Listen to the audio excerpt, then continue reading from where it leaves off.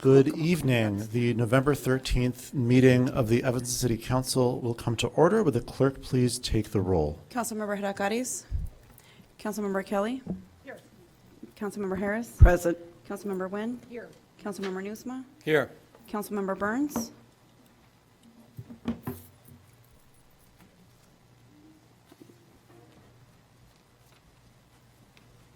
Gotta unmute him. Yes, he needs to be unmuted from our Zoom meeting. Yeah. Councilmember Burns.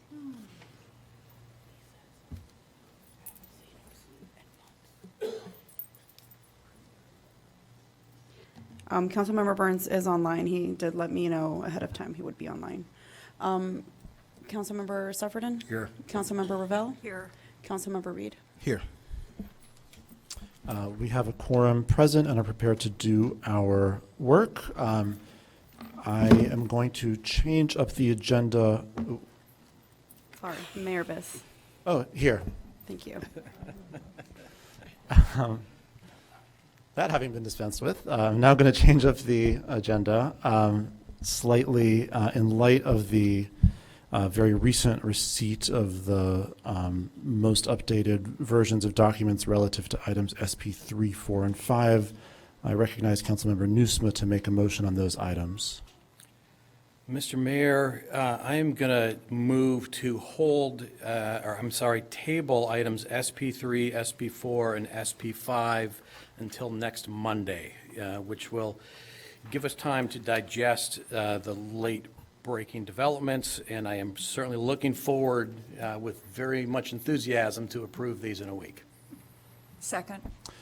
Councilmember Nusma moves to table items SP 3, 4, and 5, ordinances 107-0-23, 108-0-23, and Resolution 87-R-23 for 1 week until November 20th to ensure that this is all procedurally in order. Let me now say as mayor that I'm calling a special city council meeting to occur on the evening of October 20th, 2023.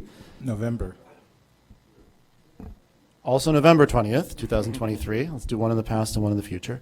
Special council meeting to occur on the evening of November 20th, 2023. Is there any discussion on this motion to table? Councilmember Reed, followed by Kelly.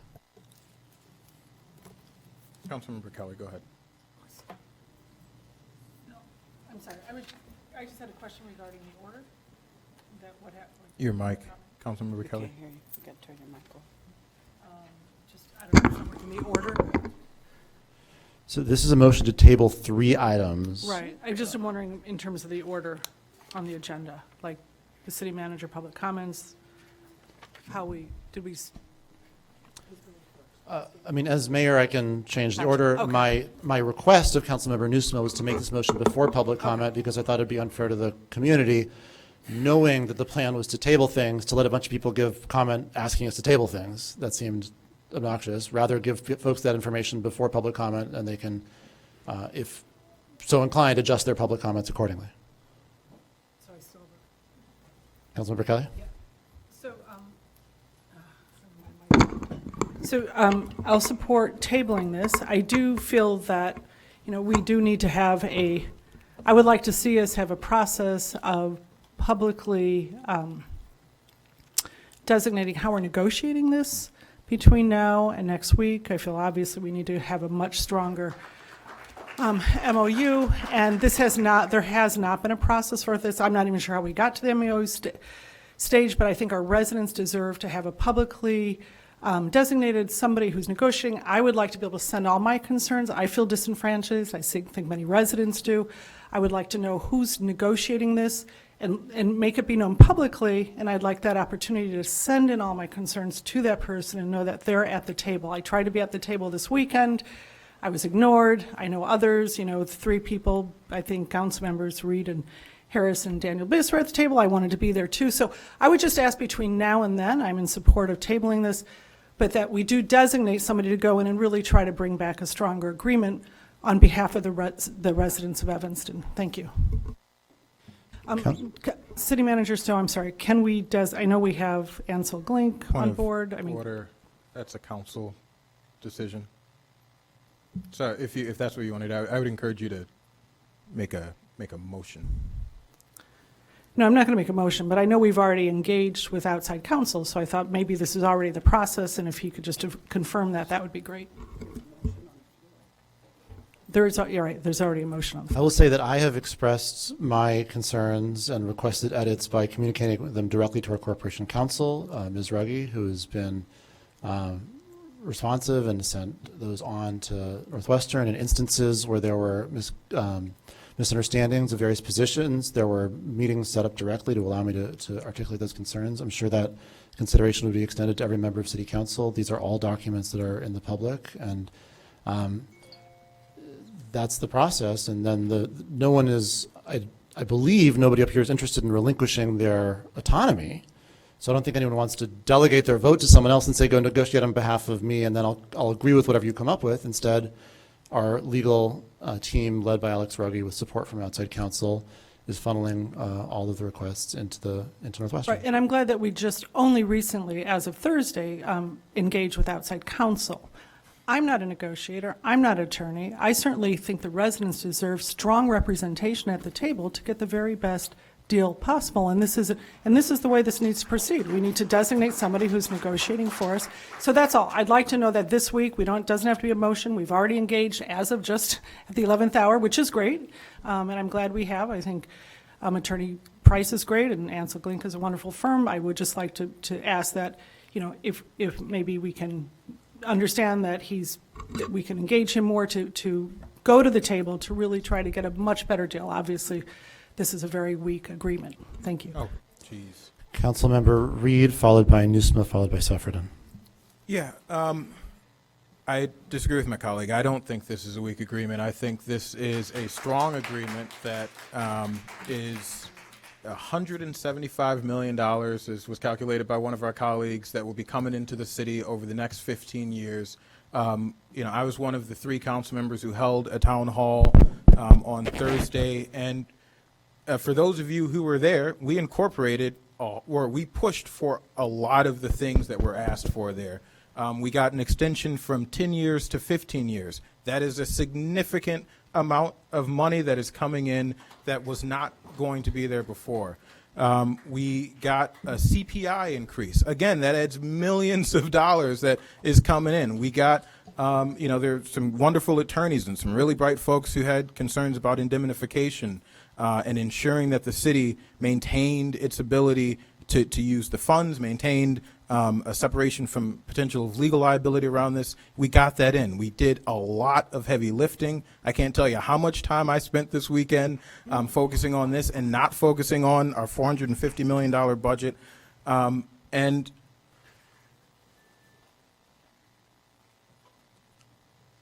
I think it would be a mistake for us to table this. I think it would be a mistake for us to lose this deal. We do understand that there are inflationary pressures that are making an already very expensive project more expensive. I don't think this council should be indecisive when we know that we have a good deal in front of us. I know not everyone agrees and thinks that we can get more. Let's see. I mean, if this gets tabled, if we get more, great. If we get nothing, terrible. I'm going to be voting no to table this. Thank you.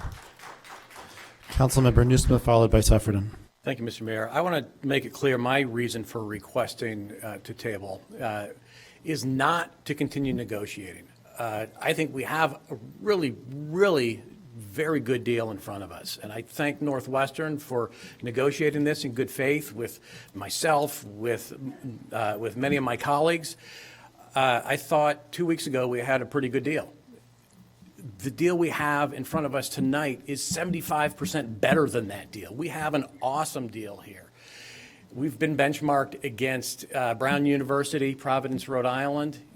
Their commitment is $175 million over 20 years. Here in Evanston, we're looking at $175 million over 15 years, or 17 if you start the clock rolling a little bit later. We exceed Brown. Purple is better than Brown. That's going to be, maybe that's going to be in the newspaper. I don't know. So I don't want to continue negotiating. The reason I am requesting a pause here is just to make sure that the paperwork is caught up with where I think we are, where I think my colleagues probably understand that we are, but I haven't even had a chance to read the document yet. With negotiations going on until the last, until the last minute, working out such a good deal. I just want to make sure that all the i's are dotted and the t's are crossed and there's no typos. And, taking a week to do that is going to save us some pain and anxiety in the long run. So, yeah, I don't want to continue negotiating. I just want to make sure everything is written down properly, and I am looking forward to approving this in a week. Thanks. Councilmember Sufferton. Yeah, so I guess this is a question for the mayor. Are you satisfied with the deal where it is, or are you going to spend the next week negotiating for a better deal? Do you agree with Councilmember Nusma that the only purpose of tabling this is to put sunshine on it for 7 days? I'm always happy to take any input and recommendation. I think, as Councilmember Reed indicated, he and others pushed really hard and made the deal better over the course of the last few days, and I think anyone who has input should be giving all of that input, making every ask possible to do the best that we can for the city. Right, but are you satisfied with the deal as it stands today? Do you agree with Councilmember Nusma that it doesn't need to be altered, that the only reason to table it is to put a week's worth of sunshine on it? I would say pending full detailed reading of the email that we've been sent this late afternoon, my expectation is yes. Okay. Thank you. Now would the clerk please take, Councilmember Kelly. Okay, so just so I understand, so I should send them to this week? Any concerns with this most recent document to Corporation Counsel, Interim Corporation Counsel, or to you, Daniel? Is that? I'm happy to hear anything, but I would say everything should be funneled directly to the Corporation Counsel. I'm happy to engage in any conversation on the side to help hone requests and so forth, but everything should go directly to Ms. Okay. Ruggie. And we are still engaging with Ansel Glink and Dirk Price, correct? Okay, great. Okay, so again, I do think this process needs to be greatly improved. It's been arbitrary, it hasn't been transparent, and as a result, it's been ineffective, right, for our residents. So I hope that we can see something stronger by next week with an understanding that we have this document and that we're all going to be submitting changes or what we feel can make this stronger. Thank you. Councilmember Reed. Yeah, I'm just unclear about what's happening next, especially with Councilmember Kelly's request. So any council member, I don't get what's going to happen now. A council member who's clearly going to vote no can amend the contract without running it by the rest of the council. I don't know how edits are going to be included or not included. I guess Just if I have any amendment, I can just send it to Alex and it will end up in the agreement? absolutely not. Well, then I guess what are we saying to Councilmember Kelly? What we're saying to Councilmember Kelly is that to get something in front of Northwestern for consideration, it goes through Alex. Just as you made a number of requests funneled through both Luke and Alex that were the overwhelming majority of which were accepted.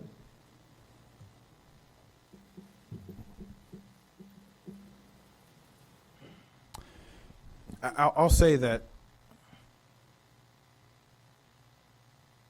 I appreciate there are council members who vote no, but they've put in a lot of work for this and heard a lot of voices. I appreciate that. And there are council members who haven't been at the table, who haven't tried to negotiate with Northwestern. And for those of us who have spent a lot of time, Councilmember Newsom, myself, Burns, Harris, Mayor Biss, others, working to get $175 million out of Northwestern. I think it's unfair that council members who haven't been putting in the time are leading a delay in this process. Yeah. Would the clerk please take the roll on the motion to table these three items? Councilmember Kelly? Aye. Councilmember Harris? No. Councilmember Nguyen? Councilmember Nusma? Councilmember Burns? Aye. Councilmember Sufferton? Aye. Councilmember Gravel? Aye. Councilmember Reed? No. With 6 voting in favor and 2 voting against, the motion carries. These 3 items are tabled for 1 week. There will be a special meeting of the Evanston City Council on the evening of November 20th, 2023 to take up these 3 items. This brings us to the regular order of our agenda.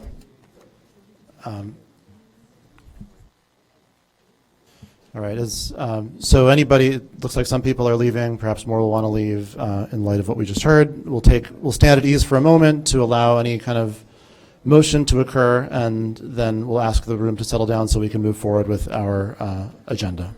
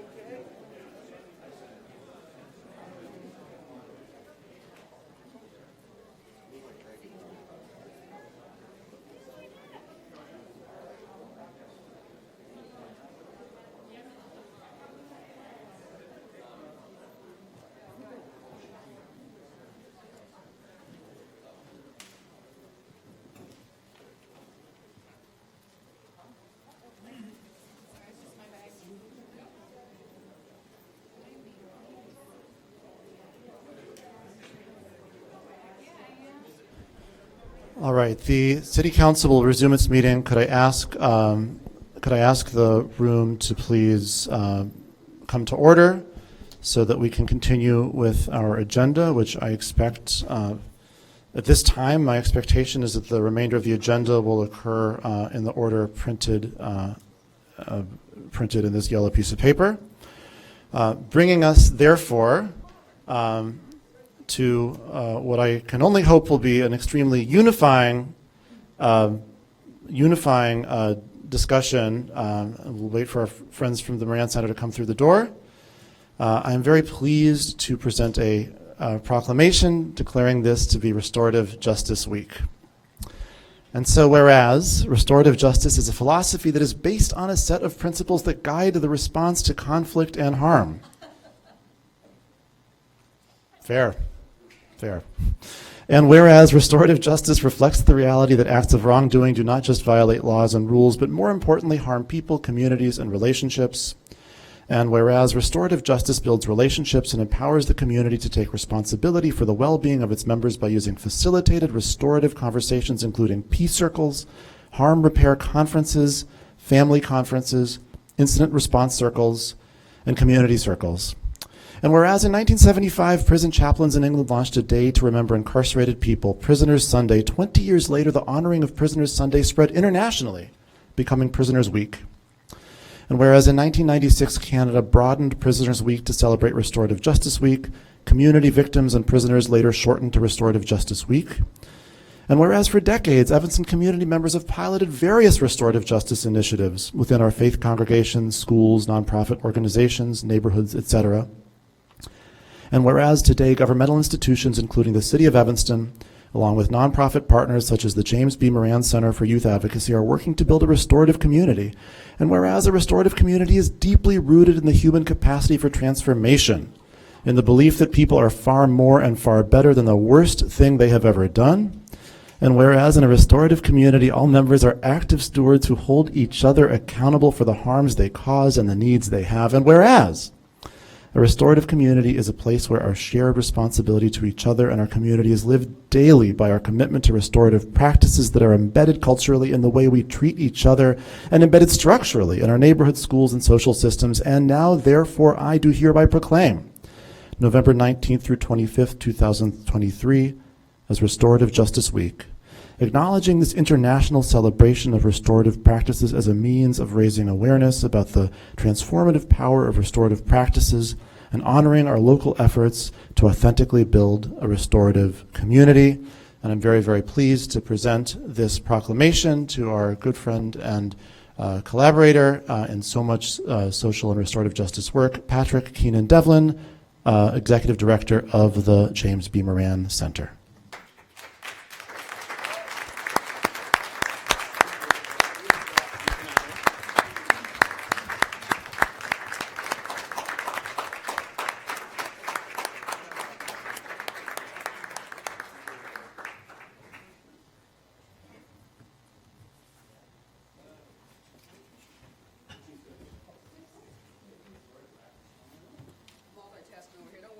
city manager store, I got it. Let me do a couple.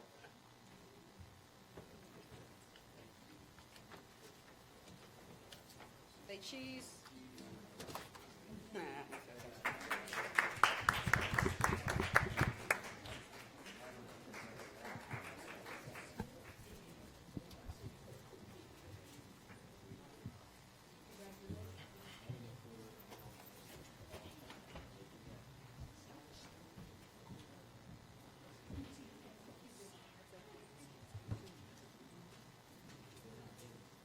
Next item on the agenda is the city manager's public announcements. Yes, good evening, Mr. Mayor, members of the council, Clerk Mendoza. Just very briefly, I wanted to share some good news that we will be launching through our Passport parking app, free 2-hour holiday parking.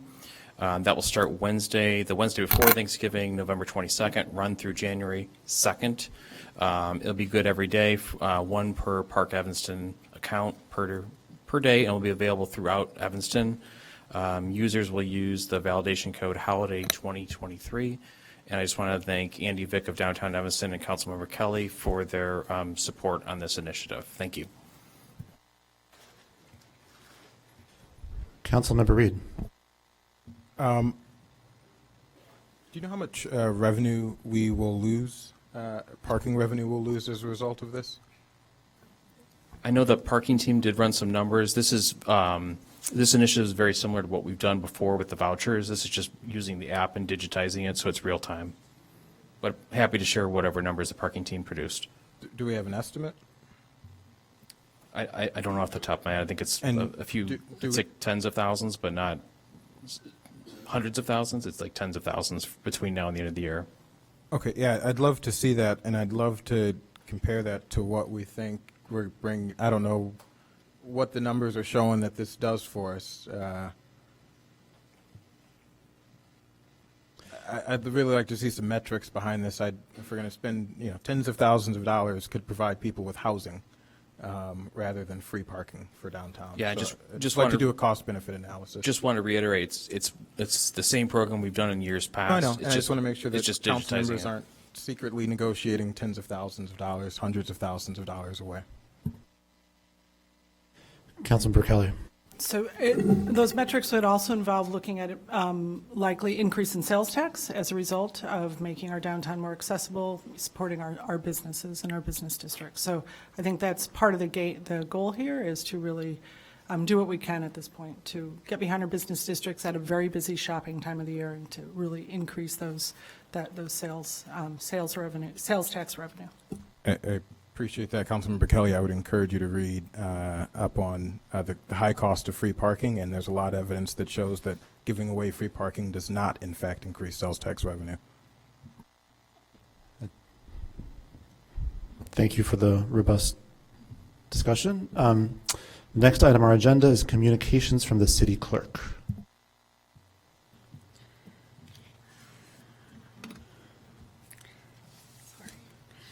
So as we finish off this year, I just do want to remind people that there are still open boards, commissions, committee positions. Go online and find those and please apply.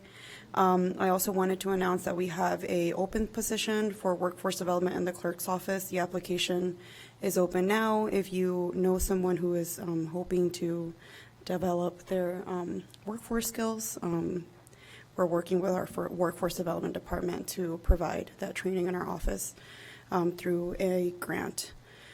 I also wanted to announce a few public comments that came in. Carl Klein wanted to tell you about high property taxes, but also sent a video for you to watch. Lori Sander wants you to keep the integrity and spirit of the neighborhood. Heather Battle wants you to think about Northwestern's commitment to economic development and use that in the favor of this contract. And Gerald Brennan is in favor of concerts, but not in rezoning, also in favor of the building. Another comment that came in from Stephanie, it doesn't have a last name, it was not me, who is expressing her love for the stadium, but not concerts. And that is it. Thank you very much. The next item on our agenda is public comment. We've got a tremendous number of people signed up this evening. Perhaps some will have left, given the action that was already taken, perhaps not. Everyone will be given 45 seconds in accordance with our rules. It's a little generous, frankly, but I chose not to be too aggressive with my long division. And like last week or 2 weeks ago, frankly, we've got I'm juggling a lot of balls here, so we're going to start with these 3 pieces of paper that I have. And actually, there's a little bit of confusion. It looks like you only have to sign up on one of them, so those of you who signed up on multiple, you'll just get called on the first one that you signed up on. And so we'll begin with Mike Vasilko, who will be followed by Joe Hill, and then Adam Goldsmith.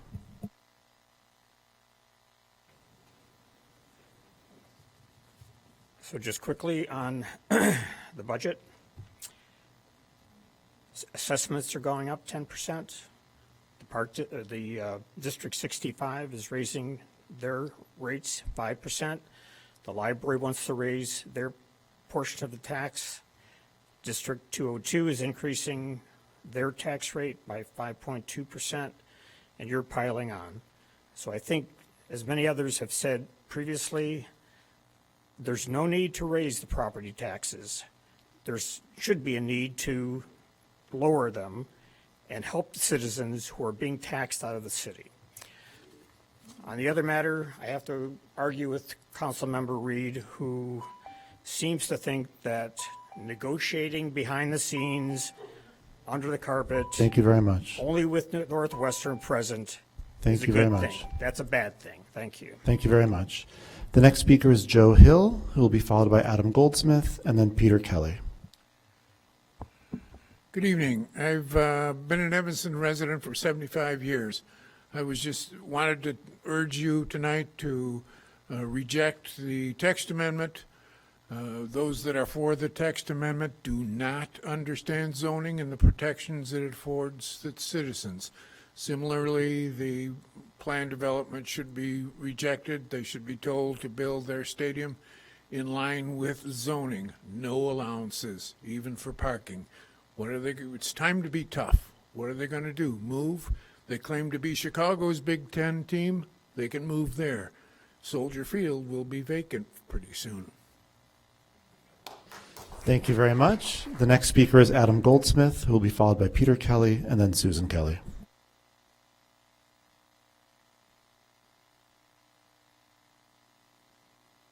Is Adam Goldsmith here? If not, then we'll go on with Peter Kelly, who will be followed by Susan Kelly and then Brian Carey. As you prepare for next week's deliberation on the tabled ordinances, I ask you to reflect on the fact that revenues paid by music fans, not by property taxpayers, can fill gaps in the financing of long-term pension obligations and looming infrastructure capital expenditures. As a pension lawyer and Evanston taxpayer, I have a particular concern about the underfunding of our police and fire pensions, a concern I've expressed since the late 1970s. Concerts can serve as a stable, long-term source of previously unbudgeted revenues that can help the council fulfill its recent long-term pension funding commitments. Thank you very much. The next speaker is Susan Kelly, who will be followed by Brian Carey and then Kelly Marcel. Good evening, everybody.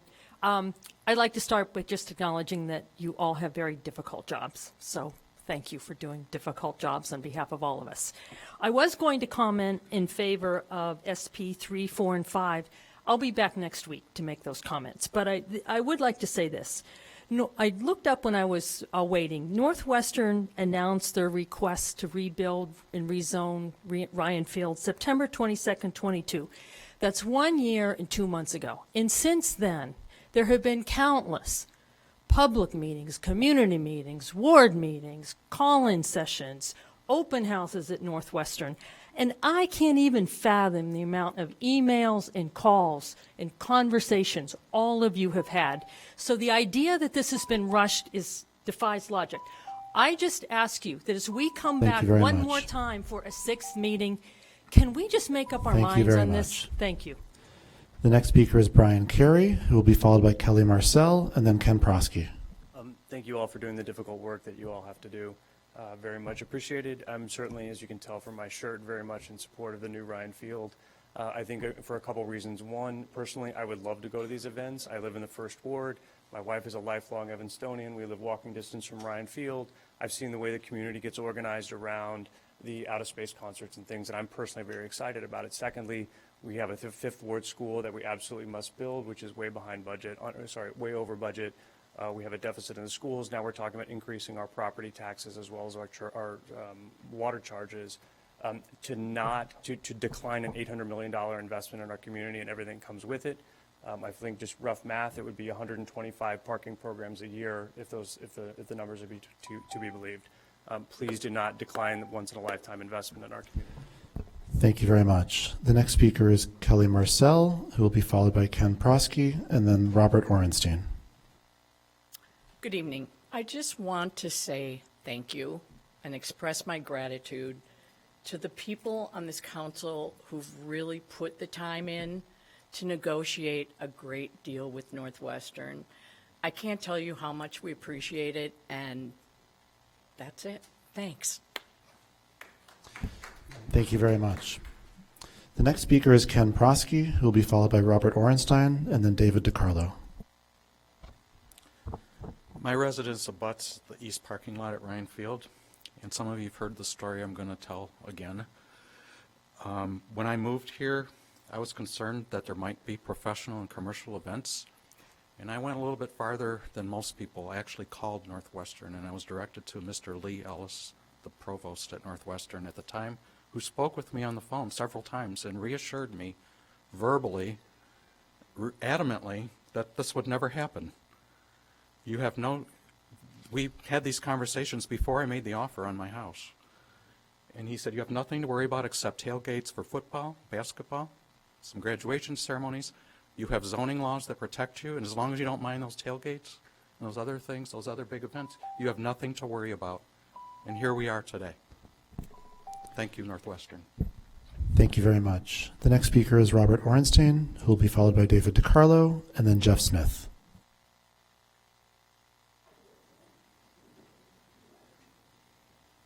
We'll go ahead with David DiCarlo, who will be followed by Jeff Smith and then Tanya Franklin. I want to start off by thanking the council for taking some more time with what will be a momentous decision for the entire community. So, I know probably over the next week you'll receive more input, and thank you for listening to it. Forever is a long time, and the way this memorandum is written is that it's perpetual. I know that you're receiving information and weighing it as wisely as possible, but I would please ask you to take the time to pause on this, even as much as is necessary, because despite what you've just heard, you've only had this in front of you for the few weeks it's been since the Land Use Commission. Thank you. Thank you very much. The next speaker is Jeff Smith, who will be followed by Tanya Franklin and then Janet Sparks. Thanks. I have a quaint idea that making zoning decisions by playing let's make a deal with the applicant is a really bad way to do government. But if you choose to dance in that minefield of transactionality, the folks who will be the most negatively impacted should be, number one, at the table, and should be getting a little more consideration for having to bear the burdens that you're, quote, asking them to bear. And you're not asking the neighborhood to accept 6 days of inconvenience. First of all, it's not 6 days. What's happening so far is they're being told they have to take it over their objections and the objections of their elected representatives. Thank you. Thank you very much. The next speaker is Tanya Franklin, who will be followed by Janet Sparks and then Sonia Nordahl.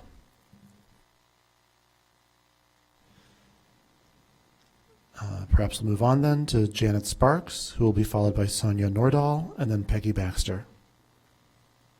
Is any of those three people present? Go ahead.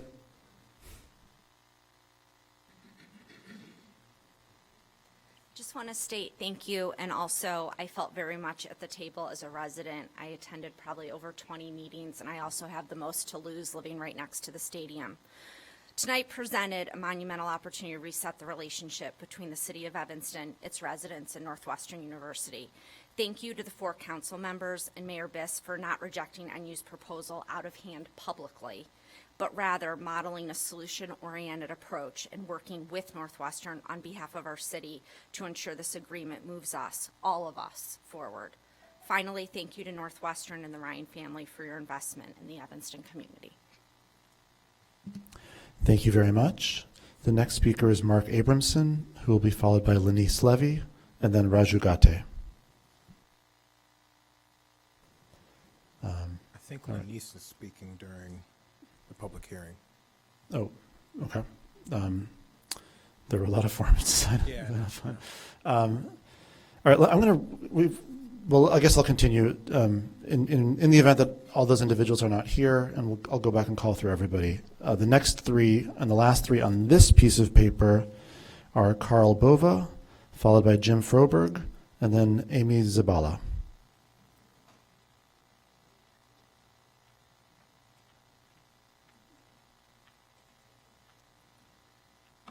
Carl Bova from the 7th Ward. First of all, I'd like to say thank you to the dais for considering all factors associated with this Ryan Field. I have a 40-year resident of the 7th Ward, civil engineer, professional engineer. I'm going to step back a little bit and ask you guys to do one thing. Look at that traffic study again. It's completely flawed. No mention of how the city's garages or other users are going to be adversely affected and moved out for a concert that is likely to jam up traffic like you would not believe. We're talking about 6 events. We're talking about countless hours, repeatedly, all summer long. Thank you very much. Thank you. The next speaker is Jim Froberg, who will be followed by Amy Zabala. Is either of those 2 individuals here? All right, I'm now going to go back and read slowly through all those on this sheet of paper who did not respond to my call. Adam Goldsmith, Robert Orenstein, Tanya Franklin, Janet Sparks, Sonia Nordahl, Mark Abramson, I guess we'll do Ms. Levy later, Raju Gate, Jim Froberg, and Amy Zabala. Is any of those individuals present and able to make public comment? Seeing not, we will move on to those numerous individuals who signed up online to speak in person. So put on your seatbelts, everybody. We're going to be here for a minute. We'll begin with Clyde McElmore, who will be followed by James Hebson, and then David Cook.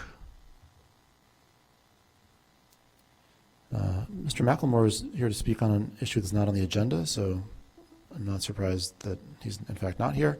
So we'll move on then with James Hebson, followed by David Cook, and then Evie Russell. Let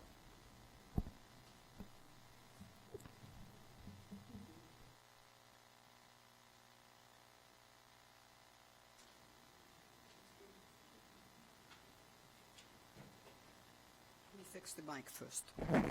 Hello? Okay, nothing has changed. Can I start again? Nothing has changed. The MOU is still perpetual. The city cannot rescind or limit concerts if they prove to be a major disruption. Number 2, the city can, for example, increase liquor and amusement taxes or change liquor licenses later nor put future restraints on sound, since NU will deem such restraints and costs an imposition on the concerts and thus reduce or eliminate benefits. Nothing has changed in the new MOU. Also, secure all the 4, 5, 6, and 7 number plans. Approval will not be unreasonably withheld. Defined unreasonable, Devon. Pigs are fed, hogs are slaughtered. Thank you very much. The next speaker is Elizabeth Arsenault, who will be followed by Robert Sokol and then Christina Hendricks.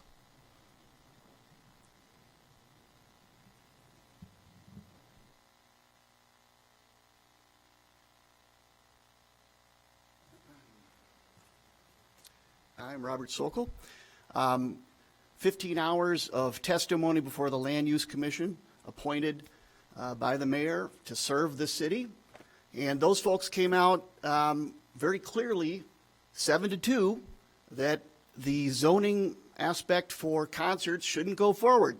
It didn't meet the criteria on any of those accounts. And yet, several of us completely seem to disregard that. What's the purpose of having a land use commission or a zoning board if it's going to be ignored? Secondly, I was on that stadium working group for 7 months, was reassured every 2 weeks by Mr. Davis there wouldn't be concerts. There was no intention to do that. And then when well, I'll just leave it there. We were lied to. Thank you very much. The next speaker is Christina Hendricks, who will be followed by Ann Dolinko and then Sherry Merrimont. Christina Hendricks, followed by Ann Dolinko, and then Sherry Merrimont. Okay, in that case, we'll move on with Deborah Morin, followed by John Austin, and then Joel Wiener. Deborah Morin, followed by John Austin, and then Joel Weiner.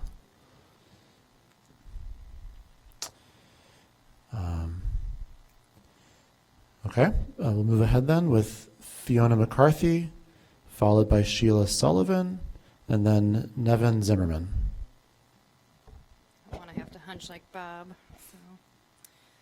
I'm frankly dismayed that this council is considering selling our zoning protections to Northwestern, and not just that, but for such a low value. The current deal double counts so much of what NU already contributes and is far less than the $10 million in straight financial contributions. Many of you on this council directly told me you wanted to approve this deal. Our city deserves better from this council. My children deserve better, to be able to play in their backyard and in their park.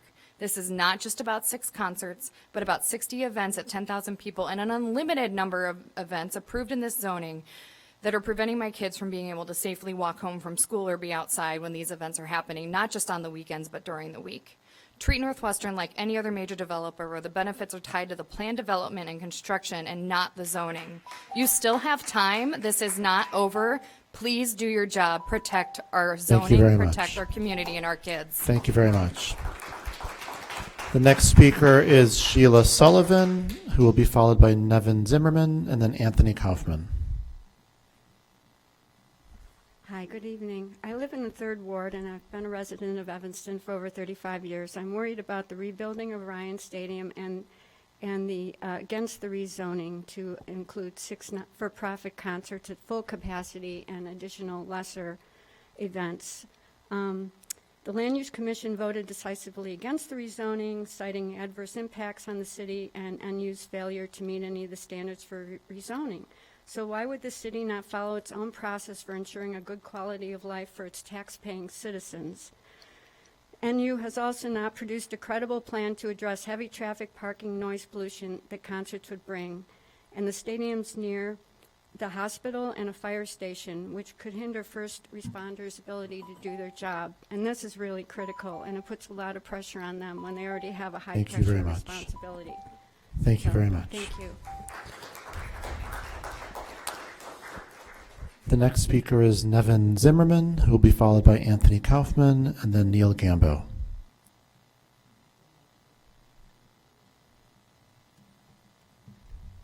Hi, I'm Anthony. I hope there's still time. It seems like most of you have already made your decision, but I'm not going to come back next week just to watch this unfold again. So I'm going to get this off my chest now.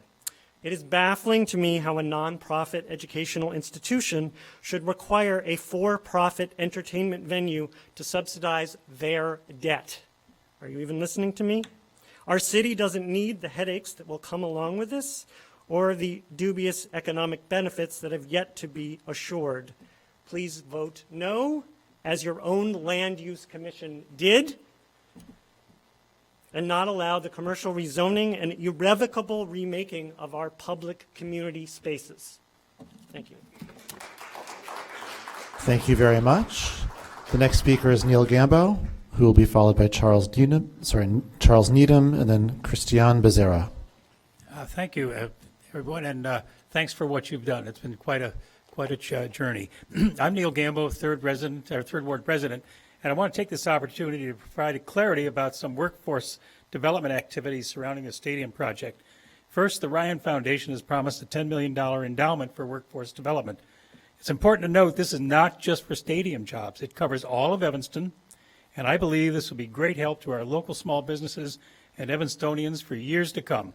Second, Turner Construction, who has a long history of workforce development surrounding its major projects like the Obama Library downtown. They have successful models for recruitment and training local residents as promised and bring their experience to the stadium project. The skills and work experiences Evanstonians add to their resume will last well beyond the construction of the stadium. I do urge you to vote for the stadium and the concerts. Thank you very much. The next speaker is Charles Needham, who will be followed by Christian Becerra and then Dennis Eng. Is any of those three people there? Charles Needham, Christian Becerra, and Dennis Eng. Seeing not, we'll move on with Meredith DiCarlo, who will be followed by Lawrence Jones, and then Mary Rosinski.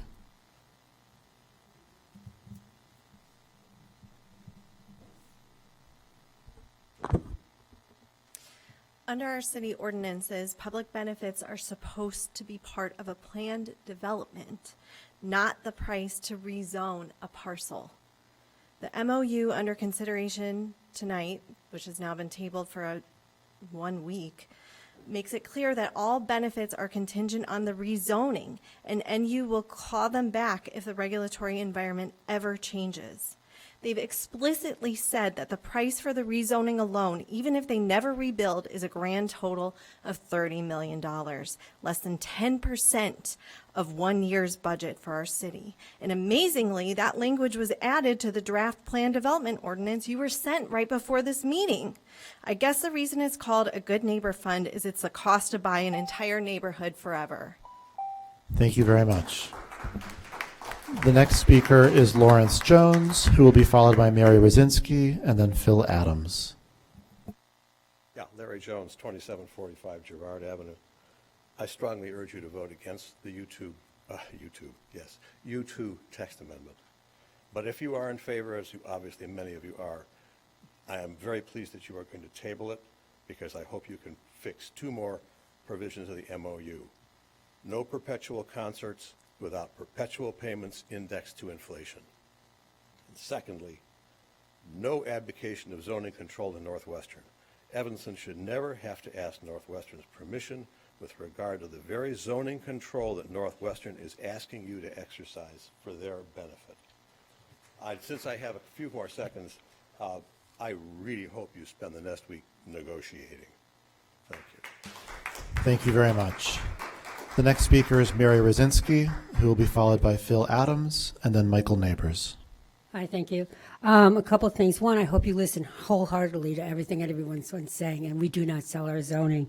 Second of all, I want to make it really clear, because I think a lot of people still don't understand, this is not just 6 concerts, it's 6 concerts and 60 outdoor concerts of up to 7,500 and unlimited concerts events up to 10,000 on top of 101 concerts already. And we're hearing these numbers like 175 million. Guys, the money that's coming in and being spent is being spent in Northwestern. And in the Northwestern pockets, we're going to get some sprinkling here and there. But let's face it, if I open a restaurant and I tell you I'm, selling all this stuff and I'm making all this money, you're going to get the sales tax. I get the profits. Second of all, this is a perverted form of eminent domain by taking the property rights of quiet enjoyment of surrounding neighbors and giving it Thank to you very a much. private corporation. I think we have to look Thank seriously you very at that. much. The next speaker is Phil Adams, who will be followed by Michael Neighbors and then Leslie Williams. Phil Adams, followed by Michael Neighbors, and then Leslie Williams. If none of those individuals is here, we'll move ahead then with Diane Thodos, followed by Linda Damashek, and then Sebastian Knowles. Diane Thodos, followed by Linda Damashek, and then Sebastian Knowles.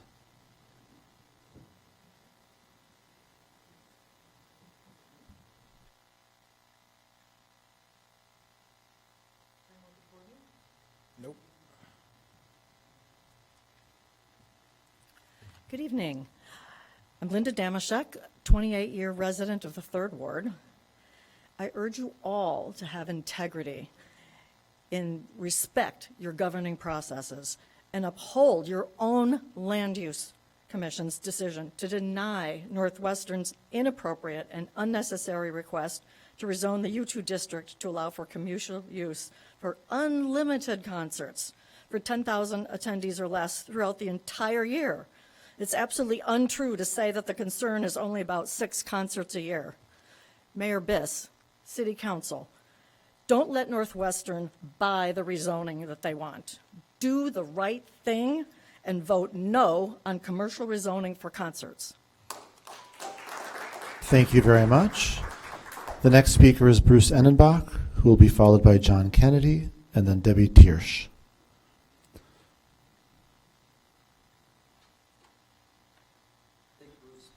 All right, so we'll go ahead with John Kennedy, followed by Debbie Tiersch, and then Renata Seidel. Foot fell asleep. Okay, you guys have all asked, how can we show us how we reduce taxes? I sent you on Thursday a detailed itemized list of 95 items, $10 million, 1% of the budget. Let me give you one example from there. The commercial development, under commercial development, or community development, building inspections, overtime. In 2021, it was 19,000. 2022, 9,000. It was budgeted at 10 last year, 50 this year.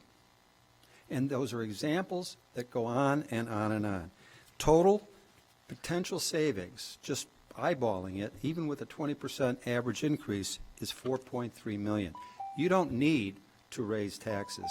I suspect you should Thank you table very this much. and ask what are the Thank you justifications very behind much. each of those. The next speaker is Debbie Tiersch, who will be followed by Renata Seidel.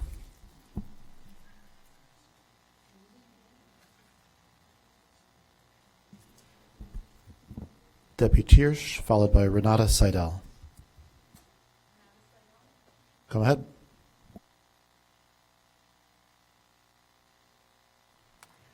Mayor and the City Council people, thank you for this opportunity to address you in person. I was born in Ward 3. Our family moved to Ward 7 in 1954. My parents met at Northwestern, and my father retired as professor emeritus and head of a department after decades of service to the university. This did not prevent him from knowing right from wrong. Year after year, he was willing to speak out against his own employer on paper when he saw them proposing things that would undermine clear civic interests and community values. When he died, his files were full of copies of such letters, a sad testament.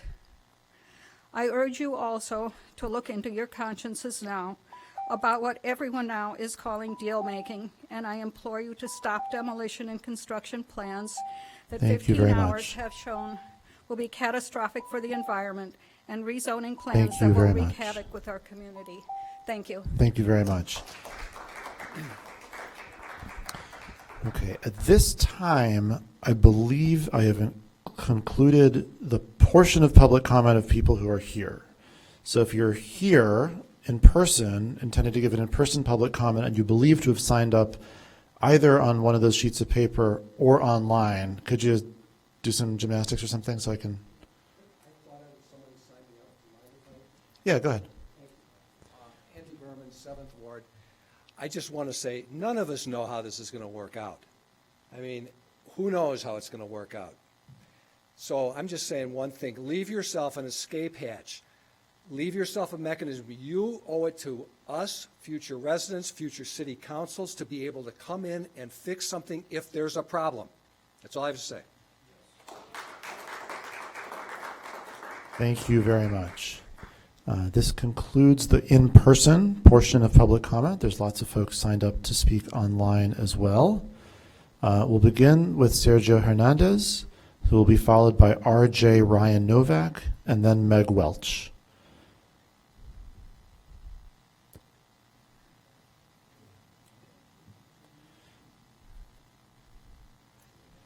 Mr. Hernandez, are you able to unmute yourself? Yes, can you hear me? Yeah, we sure can. Go ahead. Hi, good evening, City Council members. I'm Secretary Hernandez, Board President, and also 8th Ward residents. Wanted to reach out. I've been trying to work with your city staff to schedule a meeting between a special meeting of our City School Liaison Committee to talk about the Community Benefits Agreement that is being proposed on behalf for D65 as well as 202. So hoping that we can sit down at some point, because I really believe in ensuring that folks who are going to be impacted by any type of community agreement or policy need to be part of the conversation. And although I appreciate the first gesture of giving, having a surcharge on tickets to go towards our school districts, I'd love to have a conversation about it in open public with our District 65 community. So Thank you very much. Put out that request. Thank you. Thank you very much. The next speaker is R.J. Ryan Novak, who will be followed by Meg Welch and then Dolores Holmes.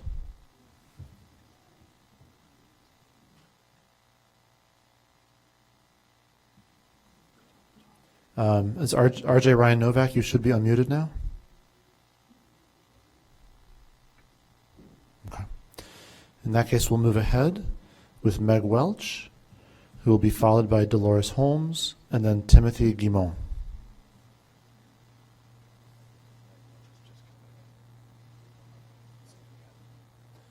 All right, and Meg Welch. Oh, hello? Yes, this is Meg Welch. Is it? Go ahead. Right. I would like to request that the council not rubber stamp this budget. It's a bloated budget, and that's been publicly admitted by city staff that it's inflated. They didn't expect you to approve it as is. Please amend this, do cuts, and do your jobs, and don't just rubber stamp the budget. And I'd like to address Councilmember Nusma that Evanston is already on the map for many of us. We don't need concerts to put Evanston on the map. That was a very astonishing comment to come from a council member. And also, I have to say that I was taken aback to see you show up having privately negotiated. Thank you very much. With no input from your residents with Northwestern, with and for them. Thank you very much. The next speaker is Dolores Holmes, who will be followed by Timothy Guimont and then Diane Muse. Good evening, Mr. Mayor, City Clerk, and the City Council members. I wanted to say to you tonight that I know you know what it is to do the right thing.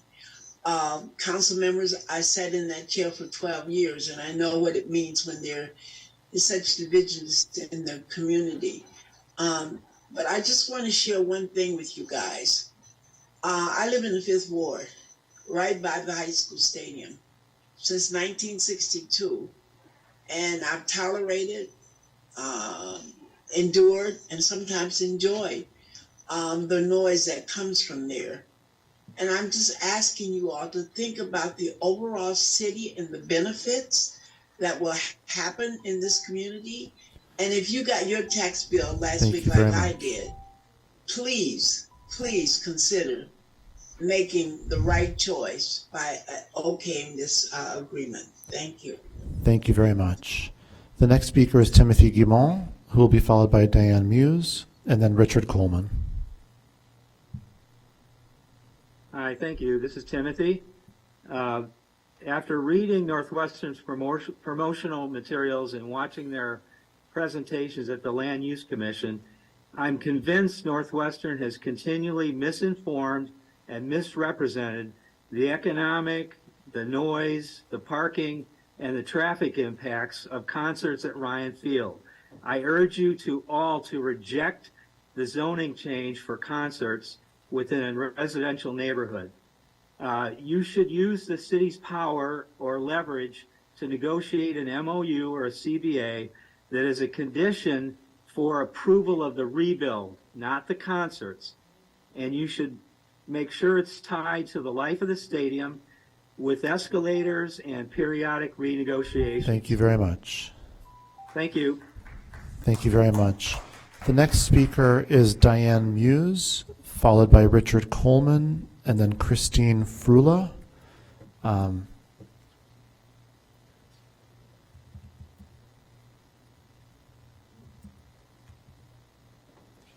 So I believe that both Diane Muse and Richard Coleman are not in the Zoom, so we'll move ahead with Christine Frula, who will be followed by Periel Davis and then Betty Esther. Good evening, everyone. I would like to agree with everyone who's expressed concerns that this hastily produced document continues Northwestern's effort to make an end run around Evanston zoning law and its own Land Use Commission's due deliberations, which were only concluded on October 11th. So it simply isn't true that we've had oceans of time for residents to speak about this and understand and negotiate with Northwestern. I appreciate the hard work of the council members, but this MOU, very hastily put together without a proper civic process, with due input from residents or representation of those residents, despite the hard work of Councilor Reed, and is really not acceptable. Beyond its intrinsic violation of Evanston's process, the MOU itself is written Thank you and very insults much. the intelligence and goodwill of Evanston's residents. Thank you very much. It shouldn't even be on the table, but since it is, I'll say, it Thank reads you as very if much. Northwestern is taking candy from a baby, taking Thank you very much. Evanston's full power away The from next it. the next We should speaker not do that, and we shouldn't even the be next having to speaker say is that. Periel Davis, who will be followed by Ms. Betty Esther and then Jim Signorelli. My understanding is that both Periel Davis and Ms. Esther are not at this time in the Zoom, and if that's correct, we'll move ahead then with Jim Signorelli. Thank you, Mr. Mayor. I don't mean to belabor a point, but I know if I were on the LUC committee, I'd be telling myself I have better things to do than work on an inconsequential meeting. I don't need to remind you that 7 of 9, that's roughly close to 80% of the LUC voted no to concerts. But I do have to remind you that these are experts, city planners, architects. I was especially impressed by how rigorously they studied the piles of material sent to them and how well prepared they were to ask informative questions. So before saying yes to concerts in the MOU, I'd like to know from our elected officials, what do you know that they don't? Thank you very much. The next speaker is Darlene Cannon, who will be followed by Marguerite Woodall and then Stephanie Skelski. It looks like Darlene Cannon and Marguerite Woodall are both not in the Zoom, in which case we'll go ahead with Stephanie Skelski, who also is not there. So then in that case, we'll go ahead with Stefano Mereux.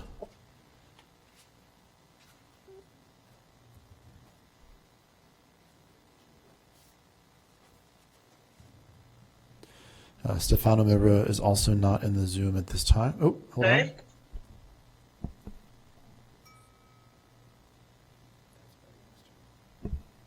Sorry, it looks like Ms. Esther is in fact in the Zoom, so we'll ask Ms. Esther to unmute herself.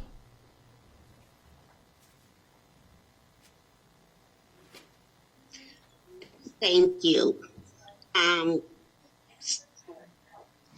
do have a question, kind of curious. I was muted, can't show my face, but that's okay.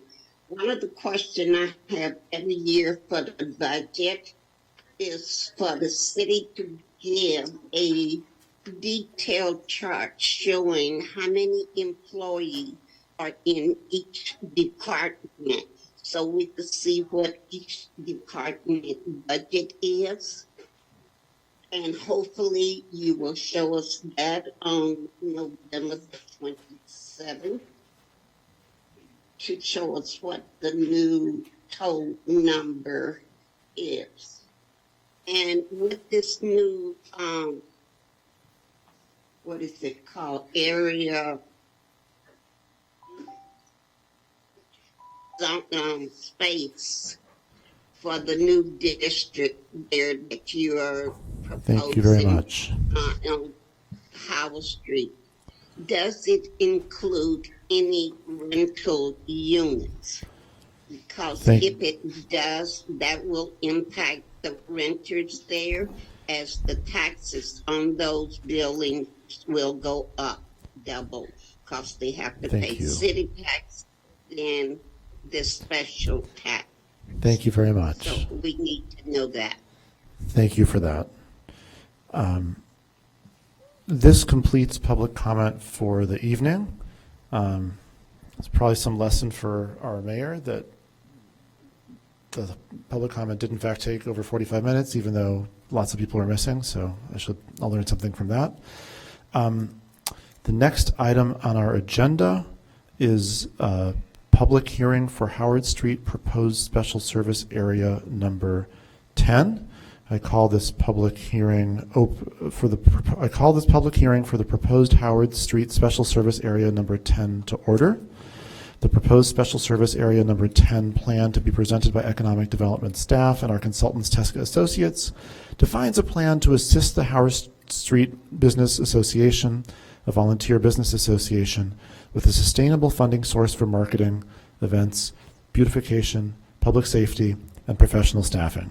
The purpose of this public hearing is to hear from any interested person, including all persons owning taxable property located within the proposed special service area, and to review written objections filed with the city clerk and to be heard orally.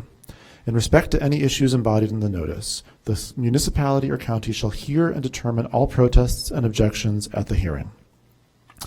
I now begin by calling Mr. Zalmazak from our staff to confirm that the SSA plan conforms with the State of Illinois Special Service Area Act. Thank you, Mr. Mayor and members of the council. As required by the State of Illinois Special Service Area Law 35 ILCS 200-27-30, the city notified property owners in the proposed district by USPS mail on October 20th, 2023, and we published a notice of public hearing in the Evanston Review on October 26, 2023. Thank you, Mr. Zalmazak. Clerk Mendoza, are there any written comments from the public to be submitted to the City Council? We did not have any written comments submitted to our office. Thank you. I invite Economic Development staff to provide a brief, and in my notes here the word brief is both italicized and underlined, overview of the proposed Howard Street SSA. Mr. Zalmazak? Thank you, Mr. Mayor, for reading your notes closely. I am waiting for our technology to be presented, and while that's happening, I'd like to introduce you to our Economic Development Coordinator, Katie Bowden, and again, I'm Paul Zalmazak. Members of our consulting team, Tesca, I believe are logged in on the Zoom if you have any questions, and if we could get yes, they're available, and if we can get the PowerPoint set up.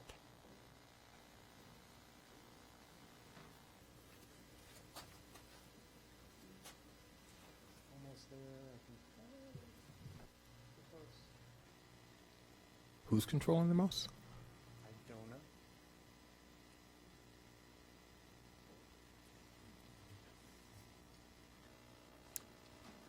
All right, thank you.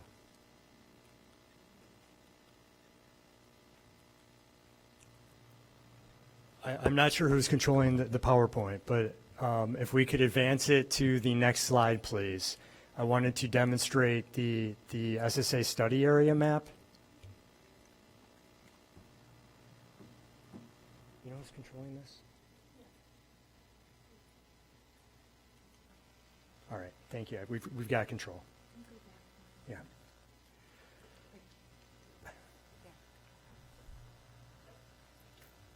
Okay, thank you. So the SSA study area, which would be the final boundary, closely resembles the Howard and Ridge TIF boundary.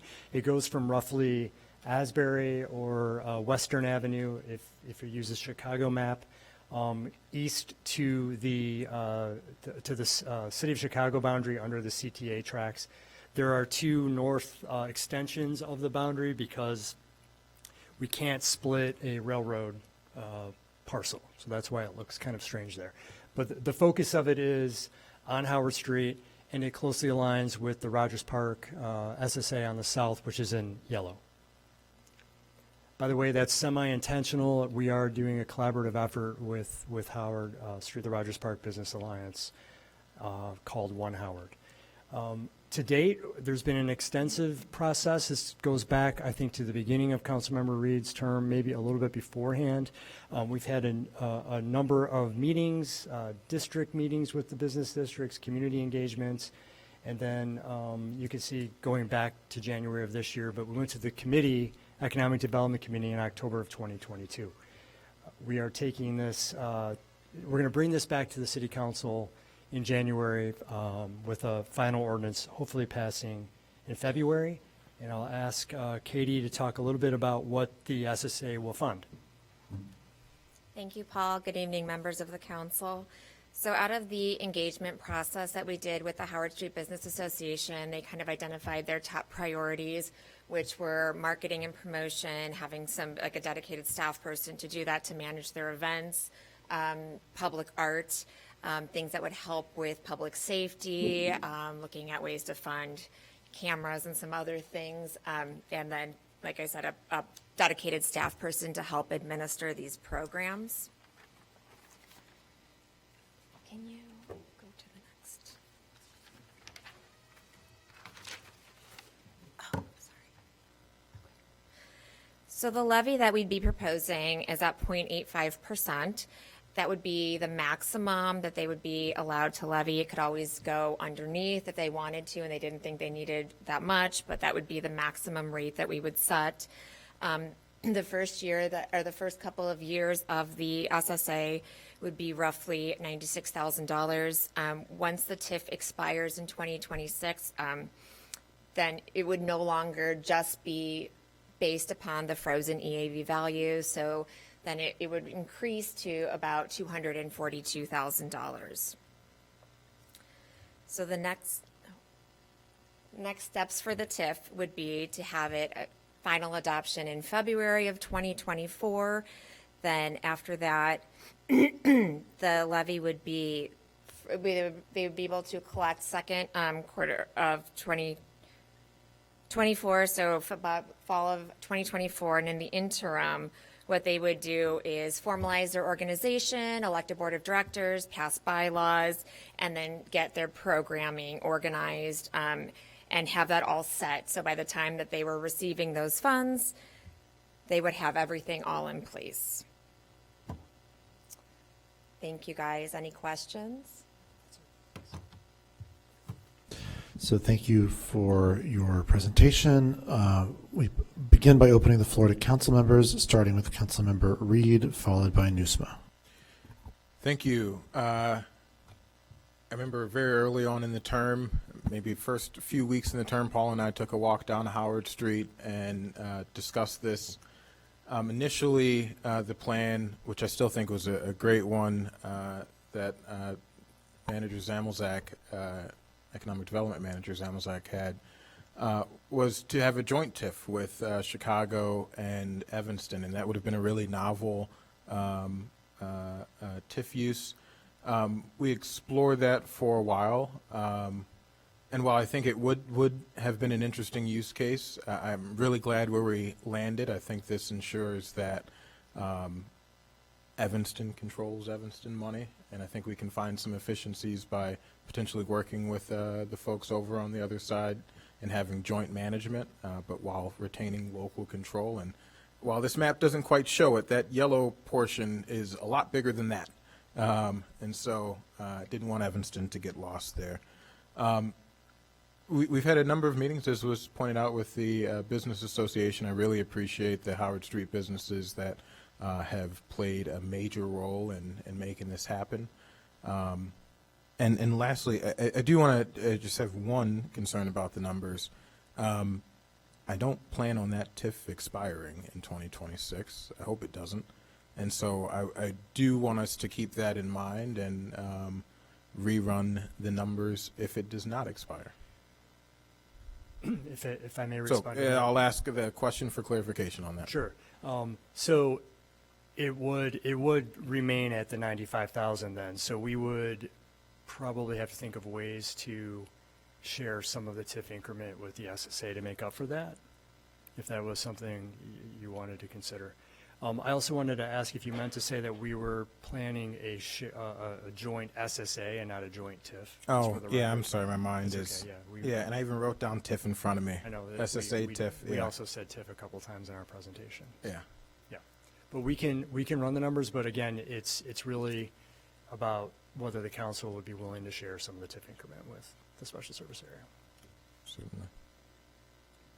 Thank you. Councilmember Newsome. Thank you, Mr. Mayor.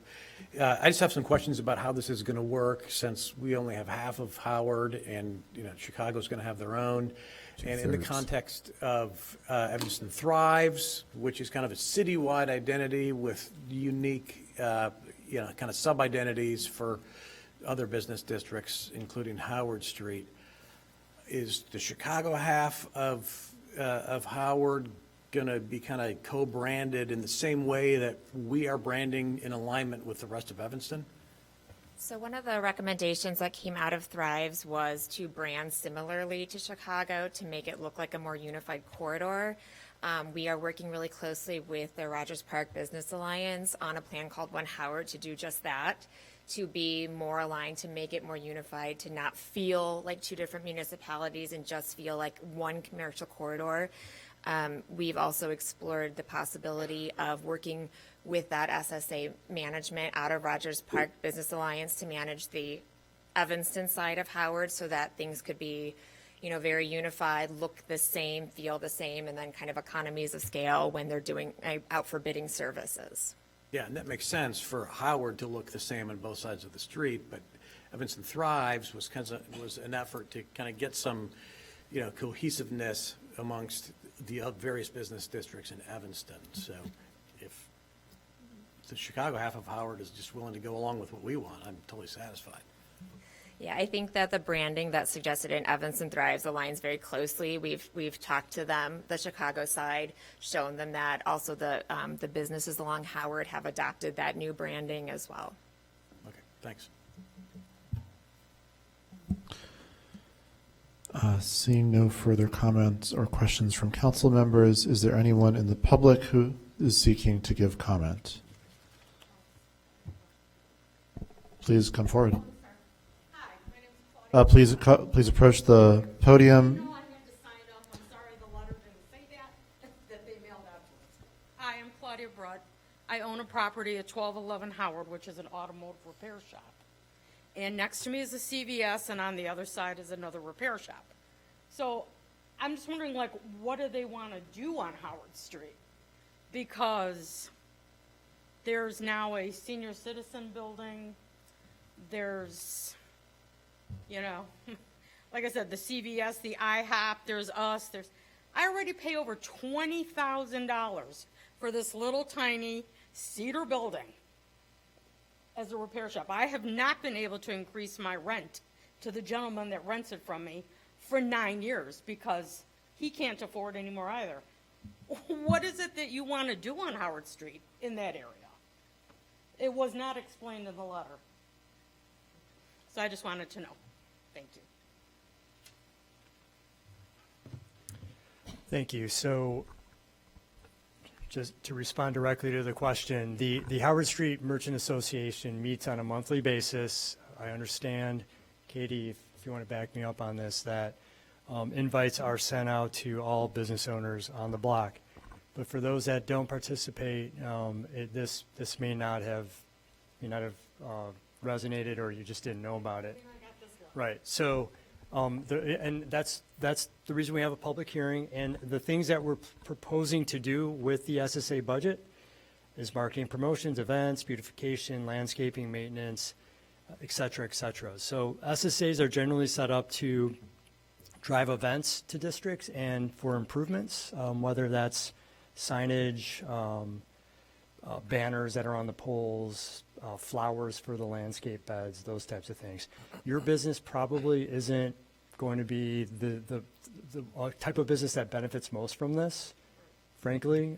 There are always a couple of businesses in the districts that tend not to benefit as much as others. It tends to be more of a storefront, retail benefit, or a restaurant. But there are none. Right, but in the long term, yeah. All the way down the ridge. There's no restaurants, there's no stores, there's no small business. Right. So, no, that's okay. I feel awkward talking right this way, but but also with the Evanston Thrives plan and the One Howard plan, there are improvements that we're going to be making that enhance the whole district. And again, I know that doesn't necessarily help with an auto repair shop. I'll grant you that. I understand why you're concerned. Council, no one on council is asking to speak for the first time, so Councilmember Reed with 3 minutes and 15 seconds left. Thank you. Can you repeat the address? Okay, and just to be clear, I think for Paul, you're the property owner, not the business owner. I am the property. Correct. Okay. Thank you. Are you all Evanston? Do you all live here in Evanston? Skokie. Well, thank you for joining us tonight. For over 40 years, and my ex and I used to have a Union 76 station at the corner of Howard Ridge for many years in Goldsboro County. Thank you. I've been in the community a long time. Appreciate you. Thank you for that. Is there any other member of the public seeking to give comment as a portion of the public hearing for Howard Street proposed special service area number 10? If I can make one sorry, seeing no member of the public. If I can make one suggestion for us, it's So clear. Councilmember Reed for a third crack with 3 minutes left. Thank you. It's clearly not required by stat, or it seems as though we would send the notices. You said business owners earlier, but are we, when you did, was that also like my TIF? Did you mean Right, property no, owners? So let me be clear. When we have our monthly meeting of the Howard Street merchants, we invite the business owners to that. So we've been talking about this particular plan and all aspects of it for well over 2 years. Oftentimes, by the way, property owners will pass that tax on to their tenants because the tenant is really the one who's asking for this, not the property owner. And then I would just encourage us in the future to make sure that early on in the process, business owners and property owners, my understanding, because I used to work for a Chamber of Commerce years and years ago and worked on an SSA and a feasibility study, that not the business owners, but the property owners have to sign on in the feasibility study. Is that correct? No. A certain percentage of the property Right. owners? So it's actually kind of a reverse approval for SSAs. I think that was a vestige of Mayor Daley. That's how long ago I was? Yeah. Just about. So the state, it's a state enabling legislation, and the state law says 51% of the property owners within the boundary have to disagree with it for it to not pass. Okay. Thank you. Councilmember Kelly, followed by Ravel. Thank you. You just answered my question. Councilmember Ravel. So have the property owners voted yet, or is that still going to? That's the purpose of tonight's public hearing, and then there would be a period of time between now and I think is it 60 days? That's why we can't come to the next meeting with the proposed ordinance, because there is a period of time where property owners within the district can essentially protest it. And so are you doing another mailing or I don't believe that there's. or outreach? There's not another mailing. We could, not required by the state law, we could make sure that, do you? Mr. Zelazek? Thank if I you. could just- Thanks for jumping in, Teska. Yeah, there was a mailing to all, there were 2 mailings to all property owners and taxpayers, one over the summer, there were 2 community meetings, and then another public notice for this meeting. So all property owners have been notified at least twice. Right, but Scott. Right, the state law requires the one mailing for the public hearing. The others were community meetings that I believe were, Scott, can you introduce yourself, Scott? Yes, I'm Scott Goldstein, a principal of Teska Associates. I'm here with Carol Brobeck. We want to thank the staff and the business owners for participating in the process, and we hope that this is a way to get involved. There's monthly merchants meetings. The SSA will be set up by a local board of businesses, and they will determine how that money is allocated. Right, but can you clarify the state, do you know offhand if the state law requires that you publicly notice for the community meetings that I believe are optional that we hosted? Correct. The community meetings are not, we did 2 mailings, only one is required by state law. Community meetings are not required. Those were held.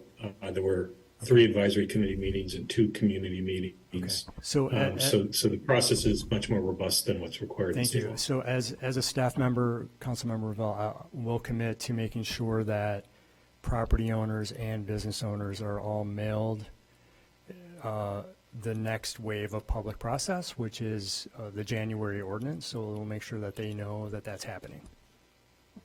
And if they want to officially protest, that they've already been given information about how to do that, or?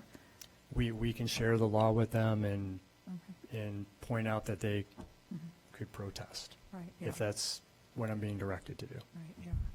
I mean, I've watched the development of the SSA on Central Street. It's been really, really helpful, I think, to the businesses there. I understand that this situation's a little bit different, but anyway, I just want to make sure that everybody has the information they need to be able to register their views. Yep, we'll make sure to do that. Are there any other members of the public who would like to give comment or ask questions as a part of this hearing? The council member mic is muted right now. What? Is Burns online? Well, Councilmember Hedekades first. Oh, I just have a question for Mr. Zelazak. So is that 51% of responses that do you get, or does it have to be 51% of property owners? 51% of property owners. Okay. Yeah. Thanks. All right, seeing no further comment, the public hearing for the Howard Street Proposed Special Service Area number 10 is closed. This brings us now to special orders of business, of which we have still plenty. So I'll begin with SP1. Is there a motion relative to item SP1? I'll move item SP1, ordinance 110-023, amending City Code Section 3217-1, increasing the tax rate for certain amusement events in the city. Is there a second? Councilmember Reed moves passage of ordinance 110-0-23. Councilmember Revelle seconds. Councilmember Nusma. Thank you, Mr. Mayor. I just want to make one amendment to clarify the language here so we're crystal clear. I emailed this to council and the city manager and corporation council a few minutes ago.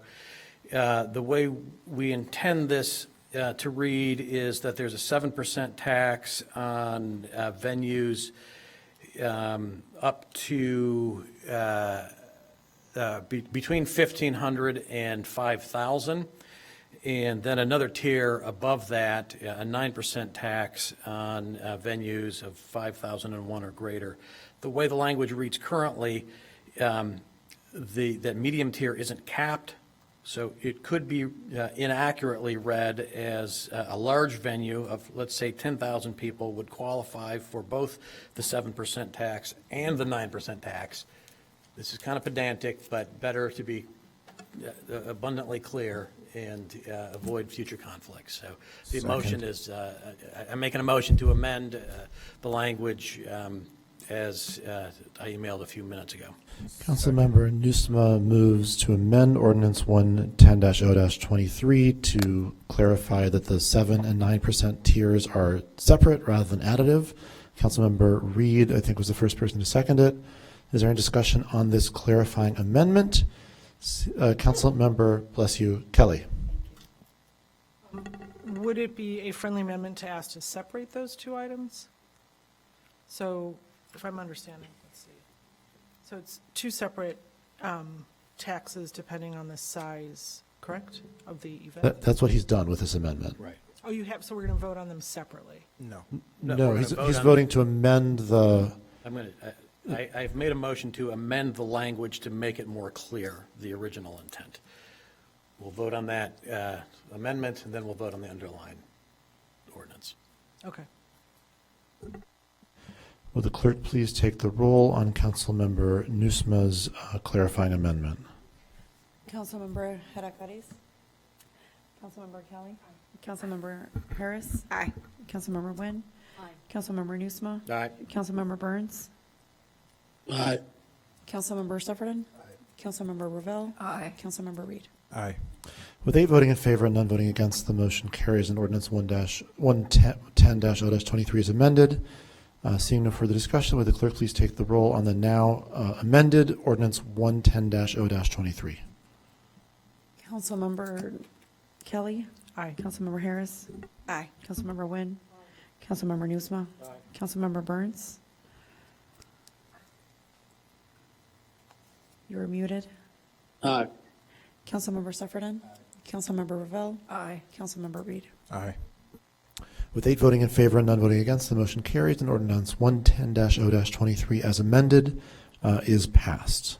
This brings us to item SP2. Is there a motion relative to item SP2? So moved. I move ordinance. Second. Yep, all right. Councilmember Reed moves passage of ordinance 109-0-23. Councilmember Harris seconds. Is there any discussion? Seeing none, will the clerk please take the roll? Councilmember Kelly. Councilmember Harris. Aye. Councilmember Nguyen. Councilmember Nusma. Aye. Councilmember Burns. Aye. Councilmember Sufferton. Councilmember Ravel. Aye. Councilmember Reed. Aye. With 8 voting in favor and none voting against, the motion carries and ordinance 109-0-23 is passed. This brings us now to P6, I will move an update on proposed 2024 CIP. Councilmember Reed moves that we discuss the updated. We discuss an update on the proposed 2024 CIP. Councilmember Ravel seconds. Ms. Biggs, I think the floor is yours. Thank you, members of the council, city clerk, and city manager. My name is Laura Biggs. I'm the city engineer. We wanted to talk tonight just about where we are with the CIP. So we've had, as staff, we've had a lot of discussions with a variety of boards and commissions, and this is the third time that we're at the city council discussing the capital improvement program. The first being where we really just talked about some of our challenges with the various projects and needs. The second time we applied some objective criteria to down select to a more manageable list of projects. And this third time is more of the staff recommendation. So what we did to get from the last meeting to this meeting is we took a look in detail at this list of projects that was prioritized using objective criteria. And some of those projects were not captured, even though they met very specific community priorities. So an example of that would be, there's a project in there to build pickleball courts at James Park. That would be an example of a project that wasn't captured in the objective criteria, but there's been a lot of discussion in the community around pickleball. The second half of this was that there were too many projects still listed in the capital improvement program given the amount of staffing that we have. And that is including even if we were to have the landscape architect position approved. So for that reason, we went through and we actually moved some projects that were relatively painlessly could be delayed a year out of the CIP in order to better align it with our staffing and funding resources. And then finally, when you're developing a capital improvement program that's going to go in perpetuity, it's really nice if you always have projects that are at different stages. You always have some projects in planning, some projects in design, some projects in construction. Capital improvement projects tend to go over multiple years, and that is an easier way to balance the workload and the funding over time. And so we looked at that and brought in some projects that would just be small dollar value, but putting things into design so that we would be ready for the subsequent year in 2025 construction. So when we look at a summary, just a high-level overview of where we are with the capital improvement program, we started with 134 projects and total funding of $111 million. We reduced that down to 95 projects. Some of these projects we take multiple things like street resurfacing and we put them all into one contract, but each one is its own little design project. But as you can see, there's been a substantial reduction. This is much more aligned with our staff and funding than the initial proposal was. So at this point, I think that we are here to see if there's any additional feedback. If so, we can work to incorporate that. Once we get to something solid, we will then incorporate that into a 5-year CIP. This particular proposal, which is detailed in the memo, delays some projects that hasn't yet been reflected in the 5-year CIP. And in addition, we always have a challenge. We put this together in May through July, and there are projects we are trying to do a prediction on if they're going to be awarded and under contract in December. Will they be awarded and under contract in January? And so there are a few projects that we're sort of tailing that will need to roll over into the coming year or do carryovers for funding. So we'll work with our finance and budget team to do that once we agree on the 2024 proposal. So with that, I'm happy to take any comments or questions. Is there any discussion? Council member, it all happened so fast. Hedekaris, followed by Reed, followed by Kelly.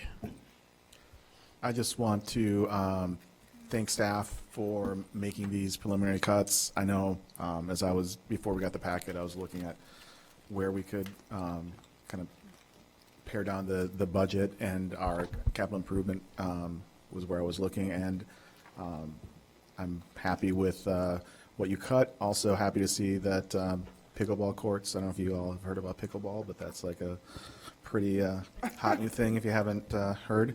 But I was glad to see that, and also the Bend Park field house and other things brought back in, and also getting those things in while still dropping the overall number. Thanks. Councilmember Reed, followed by Kelly, followed by Nusma. Can I delay until after Councilmember Kelly? If she'll let you. Will you let me? Thank Sure, you. I think I Councilmember found Kelly. it. If you could, I also appreciate the cuts. Go up previous page. I'm not sure if this is, we don't have that, right? Yes, I just wanted to see that. Thank you.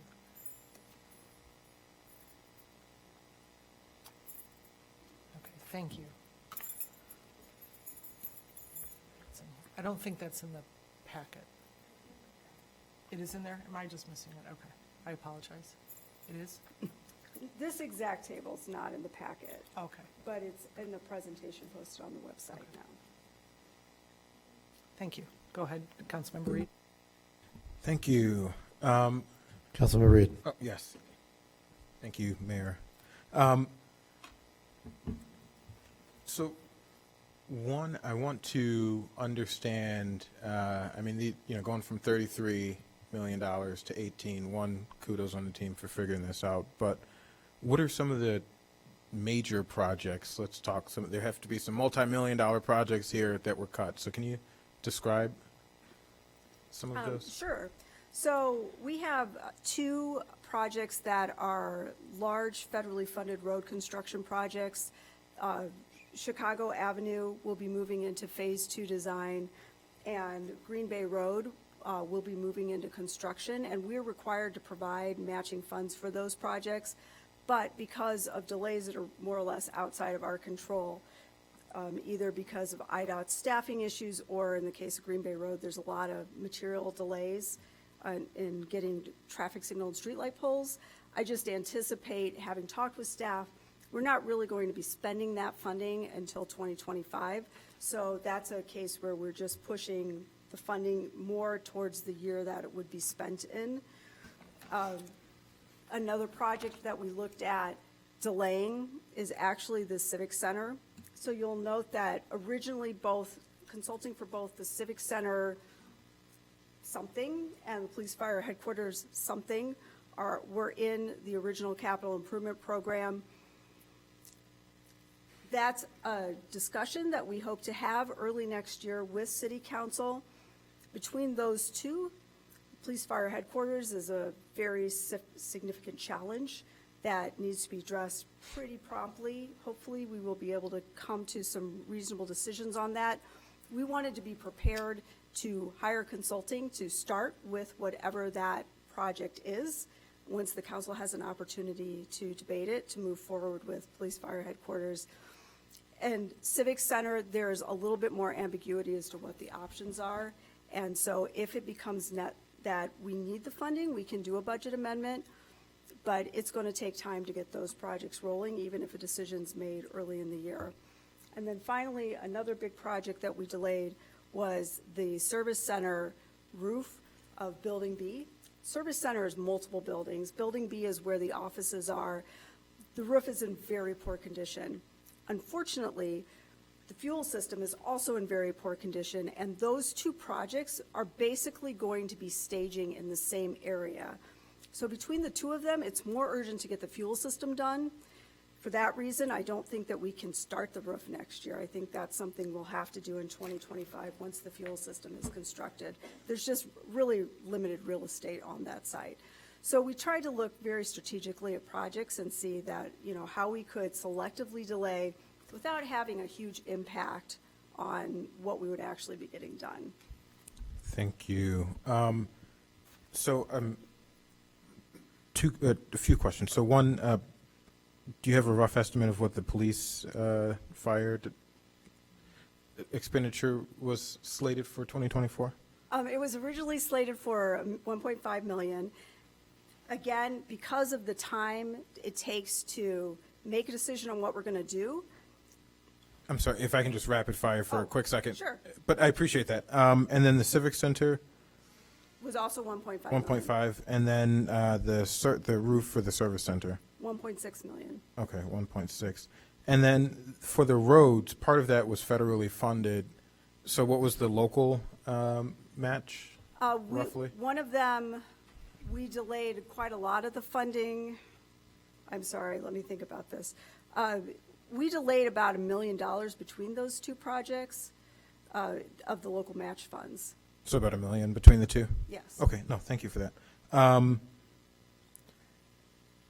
So of the, $15 million roughly, very roughly, that we're saving here, maybe I'm getting it, but how much of that is federal funding? How much of that is? That's all our That's funding. all local funding? Yes. Okay. Okay, no, that's good to know. And then Manager Stowe, with this in mind, I mean, we were looking for about 14 million up front. I think part of, there was a transfer from our general fund reserves. There's a request for property tax increases. What does this savings mean for our 2024 budget, and what impact do these CIP savings have on our need to increase property taxes? Good evening, Mayor, the members of the City Council. Councilmember Reed, this is in the CIP side, so it could impact the bond issue. Nothing to do with the property tax levy right now, what we are proposing. Well, that's not a good thing to hear. So we've cut all this money, but it has essentially, what essentially you just told me is it has little to no impact? No, it would cut the bond issue if and when the council decides to issue the bond, because now we see almost a reduction from 33 million to 18, so $15 million bond reduction. Ultimately, it's a tax levy, but after we issue the bond, so most likely in 2025.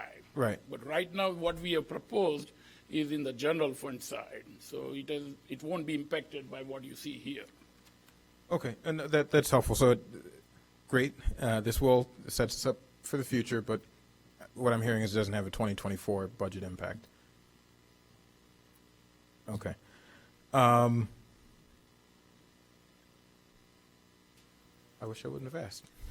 All right, well, continue. Councilmember Nusma. Thank you, Mr. Mayor. I'm comfortable with the numbers here. The only thing I don't like about saving money and issuing fewer bonds in the short term is that at some point, we're still going to have to do a bunch of work. And at some point, that work is going to cost even more. And I just want to make the philosophical point that we can't put off everything forever, or we'll dig ourselves into the same hole that, that we have been in with pensions. And we're finally on the right track with pensions, trying to catch up. We have capital needs that far exceed our ability to pay for them. And it's going to cost even more the longer we put stuff off. Enough said for right now. Thanks. Councilmember Revelle.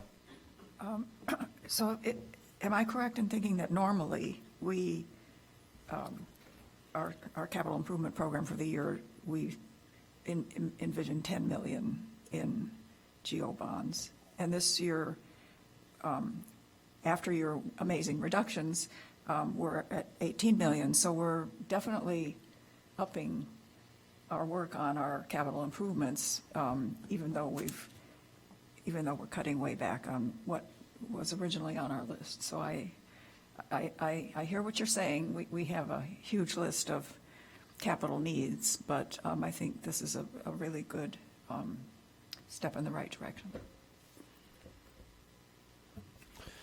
At this time, no one is requesting to speak for the first time, so we go back to second crack, starting with Councilmember Kelly with 4.5 minutes left. Thank you. So, I was hoping to go through all this more carefully this weekend, but then with the new MOU, so we can still send in requests or suggestions this week for consideration? Yes. Okay, great. And then I did request to know about how much is rolling off in terms of bond debt. I think it was around 8 by 28. I think it's around 89 million, somewhere in there. So I would just ask that we continue to, whether we issue bonds or we don't, that we continue to decrease our debt. I think we're at a total, including pension debt, at over $400 million. So it's about $427 million. So I think if we, if we're going to issue new debt, it should be less than what's rolling off. And so I would just hope that we can commit to continuing to decrease that debt. I think per capita, it's about $5,600 a head, which is really high. So I would ask that. And then in terms of the contingency, the $600,000 contingency, do we have, that's what we annually allocate for like the facilities contingency? Does that mean we exhausted all of it this year? Currently, I believe we're at about 570,000 has been spent or committed out of the 600,000. What I have done in past years, because we've typically sold the bonds by now, and that's bond funded, is that I just roll it over and spend that money first in the next year to make sure that we're fully exhausting any bond funds that are allocated to it. But because of that cycle, we typically spend around $600,000 a year. Okay, thank you. And I do appreciate moving more towards a pay-as-you-go, contrary to Councilmember Nusma's suggested of, collecting more money up earlier on. I think that's a much more beneficial for our taxpayers. So thank you. That's all. Still without anyone requesting to speak for a first time, we go back to Councilmember Reed with 2 minutes and 45 seconds left. Thank you. I'm actually flipping the light on to make a similar point, but in a different place. I don't think our colleague said that necessarily, but I do think that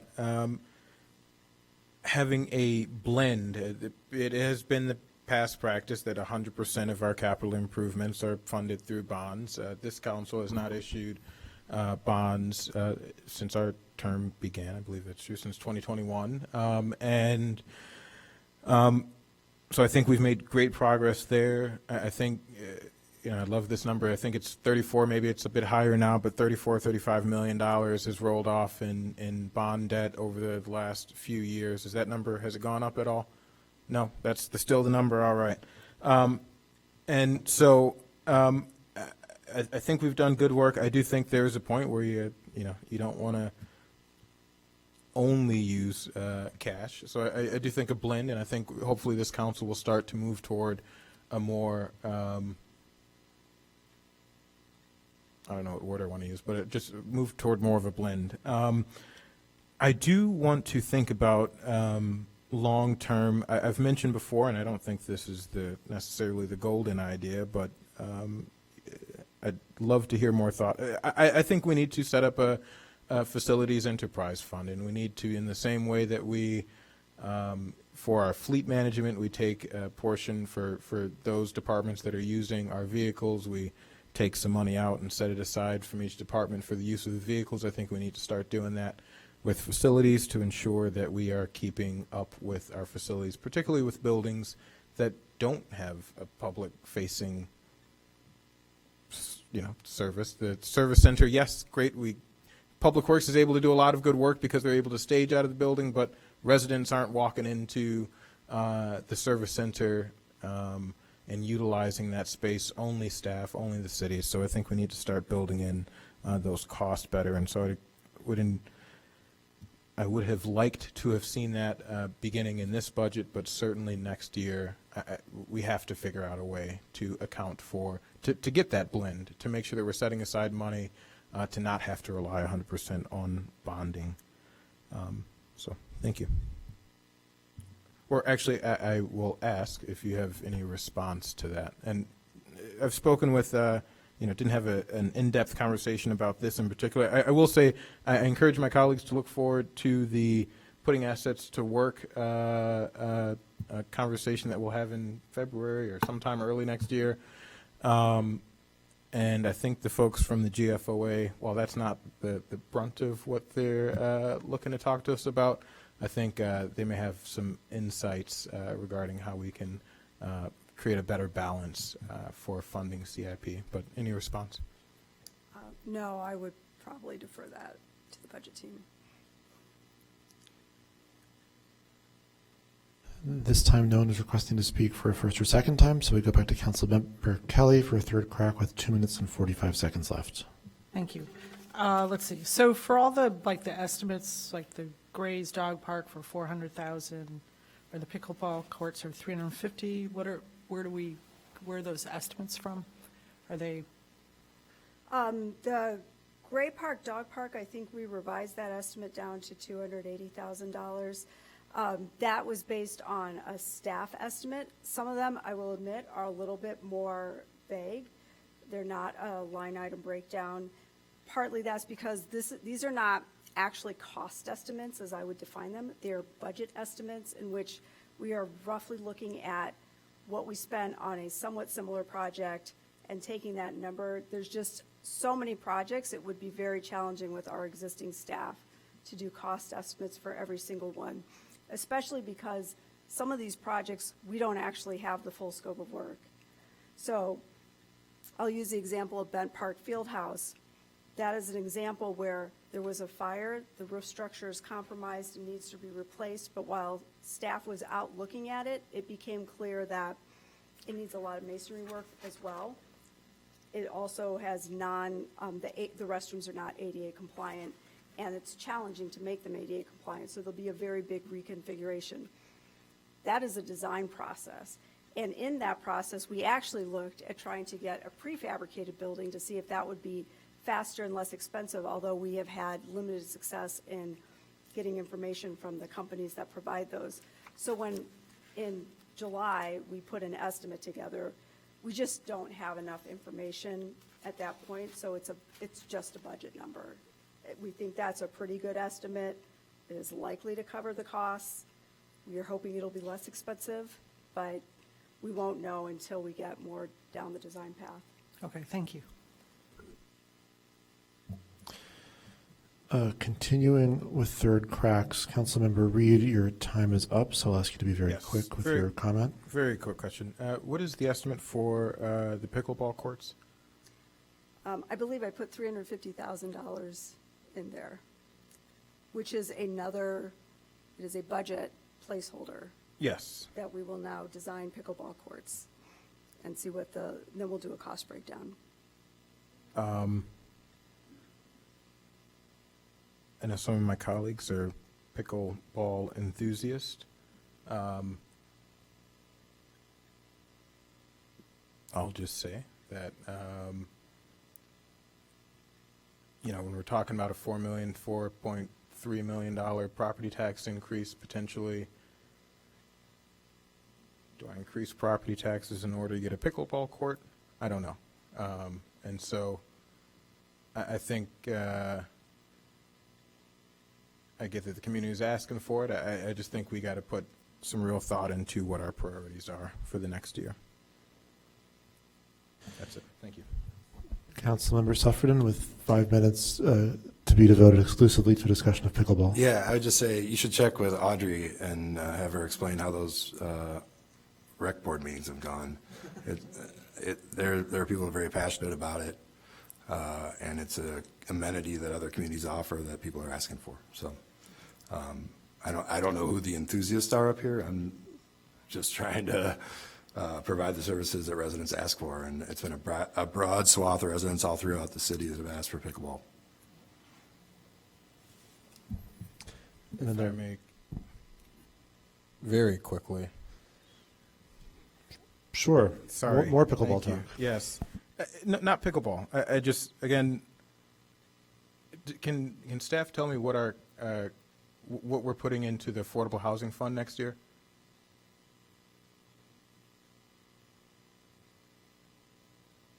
I will defer to the Yes. budget team who is looking that number up. Director Flax, I think, is in the Aldermac Library, so she can share that information. It varies widely from year to year, but I can let Director Flax answer that. That's 1.9 going in, or that's 1.9 sitting in there already? No, the 1.9 million is the budget. I was just checking. I thought you okay. want to know what we are spending out of affordable housing for 24. That's the budget number, expense number. You looking for the revenue? Revenue, yeah, revenue for for the Affordable Housing Fund. Okay, affordable housing, total revenue 333,000. We're going to put less money in the Affordable Housing Fund than for pickleball courts. That's all I'm saying. This concludes. Oh.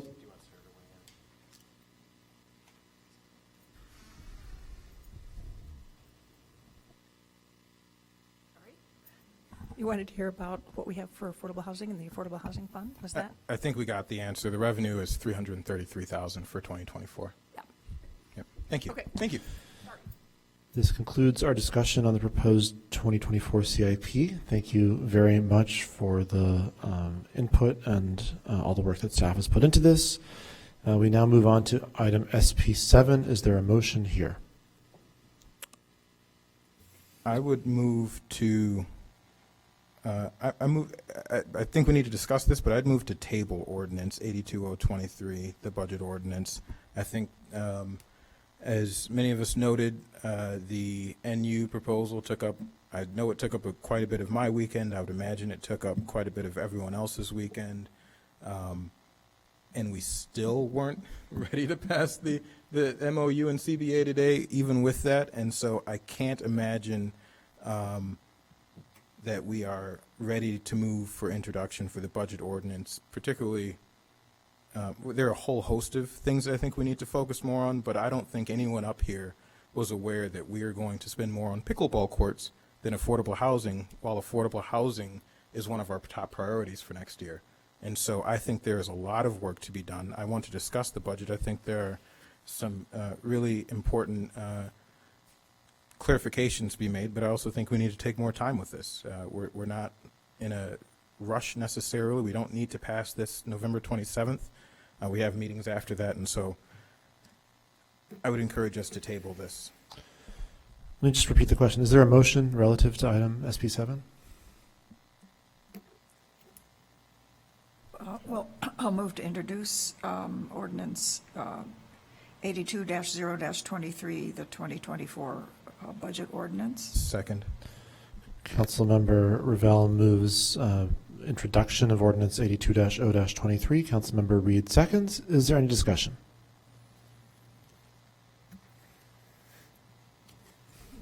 Councilmember Kelly. Oh, I'm so sorry. I think staff wanted to make a presentation first. Good evening again. We have the presentation. I mean, it has a lot of slides, but we would just kind of have your attention on the decision items. So if you have some consensus tonight from the council about some of the decision items. First one is the vacancy rate. Obviously, we heard a lot at the city council, the ward meetings. So we think, and this is what we heard, and I think after looking at the numbers, we are comfortable at this stage moving from 2% to 4%. So that's it, yeah. And we would greatly appreciate so we can update our numbers if we have some direction from the council tonight about these items. Second thing is the property tax levy. Obviously, if the vacancy rate is adopted by the city council, we can change it to 4%. Tax levy would go down, and now it would come down to around 4.5% from 7.9%. Library tax levy, still I think Alex is looking at it, but right now her direction is that, yeah, the city council's role is, I think what you heard last time is ministerial, so you have to pass what you get from the library board. Water rate, 17.55%. I think you heard a lot from Darrell King. Darrell King had a great explanation at all the ward meetings. And obviously, yeah, I mean, particularly at the ward meetings, we saw the residents not happy, but after all the explanation about the lead service replacement, the main water mains replacement and all that, we got the impression that, yes, they were convinced that, yeah, we need that. And then the solid waste rate increase, it's a minor rate increase, obviously. This is still kind of an enterprise fund, but still kind of we are giving $1.3 million, I think, in the property tax money. So obviously, yeah, at some point, if it has to become self-sufficient, being an enterprise fund, we'll have to kind of have a hard look and have a kind of a clear direction from the city council which way we want to move. Next slide, capital improvement program. Obviously, you heard from the Lara, so we got that kind of a direction, obviously. Geo bonds, and again, yeah, one thing which this thing comes up every budget year. When you approve the budget, you are not approving the bond issue. The bond issue requires an ordinance introduction and all that. And whenever we are ready, we get the direction. Obviously, Finance and Budget Committee would discuss that, and it would come here. I will have to come with an ordinance, yeah. So approval of budget is not an approval of the bond issue. New positions, any position you still talk, I think Manager Strove has explained the criteria and the positions came down from almost 40 to 15.6, and based on what criteria. But again, yeah, if you have a kind of any feelings to add, to take it out of this thing, that would be a great tool. Transfer to fleet and insurance fund, and I think this is what the Budget and Finance Committee is looking at tomorrow night, because they are in a great, what you call the negative fund balance. And not only the fund balance policy provides to transfer the fund from general fund, but I have heard a couple of times from the rating agencies or even our auditors that this is the internal service fund, and it get the money from general fund. You are carrying very decent reserve in the general fund, and then the negative balance in insurance fund and fleet fund. Ultimately, it's the same thing overall. So we are proposing, I think, to the Finance and Budget Committee to transfer, I think, $1.5 million to the fleet fund. I think it would need the money, and the same thing with the insurance fund. And finally, the community responder proposal requested $400,000 increase in the CMO contingency. Obviously, Manager Stroh is working on it, so we'll have the more details. So these are the kind of a top 10 decision items, and I think the bigger items. So we don't want to go into the more direction what we have. Yeah, so this is, yeah. So I would greatly appreciate any input and feedback on these items. Councilmember Kelly, followed by Reed. Thank you. Well, thank you for the effort to reduce the property taxes. So I would like to propose removing, you asked about one of the positions, the position of City Council Administrator. I think in this time of increased financial pressure on our residents, and we have a wonderful policy coordinator who is ever so helpful to all of us in council, which is a new position for this term. I would like to remove that position. I would like to propose removing that new position. It's called City Council Administrator. I think it would be a savings of $125,000. So I guess if you can advise me how that works, do we? You can make a motion. Oh, So you can just, right, the budget's on the floor, so you could make a motion right now on that. Also, I think, Luke, did you want to speak to that as well? Sure, I just want to describe, thank you, Councilmember Kelly, for the question about the city council admin position.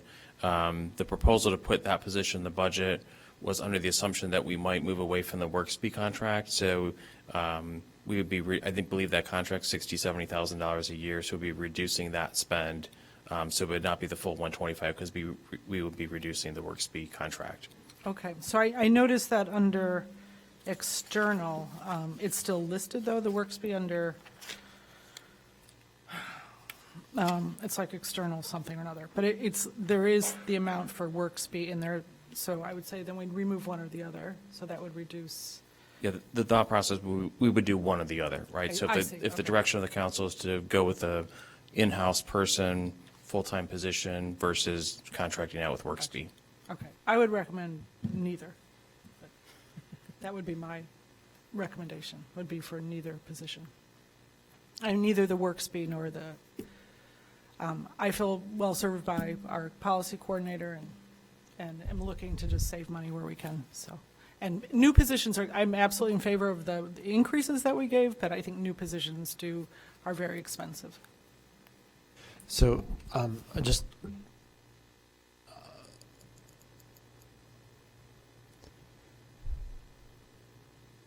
sorry, this is not meant to be as dramatic a pause as it turned out to be. One thing that happens sometimes is people say something from the dais, and then the conversation sort of moves on, and then the next packet comes out, and that thing is not reflected in the packet, and the person who said the thing gets frustrated. And I think for staff to act on your comment, Councilmember, it'd be helpful to either just sort of ask for feedback from others or to make a specific motion. I'll say personally, I'm on Team Claire, I'm Team Kelly, Team Councilmember Kelly, whatever the team is, whatever our jerseys look like, I'll wear them for this issue. I'm comfortable with neither the position nor WorkSpeed, but I don't think everyone agrees with that.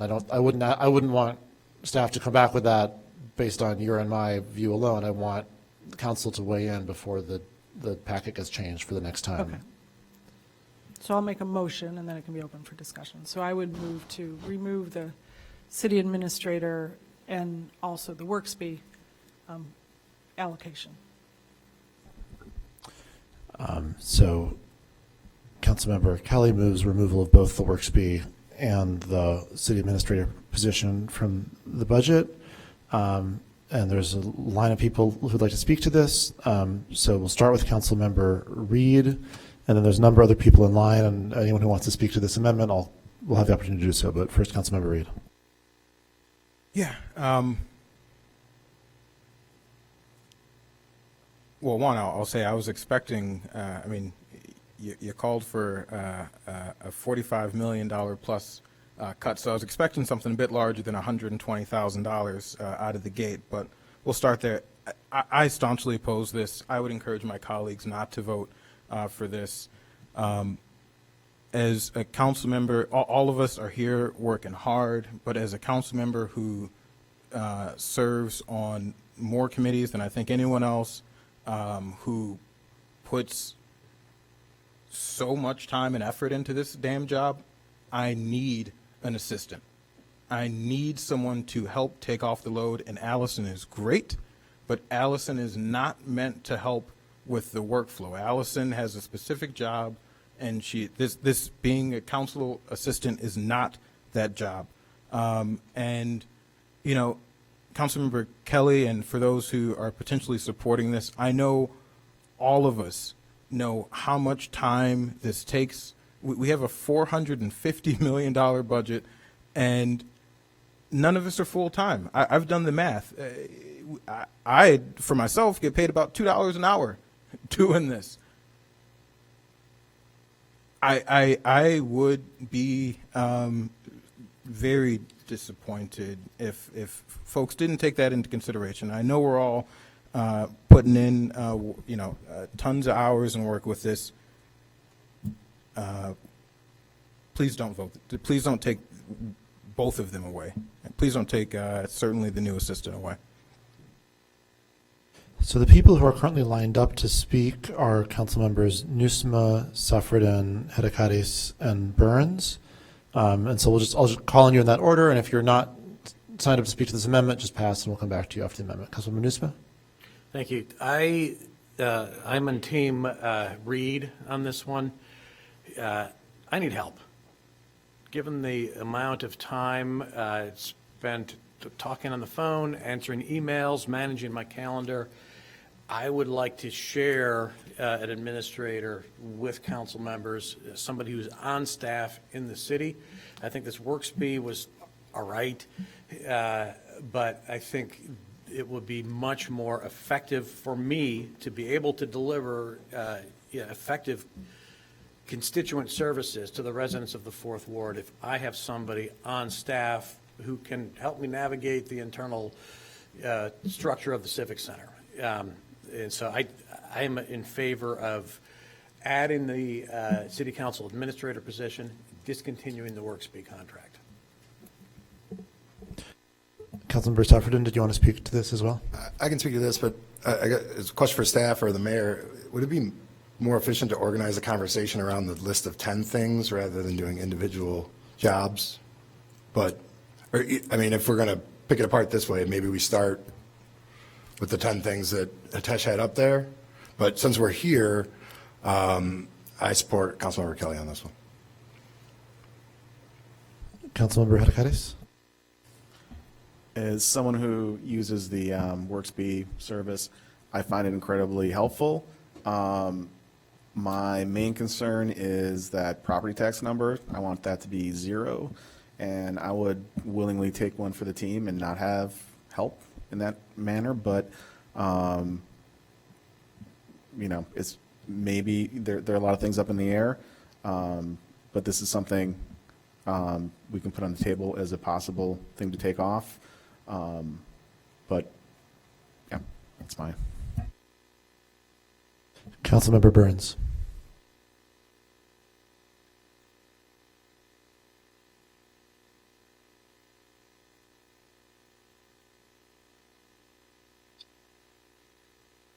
Hello? Yes. Yep, we can hear you. Yeah, we had the Worksby contract. It did what it needed to do for a year. We were able to get much needed support for those of us who need it. We all do not approach this job the same. We all don't put in the same amount of hours. Some of us don't even hold consistent war meetings or office hours. Some of us get involved in constituent services more than others. So we all approach the work differently. I think last year we recognized that because there are some council members who need additional support to carry out the work in the way that their constituents expect that we would use WorkSpeed for the time being and work to have a more permanent in-house solution in this budget year, which is what is being proposed and what's being proposed at this point. And so I would ask that we continue this, and that for those who don't use it, that you understand that there's a tremendous need. I polled many former council members who have represented wards in Evanston who all said that they would have benefited from this. This is if I'm someone that is also trying to find ways to not have to raise property taxes, it's not going to be from cutting a $60,000 increase when compared to the current budget, what's currently budgeted for this work. So let's not kid ourselves. There are a bunch of other ways that we can cut costs, which I plan to do later on in this discussion of the budget. Thank you. So at this time, no one's asking to speak for a first time, so back for a second crack is Councilmember Kelly with 3.5 minutes left. I just want to clarify what I've motioned is it would be about a $200,000 cut. So it's the WorkSpeed, which is included in the budget for $68,042 plus I think it's about $125,000 for the city council administrator. And both of those are in the budget. So I'm proposing eliminating both of those. Continuing with second cracks, Councilmember Reed with 3.25 minutes left. When does our WorkSpeed contract is month to month? Is that correct? Andrew Stowe or whoever. I'll let staff correct me, but I believe the contract runs through into the spring. Is that correct? Yes, April. Oh, okay. And so the $60,000 that is there, is that to cover the service through April, or is that?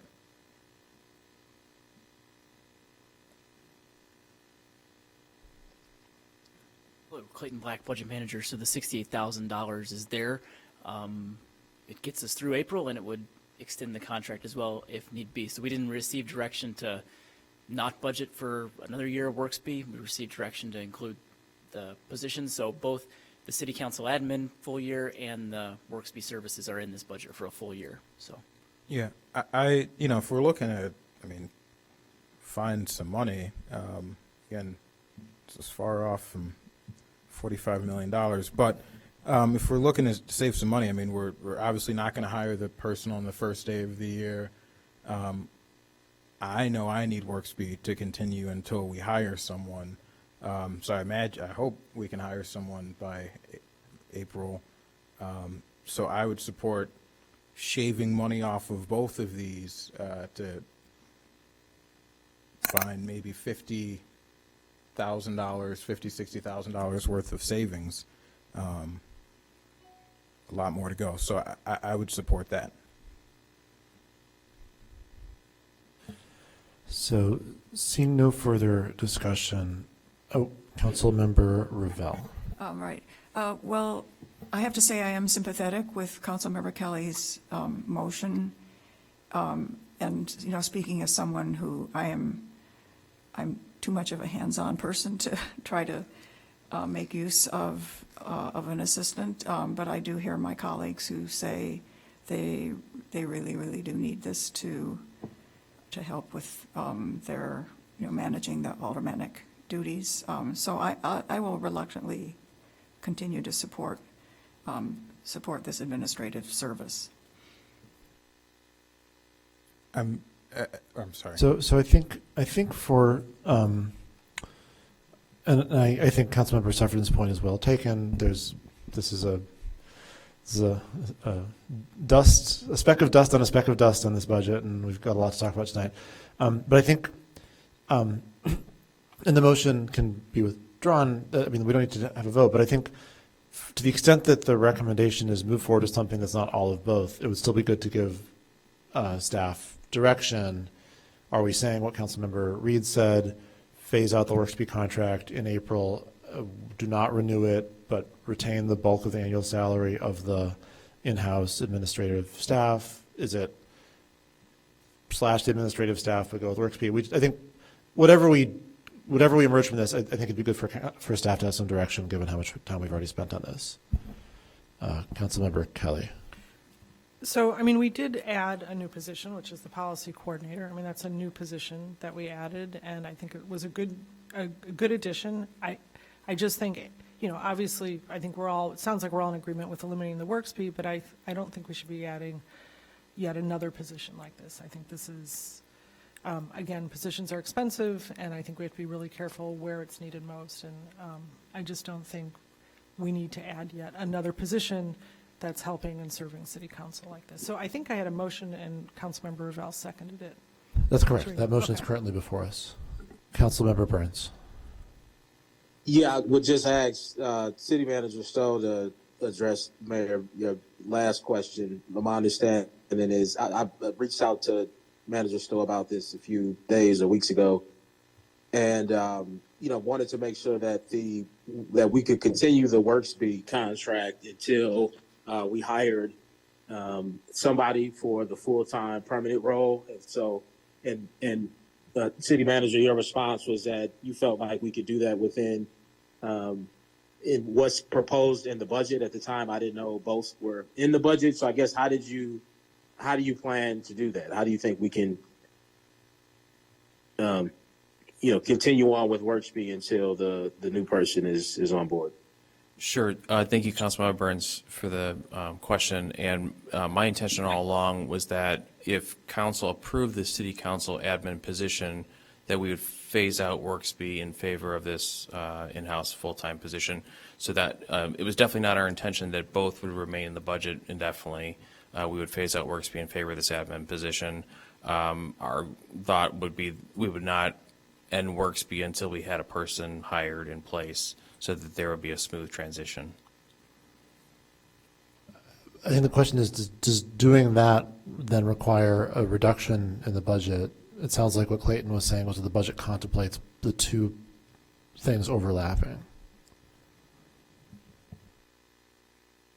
The plan, as you've kind of laid it out, phasing out WorkSpe in April and starting a full-time position on April 1st would save about $80,000 compared to what's budgeted right now. Yeah.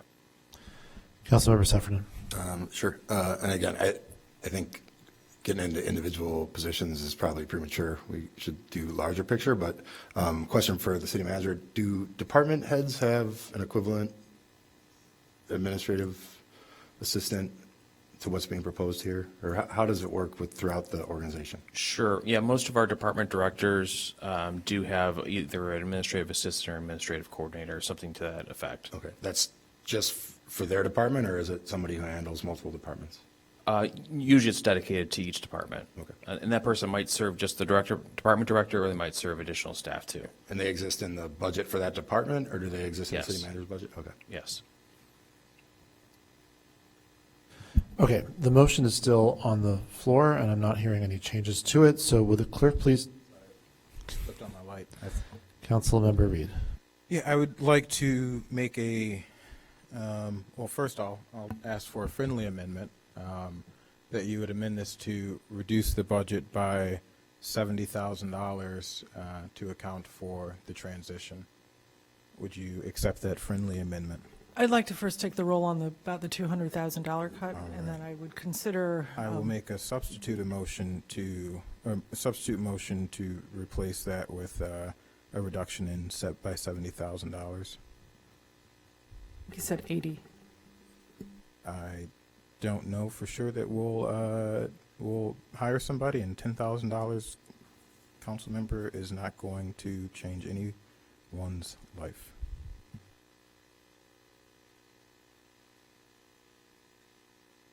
Is there a second? I'll second.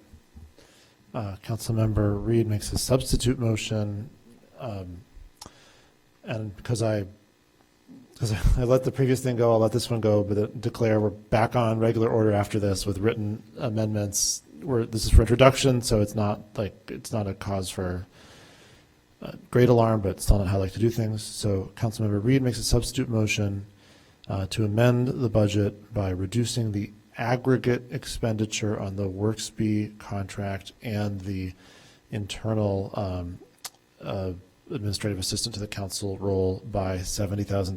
Councilmember Hadakati seconds that substitute motion. Did I handle this correctly procedurally? Okay, that's unusual. Would the clerk please take the roll on this substitute motion? Councilmember Hadakaris. Aye. Councilmember Kelly. Aye. Councilmember Harris. Aye. Councilmember Nguyen. Aye. Councilmember Newsma. Aye. Councilmember Burns. Aye. Councilmember Sufferton. No. Councilmember Ravel. Aye. Councilmember Reed. Aye.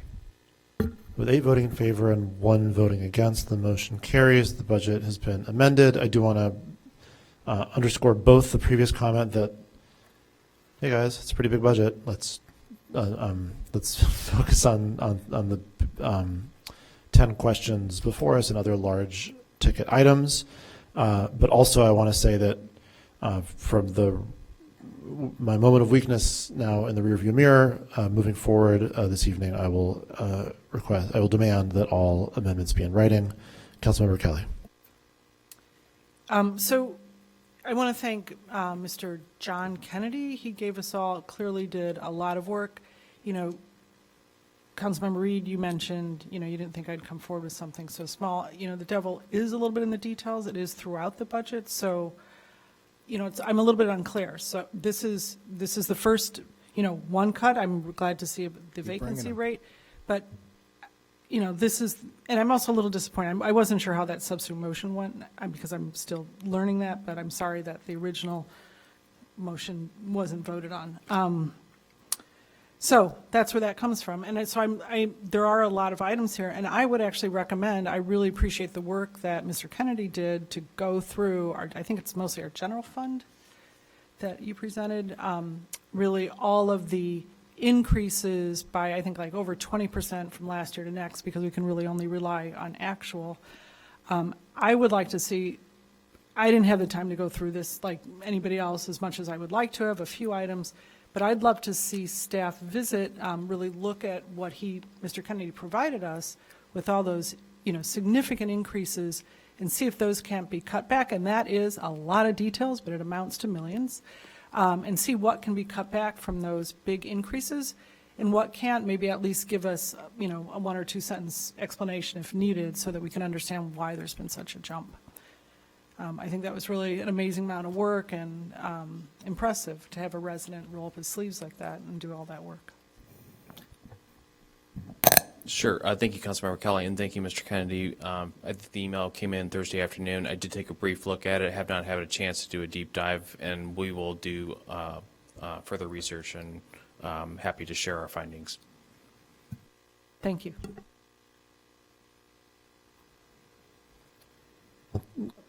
Nope, there it is. Councilmember Hadakaris. So if we're going by the big items here, if staff can talk, I support moving the vacancy rate up some. There are some key positions I want us to hire sooner rather than later. But could you speak to what it would look like to be at like 3.5% for for budgeting going forward, and is this taking into account like hiring people later in the year, starting in July, or you can speak to that, please.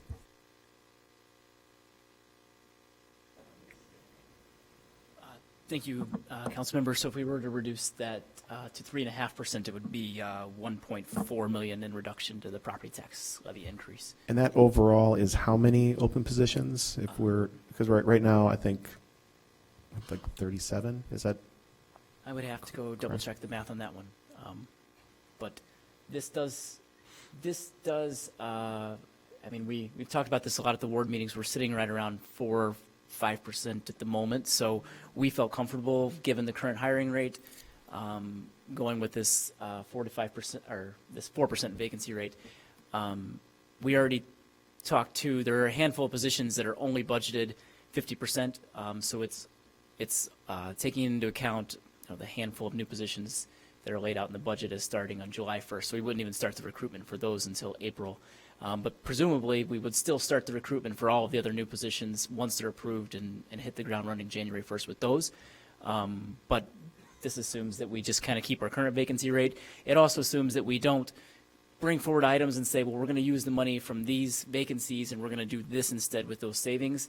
We would want to make sure that, the council's clear that we're intentionally dragging our feet a little bit on hiring positions to make sure we recognize and stay around this 4% rate to gain these savings.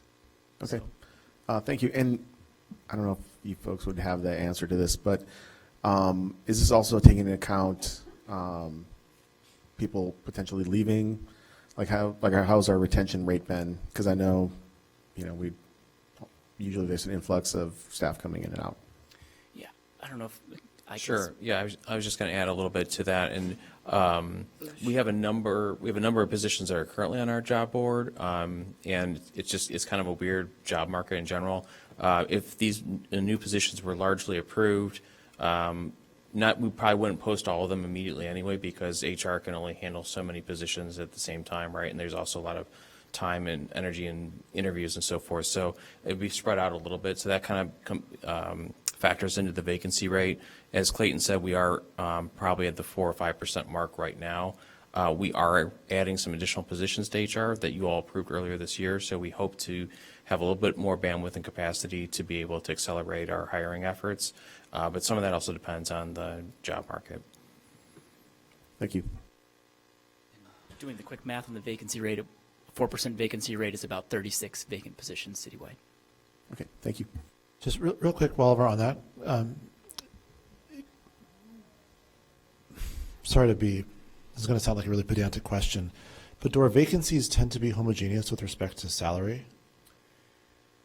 Most of them are in the police department. So, 20 of our 36 or so vacancies citywide are in the police So department. those are above average Generally salaries. above average police officers. Our rate is generally calculated by the total pot of salary and benefit money times 4%. Right, I'm just saying that number, whatever it is, Right. whether it's 2 or 4 or 1 or 93, that's a percentage of dollars, not a percentage of humans. That is correct. And so glibly going back between one and the other is an assumption about what sorts of spots are vacant. Correct. That's all. Yes. Councilmember Nusma. Our goal here should be 0 vacancies, right? If we want to provide the service to our community, the objective of the city manager, the objective of staff should be to hire everybody we need to do that job. We know realistically that we're not going to have every job filled all the time, which is why we have a vacancy rate. But looking at this as a way to effectively manipulate our property tax is not the right way to go about it. If we really wanted to reduce our property tax, we'd reduce the number of positions. So I'm comfortable that right now we've been at, the initial proposal was 2%. I don't want to let city staff off the hook and allow them to count it as a success if they don't hire all the positions.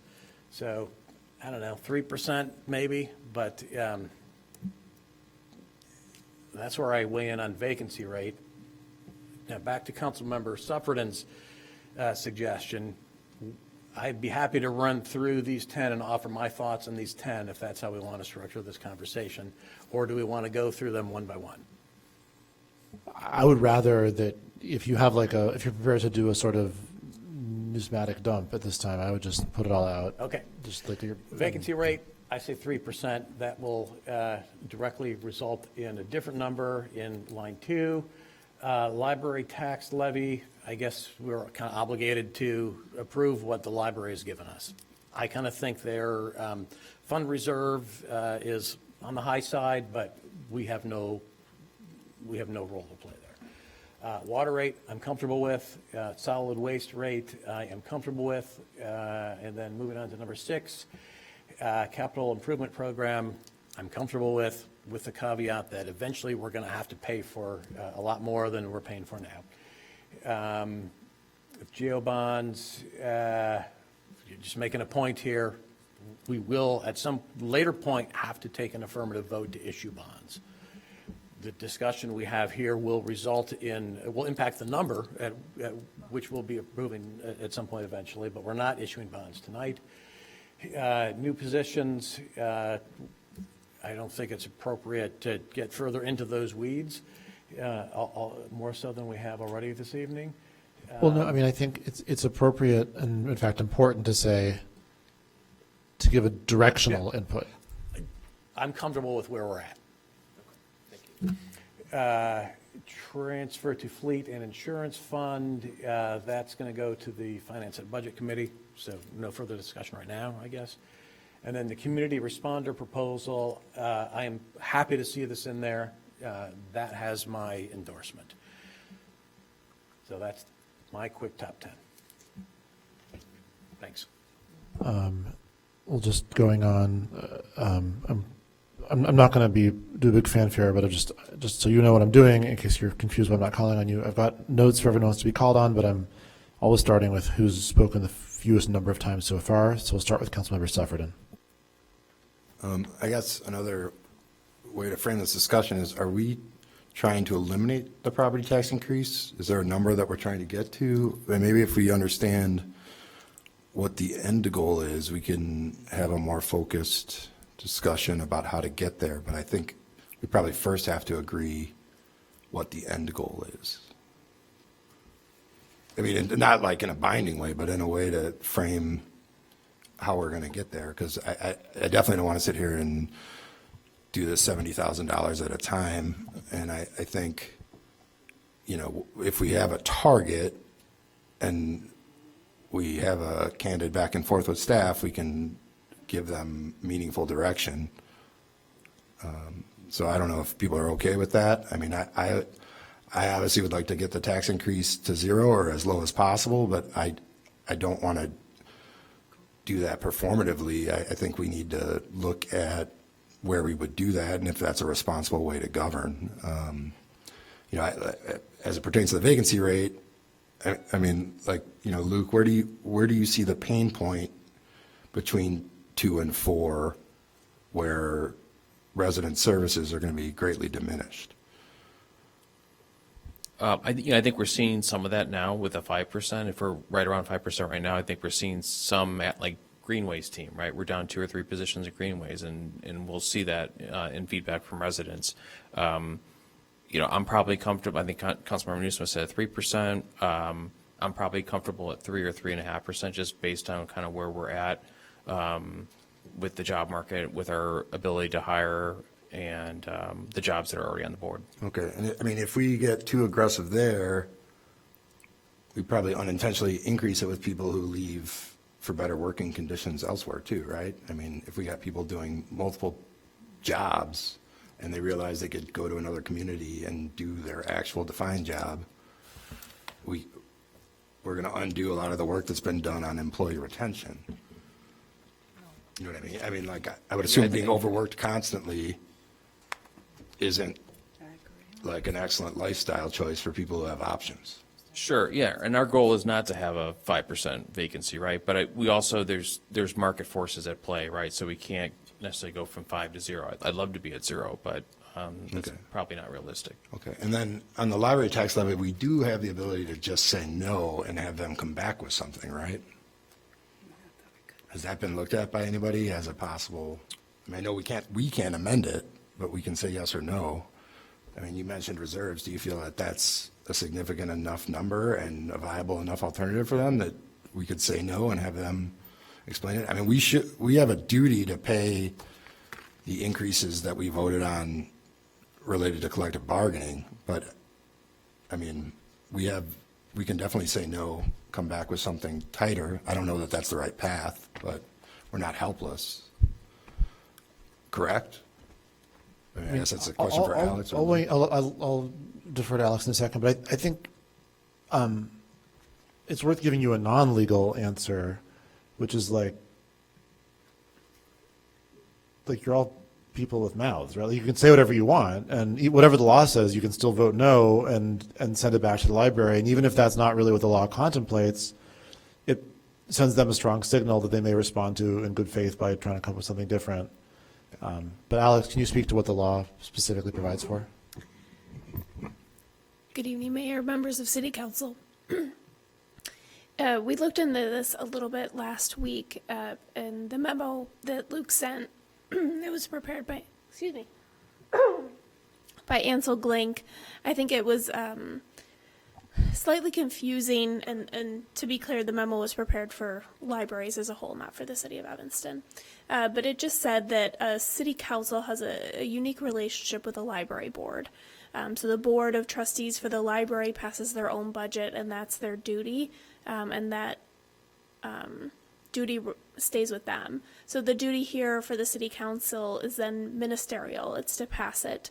And it said statutorily that we have to pass it at least 0.15%. And then it says a library board can increase that up to 0.6%. But the law was a little bit vague on whether or not we would have to approve anything over the 0.15%. So we're still looking into that, but from what I can gather at this point, it is ministerial on the city council's part. So because the library board voted on that increase, then they pass it along to us as their larger taxing body to then just pass with our budget. And I'm not saying that's the right thing to do. I mean, I assume that right now, District 65, maybe at this very moment, is discussing a 5% tax increase. That's going to hit residents harder than anything we do because that's a bigger portion of the tax bill. But the question becomes, what is our objective? Are we looking to reduce the budget through cuts? Are we looking to increase revenue through other means? Like, what are we trying to do? And if we're trying to get from the proposed tax increase to whatever the consensus is that is the target, then we could probably have a more focused discussion and get close. So I guess that's my question for my colleagues, is where are you trying to get the tax increase number to? Or I guess alternatively, do you think that it's irresponsible to get it lower than what's proposed? Councilmember Reed. Thank you. One, just as a point of order, so not against my time. Obviously I'm not a lawyer, but I enjoy pretending to be sometimes. But my read, I don't know if we should even, and this was going to be one of my questions, but I don't know if we should even be voting on the library tax. It seems as though, from what I recall reading, the municipality has a ministerial duty to pass it. It seems like if we, you can't restrict our essentially First Amendment right to vote yes or no on anything. So how could you force a body to vote yes? So it seems to me that their body would just approve it, and the city, the municipality, would just move it forward without it coming to a vote of this body. If we don't have a right to vote no, then how do you force us to vote yes? It just doesn't make logical sense to me. I'm not, unless you have an answer to that, I'm not looking for an answer now, but I think that's something to think about. And it doesn't seem like the law contemplated a body just saying no. And then what's the remedy? It just, yeah. Okay. What is my time? And were we counting time before, during the $70,000 thing? Did I lose time talking about $70,000?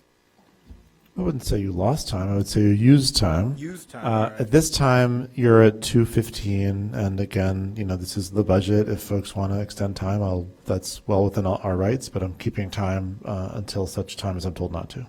I will. I had the opportunity to look at Mr. Kennedy's slides that he shared with us. I want to take a second to go through some of them in a bit, but I will first use my time to talk about revenue and to answer Councilmember Sufferton's question, which is, my goal is to not increase property taxes next year, not by 1 red cent.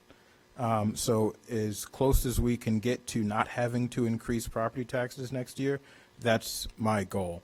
I am not someone who is permanently against raising property taxes. As Councilmember Sufferton said, I do think there is, a point where you have to, level set with the taxpayers and understand that, you have to increase property taxes from time to time.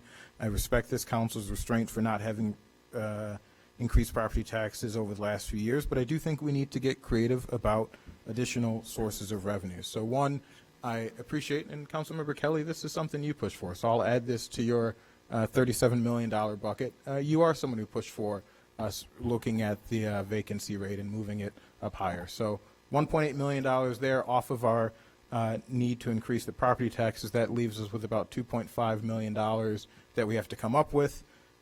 I've got $2 million worth of taxes here for us to consider, and I keep saying them, and I'm going to make some motions because I think we need to get these in front of us to consider.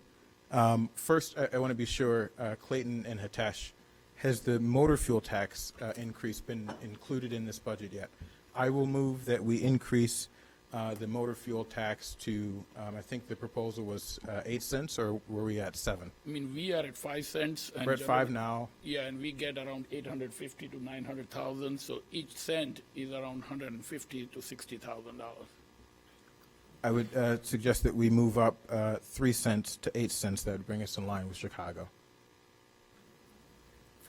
Is that a motion? That is a motion. So, first of all, as I said earlier, so I'm not picking on you, I announced this for the whole council, I need it to be in writing. Oh, it's not an amendment. Oh, darn, it is an amendment. All right. Well, no, I'm sorry. What I'm seeking is, I'm making a motion for a special order of business to appear on our next agenda, which is not an amendment. Foiled again. Councilmember Reed moves to create a special order of business to appear on the next regular city council agenda, which is to say the November 27th city council agenda, to increase the motor fuel tax by 3 cents per gallon. Is that correct? Is there a second to this motion? The motion fails for lack of a second. All right, let's start chucking them out. All right, Wayne, we'll raise property taxes instead. Fire assessment fees. This is Northwestern that we, I've gotten confirmation from from legal that this is a possibility. I've spoken with our fire chief. A number of us are all for this. I would like us to implement fire assessment fees that would be assessed particularly against folks who don't pay property taxes and use our service a lot. So I move that that be a special order of business on the next, at the next meeting, on the next agenda. Councilmember Reed moves to the next regular city council meeting agenda to be held on November 27th, 2023. Include a special order of business to create a assessment for fire services specifically for non-property tax-paying entities and what? For non-property tax-paying entities who use our service more than 200 times a year. For non-property tax-paying entities who use our service more than 200 times per year. Is there a second? Second. Councilmember Kelly seconds the motion. Is there any discussion on the motion to create the special order of business? Seeing none, with the Councilmember Sefferden. Since we have Chief Pop here, maybe we should just ask some questions now so that we don't create a special order of business that's ill-advised, or, I mean, sorry to put you on the spot, man. Yeah, and I agree. While we're asking people questions they're not prepared to answer, I'd love to hear from Ms. Ruggie as well. Like just to understand what the options are here, and maybe Mr. Desai too. But sorry, Chief, you're up first. What's the question? I guess I'm not sure I understand what we're trying to do. We would be charging Northwestern or whatever you're saying for calls for service. That would be ambulance and fire.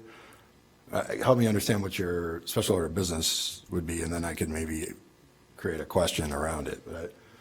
Or what are you trying to do? I can, so as of now, anytime we go to, let's just call this Northwestern because that's kind of what it is.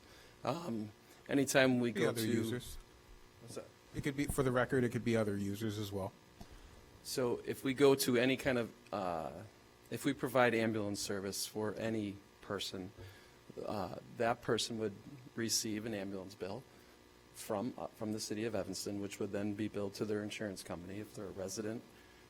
The resident's insurance company, if the insurance company provides that kind of payment, would pay our third-party ambulance, and they would pay the ambulance bill. any resident in Evanston, if we go to their house for a fire alarm, or we provide services for putting out a fire, or going to a car fire, that's covered by the taxes of the. So like if you go to, because I guess part of the thing is Northwestern's not the one calling for the ambulance. It's Well, Northwestern students do use our ambulance service. right, but I mean, it would be the student or someone with the student. It wouldn't. It's not like the it's not Provost the calls university. you, or like if you go to Three Crowns or Mather or Westminster Place. Do you count those as calls to Westminster Place, or is it to an Evanston resident who lives at Westminster Place? That would be to an Evanston resident that uses. Okay, so even if we were to, is there a way to track? I don't know. I mean, if you guys want to, if this is your proposal, like flesh it out a little. So Yeah, I'm happy to respond. So we would assess a fee against everyone essentially and create exemptions for folks that we don't want to charge. And as the chief said, it's like creating any other utility. And there are plenty of examples where, if, for example, a housing provider who has a nuisance premises, the housing provider isn't the one that is causing the issues in the neighborhood, yet because you are responsible for bringing the folks in, we assess penalties against you as the person who is the landowner and who's responsible for the people on your property. So I think just the logic has been used in other cases, but we can create this. There are other cities that have fire assessment fees, or fire assessment. Essentially, fire is a utility. I'm just saying that we would exempt our residents who pay property taxes from having to pay this, and we would make sure that we bring in substantial revenue from folks who aren't paying property taxes at a rate that we would charge to residents if they didn't pay property taxes. So who gets charged in this scenario that isn't getting charged? Where's the new revenue? The landowner, the person who owns the land, who uses fire service in our city and is not paying property taxes to use the fire service. Okay. And who has a high volume of calls to their land. Okay, and that's legal, you believe? Yes. Okay. And I mean, that's what I think we have a great law firm. I don't think all of this needs to be handled internally. I think we can shop some of this out to Ansel Glink and others and get an ordinance by the 21st or by the 27th.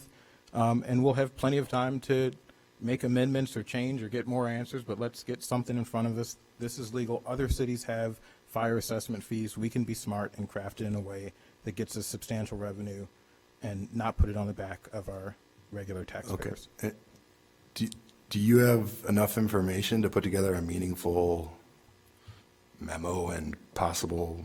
Point of order, it wouldn't be the fire chief, it would be legal. Well, no, I asked Paul and My apologies. Alex, if we're going to throw out new ideas, which I think is great, like we got to at least, I think the threshold should be that they're viable and that they're, we could have revenue projections on this. Could we have something meaningful to evaluate by the 27th? Do you think that's true? So, to address the council here, and I'm sorry, good evening, sorry for not introducing, Fire Chief Paul Polyp. Good evening, council, I apologize for that, I'm terrible at that. I would ask if I can do some more research with this. I understand we're trying to go with this, but I'd like to have conversations with a few of you, because there's some other things that kind of play into this that I think could be beneficial to the conversation. What would be the cost? What would we charge? I would like to have a little bit more conversation on it, but I'm open to do whatever the council. I'm at your pleasure here. So Councilmember Suffren, are you? Yeah, I guess I just want to make sure this is a viable. Hold on one second. Where we are procedurally is you made a motion. It was seconded. We're discussing it now. All right, yeah. And there's a lot of other people who want to discuss it too. Right, So I got called on, right? Yeah. It's okay. you've got the floor. All right, so I think we should have those discussions before we put any time or resources into having something for the 27th. So, I trust you to run the fire department. I trust you to run the law department. I trust you to run finance and budget. And if you see a path here, then it's worth talking about. But I think it's premature to put a special order of business on an agenda without an understanding of the viability of it. So there's 3 people in line to speak to this. We'll go in order of how often they've spoken. Councilmember Nusma, Hedekadis, and then Kelly, and then Reed. Thank you, Mr. Mayor. So this is, I guess, a point of information for Councilmember Reed. How many more ideas do you have in your bag of tricks over there? $2 million worth. How many individual Individual, 1, 2, 3, 4, 5, 6, 7, 8, 9, 10. I think that's awesome that Councilmember Reed is coming up with some ideas of how we can raise revenue. I think, Out of a list of like 20 or 30 that have been winnowed down because we've had Councilmember conversations. Nusma has the floor. So you've got 10 ideas, and I would like to, I don't know what they all are. I'm guessing probably some of them I would vote against, but there might be some that I could get behind. I would like the opportunity to see what that list is, and I would like the opportunity to have some informed input from staff to kind of help guide that discussion. So is there a way we can set up a structure sooner rather than later to go through that list and get that input and have some informed discussion here, rather than having Councilmember Reed, go through these one by one and having this conversation 8 more times after this one? Point of order, if I may, just for process. The way this body considers things, especially given the time frame that we have to get something done for our budget, is we got a special order of business on for the amusement tax. So we get something in front of us that we can react to. Everything on this list, I had like 30 some odd revenue ideas, and I met with every single director in order to winnow that list down to the things that staff said they thought were possible. This was one of them. That Dirk, and I think even Alex maybe agrees that this is a possibility, that other cities have similar ordinances for fire assessment. And the chief laid out some numbers around how much Northwestern uses. So I think this is the method for getting that so we can see something and react to it. Yeah, I appreciate your efforts to find alternative sources of revenue. I'm just looking for a strategic, approach that allows us to consider all these ideas with the input that we need to take from staff. So I'll leave it at that. Councilmember Nguyen. Thank you, Mr. Mayor. And Councilmember Reed, my hat is off to you as well for coming up with ideas. What would be much more helpful to me would be to see a list of your ideas with perhaps fleshed out with a paragraph or so that rather than hearing them one after another, not knowing what the next one is, so how do I value them against each other? So if you could put these in a memo to us, that would be much more helpful to me. That gives me an opportunity to think about it, not on the fly, but ask staff some questions and then come back to you with some questions as well. I think that would be useful to all of us up here.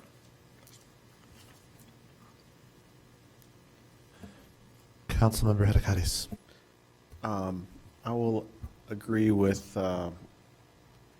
Councilperson Nguyen. Like looking at the budget page, we have the revenue memos, the budget memos that staff has prepared. I think this would be, if we could get these in a similar form as the budget memos we have, like there's, and I don't know if you had the food, the food delivery? Yeah, because it's there, and I think, yeah. So, like I'm interested in the food delivery tax as a way to raise revenues, but I think having these in a similar form, I think would be helpful to move forward. So, Councilmember Kelly. Thank you. Yeah, so I would withdraw that second. I mean, I seconded because, of course, I want to see Northwestern pay for its fire services. I mean, I have no issue about that. That's in large part why I have, put through a pilot task force that passed out of finance and budget, and I've been holding off on bringing that forward until we get past the whole stadium. So again, I also feel like we don't need to be just talking about and fleshing it out like this. I would Not also looking. like to see it. But I also want to respond to a couple of other points. To respond to Councilmember Suffredin, so it's not really about just trying to get to a zero tax increase. It's about removing. May I finish? No, I've well, had like no time. Point to of talk. order, just because there's a motion that was on the floor. Okay, but I withdrew my. So actually, I'll take it from here, point of order wise. I think you withdrew your second, is that right?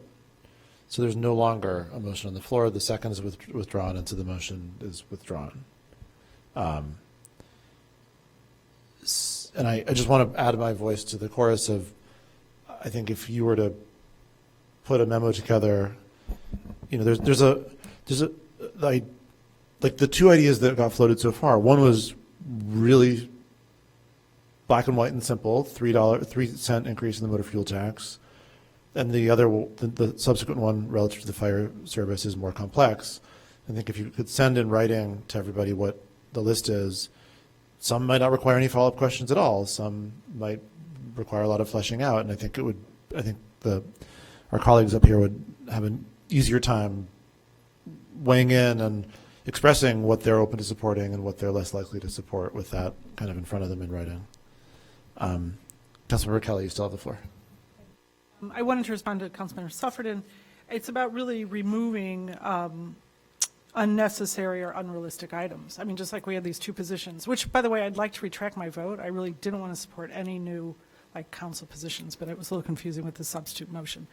So like that, I mean, we need to remove that. And I agree, this is tedious, but we got this big, I don't know, it's frustrating. And the same way, and by the way, I feel like there's a misunderstanding about vacancy, the vacancy rate. So on average, normal cities would have anywhere between 3 and 4. Anyway, that's just the nature of the beast when people leave and you hire and there's gaps.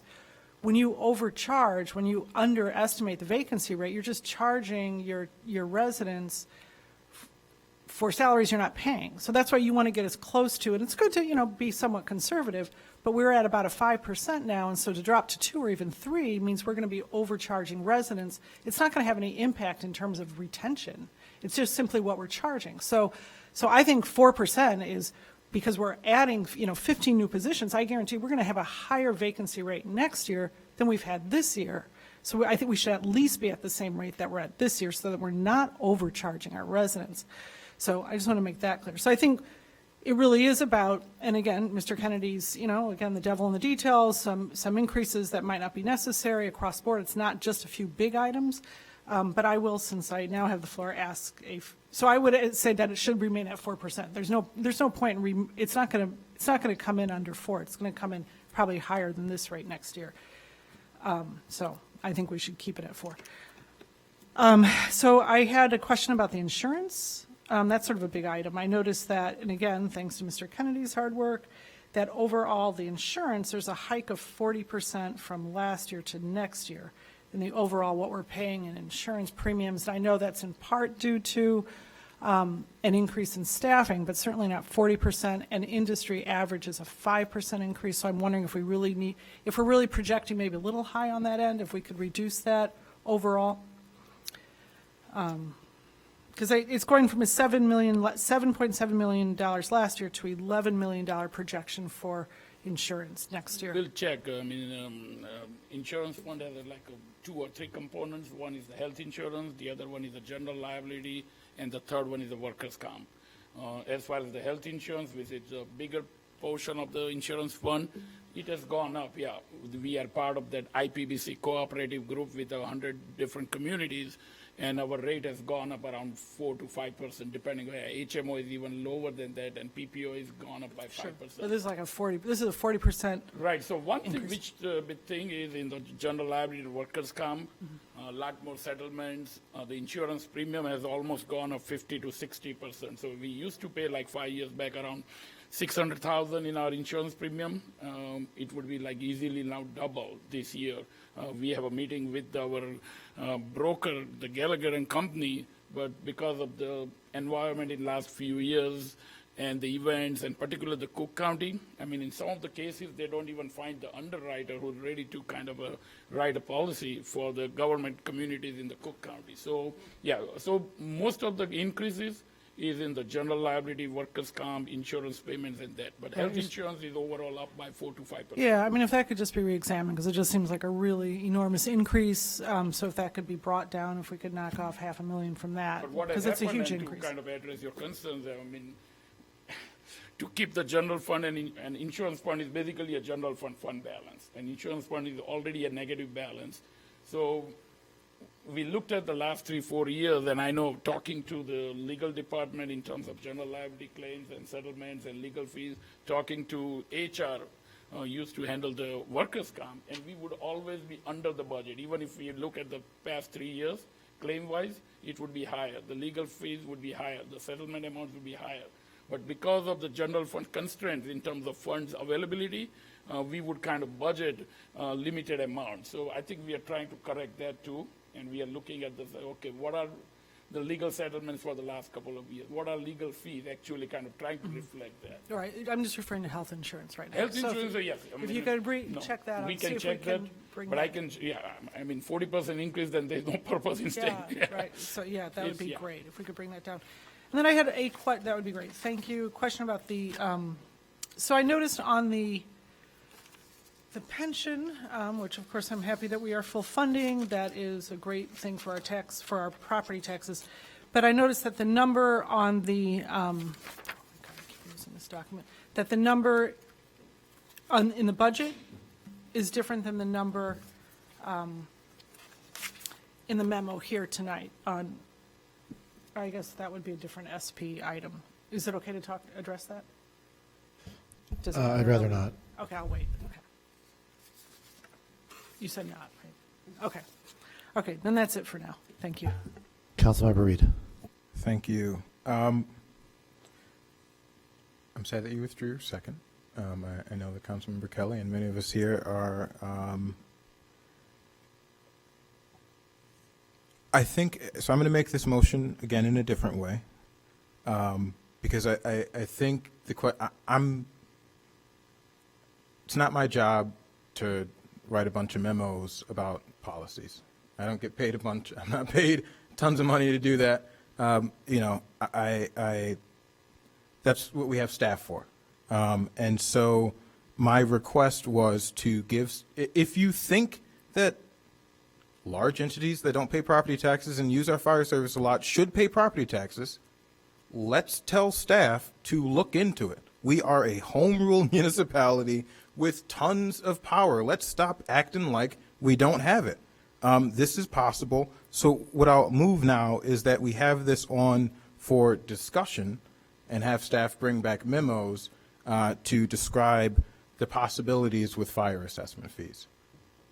That is a Councilmember motion. Reed moves that there be a special order of business on the next regular city council meeting on November 27th, 2023, for a discussion relative to a fire service fee to be levied on For fire utility, fire assessment fees. fire utility / fire assessment fees.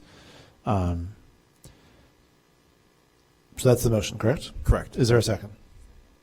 Councilmember Revelle seconds. Is there any discussion on the newly reconfigured motion? Seeing none, would the clerk please take the roll? Councilmember Hadakaris? I abstain. Oh, what's that? Councilmember Kelly? Councilmember Harris? Councilmember Wood? Aye. Councilmember Nusma? No. Councilmember Burns?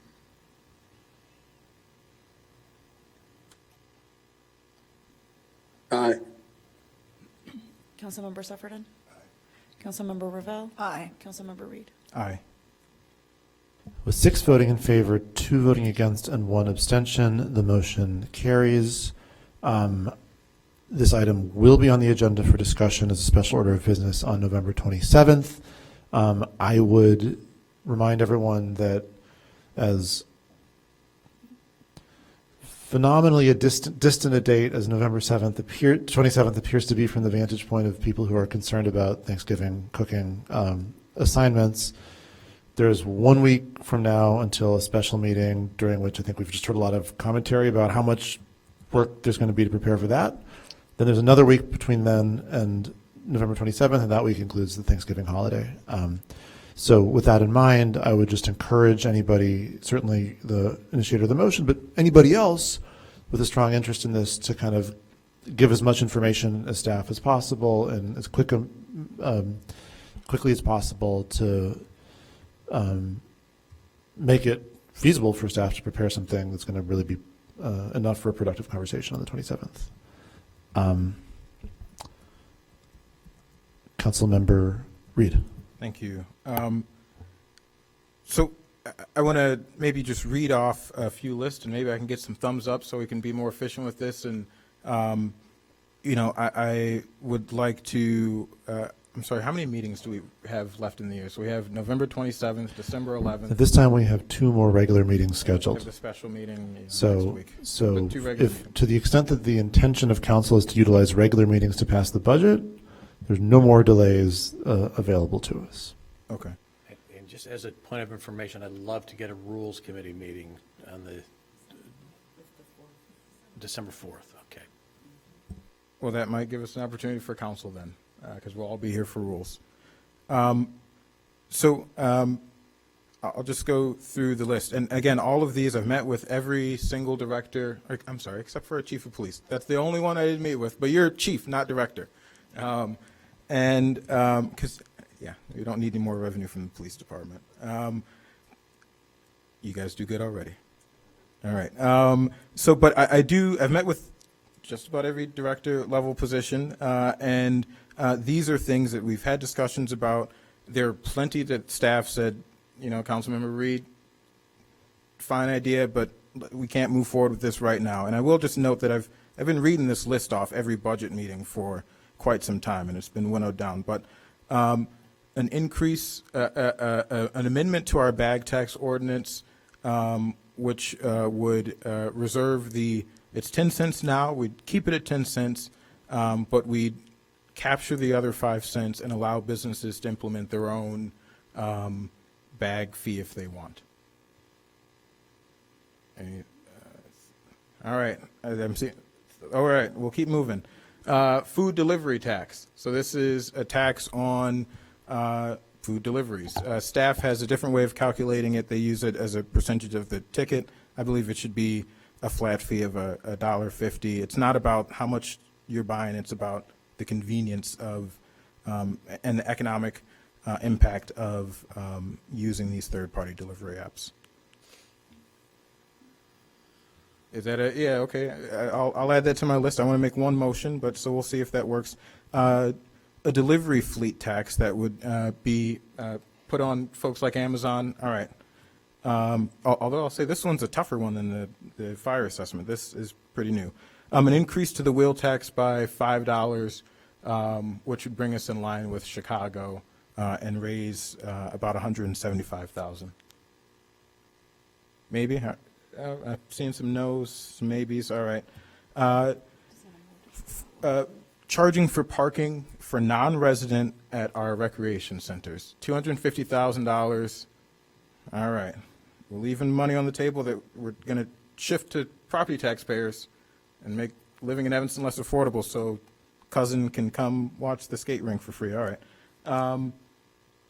Talked about fire assessment, motor fuel taxes, and the rest y'all aren't going to like too much. Occupational privilege tax. This is tried and true. A lot of municipalities across our nation have occupational privilege taxes.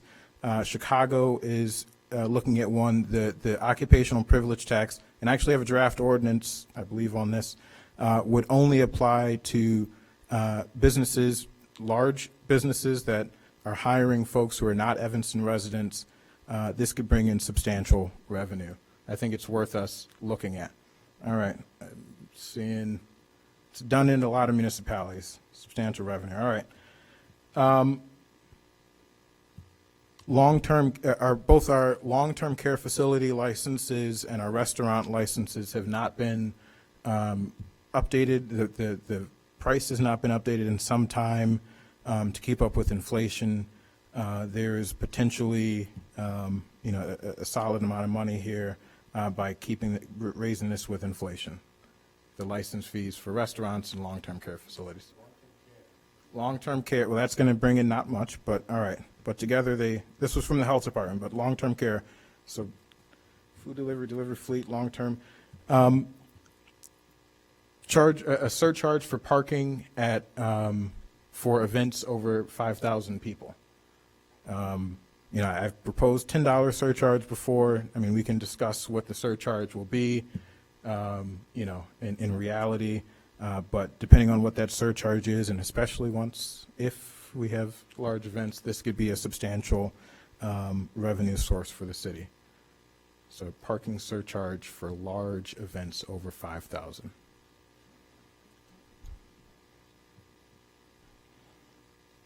So would that? So are you willing to take a question? Yes, I'm always. Councilmember Ravel. So I'm assuming we're thinking events like the proposed concerts.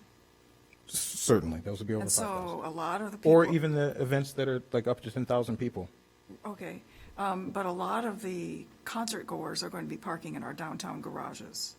So how would we distinguish between charging them and not some amazing person who actually wants to go to dinner downtown at the same time everybody is trying to park for a concert? No, I highly appreciate that question. And so I had this conversation with our parking enforcement team.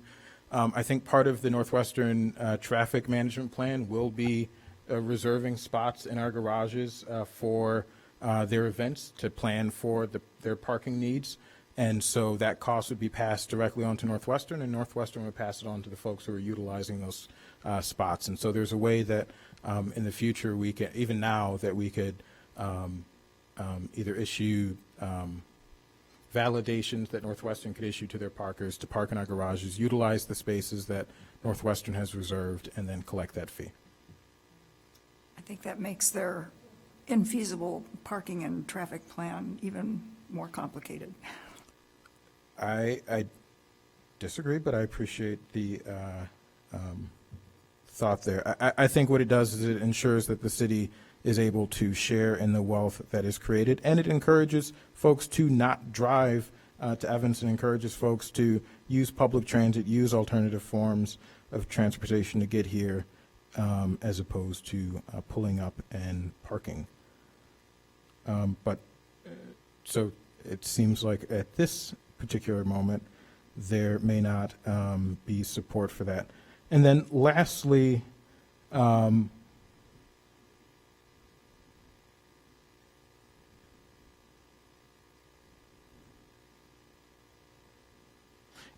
residential parking permits have been $30, again, for a very, very long time.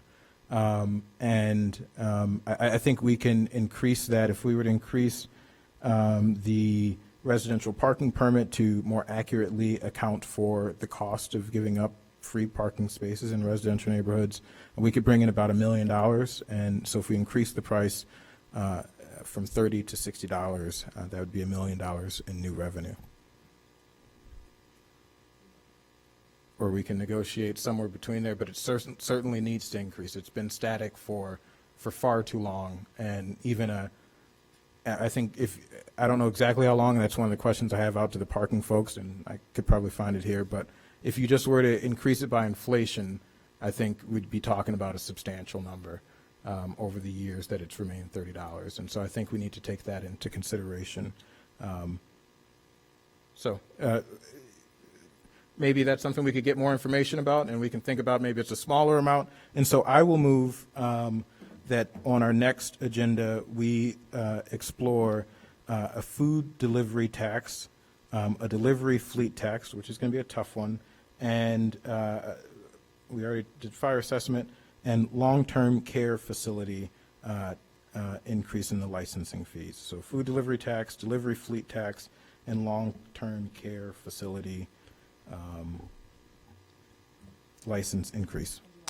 Councilmember Reed moves that the next regular city council meeting to be held on November 27th, 2023 include a special order of business. Yeah, and I'm sorry, and my apologies, I want to also add in, I didn't say it because it wasn't on my list here, but the residential parking permit fee increase as well. Councilmember Reed moves that the next regular city council meeting to be held on November 27th, 2023 include a special order of business which will feature discussions on the following 4 items. A increase in the residential parking fee, an increase, the creation of a food delivery tax, the creation of a delivery fleet tax, and an increase in the long-term care facility licensing fee. Is there a second? Would we entertain as well a 1 cent increase to the motor fuel tax?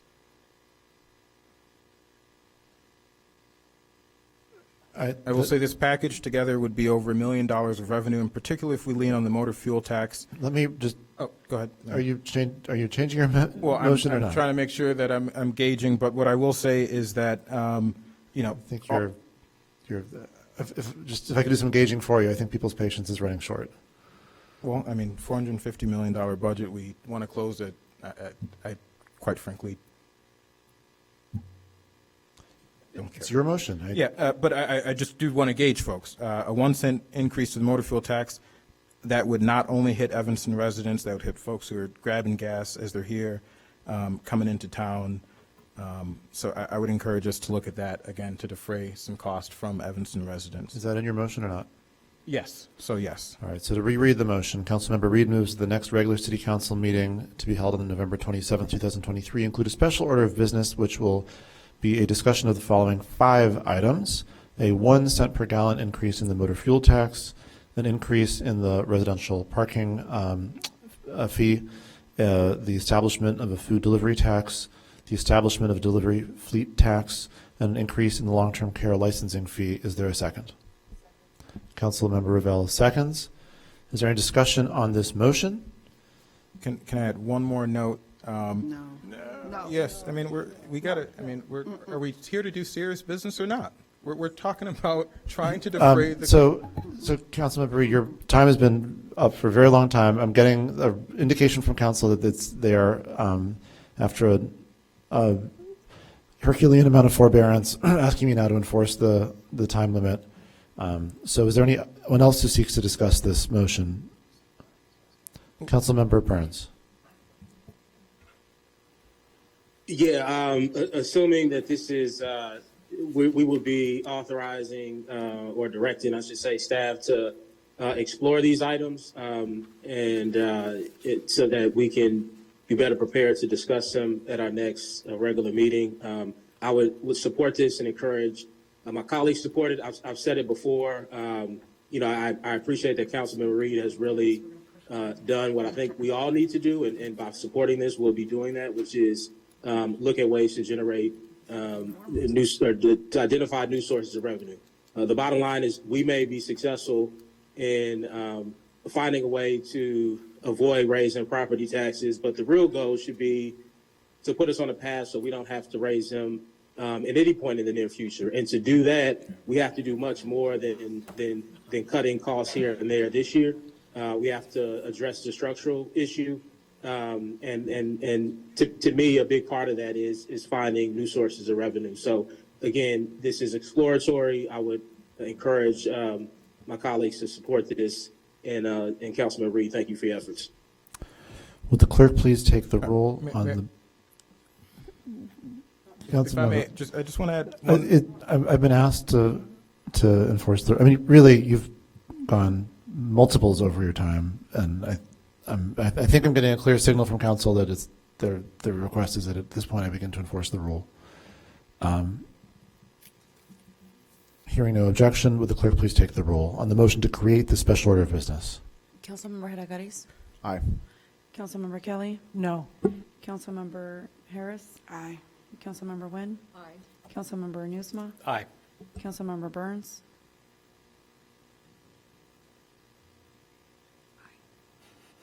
Councilmember Burns? You make it dramatic. Councilmember Sufferton? Councilmember Revelle? Aye. Councilmember Reed. Aye. With 7 voting in favor and 2 voting against, the motion carries. The special order of business will in fact be on the November 27th agenda. I want to underscore what I said after the previous vote. And given this is a shorter time horizon than it sounds like, given the other work on everyone's plate and the holiday. So anybody, and again, I speak not only to the initiator, but certainly especially to the initiator, anybody who has any information or questions that they can get in front of staff early to facilitate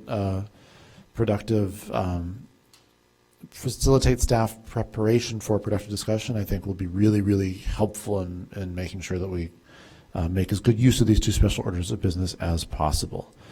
At this time, nobody else has a light on. I think one thing that I think is really clear is that staff has not been given what I would characterize as clear direction on the vacancy rate issue. There's been several different things proposed, and I personally think we need to give staff clear direction on that. So that's one place that I would flag that further discussion is needed. And let me actually stop now and go to you, Luke. Is there anything else beyond that question where you think staff needs further direction before we move on from this? Thank you, Mayor, for mentioning that. I think we do want clear direction on the vacancy rate as well as positions. I know Councilmember Newsome ran through positions, but I'm not quite clear on where everyone else is on positions. All right. So again, if we could actually just go down the line, we've heard from Councilmember Kelly about your preferred position on the vacancy rate being 4%. Can you speak to kind of directionally where you'd like to go on the position? Yeah, I'd like to stick to 4%, but also based on numbers. And I think we're at about 5% this year. No, so there's 2 questions. You've already made your point. Well, I just wanted also staff to, it's really staff that can project approximately where we'll probably be next year based on the addition. I don't want us to be so far off that we end up charging residents millions more. So I think because we're adding positions, and many of those positions, again, we're not going to start hiring until mid-year on those, that it's probably going to be higher than it is this year. So I don't see any. I'm sorry. So just in terms of the number of positions, are you asking, do you feel like it's roughly okay, or is your direction to try to pare it back further? I would like to see it pared back. Well, by those 2 positions, the work speed and so by 2 positions, minimally. Councilmember Harris, can you weigh in on those 2 questions? Yes, I think the vacancy rate should stay at 4%, and the positions, I think, we'll leave them as is. We have work to do, and we can't do the work without the people. Councilmember Nguyen? I think the vacancy rate at 4% is a good spot, and I appreciate the hard work the staff did in winnowing down from 40 positions to the 15.6. So I think they've demonstrated the need for these. I think Councilmember Newsome said 3.5 for the vacancy rate, and the positions look about right. Councilmember Burns, can you weigh in on these 2 issues, please?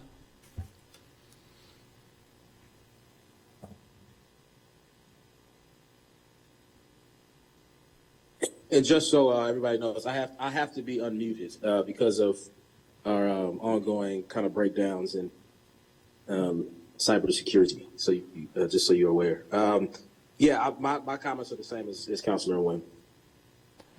Councilmember Sefferden? I would keep the rate at 4%. The food service coordinator, will we have enough information at the end of the year, next year, to know if that was revenue positive? Okay. Yes, we're currently hiring for that position. I did want to point out that several of the positions up on this board have already been approved by council earlier this year. Yeah, I'm just asking, overall. I mean, I would get rid of the tree preservation coordinator, but I know that was approved by council.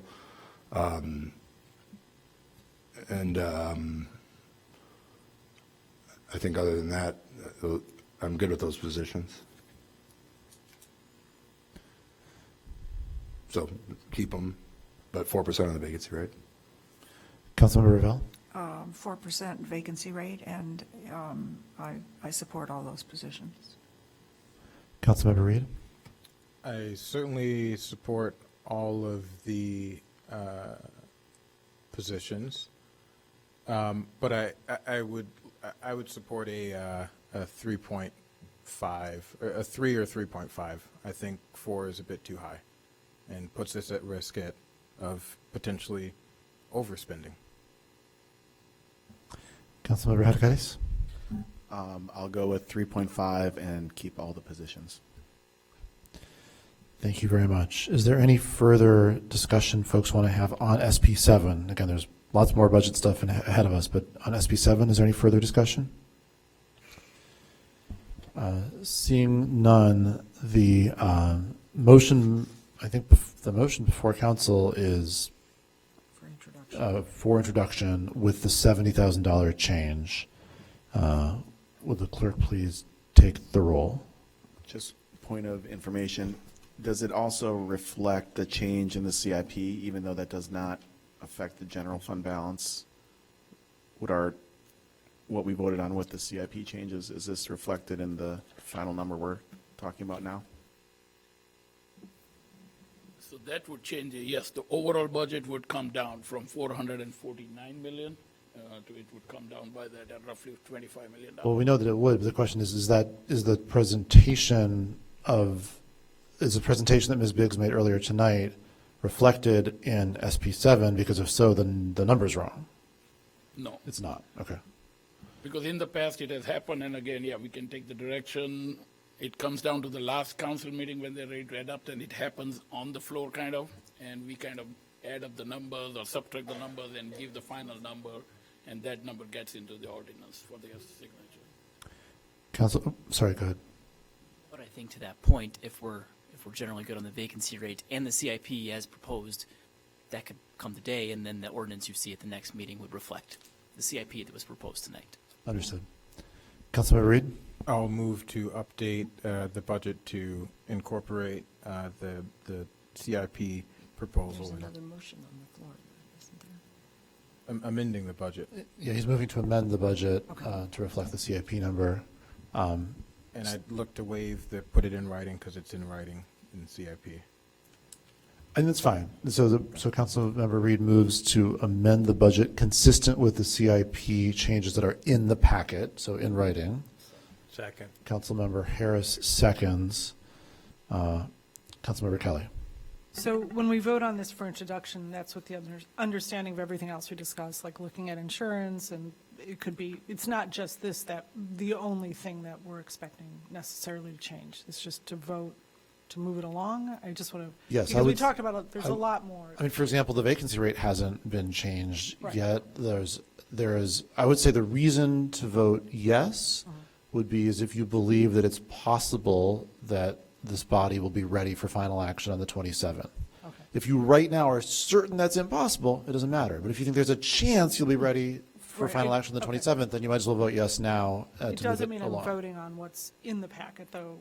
You're voting to move what's in the packet along, but you're Along, not, with the you're not understanding. committing yourself to vote for it next time. And frankly, certain things like the vacancy rate, I think everyone has agreed should be changed. Right, and the majority said 4. So I just want to, I brought up a couple of things, and I will email more, but like the insurance rate, like looking at Mr. Kennedy's list where the devil's in the detail, he has got, millions of just increases that look like maybe those could be reduced.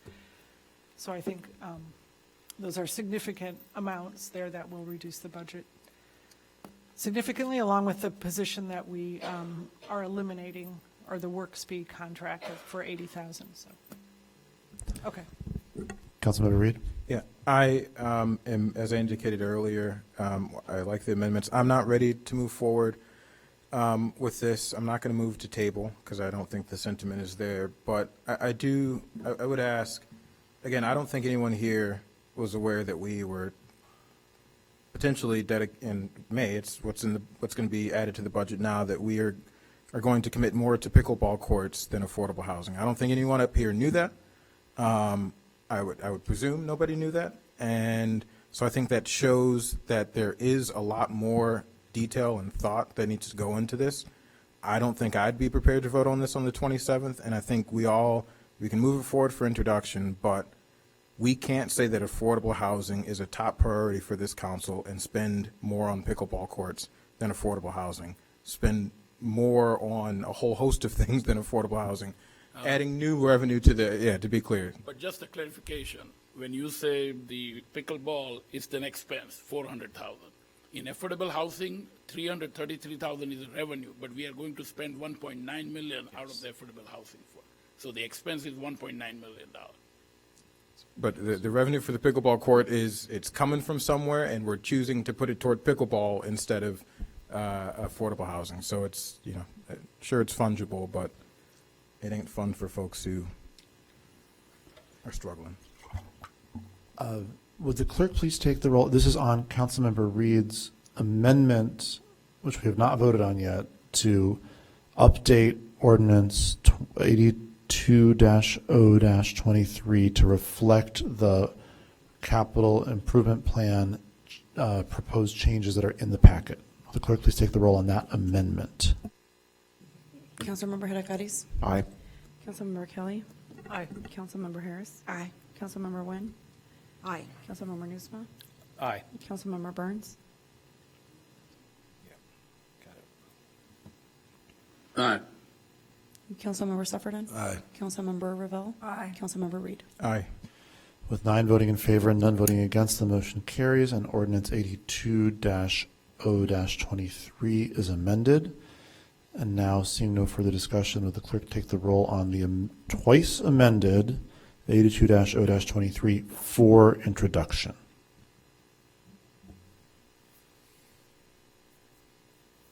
Councilmember Hadakaris? Aye. Councilmember Kelly? Aye. Councilmember Harris? Aye. Councilmember Nguyen? Aye. Councilmember Nusma? Aye. Councilmember Burns? Aye. Councilmember Sufferton? Aye. Councilmember Ravel? Aye. Councilmember Reed? Aye.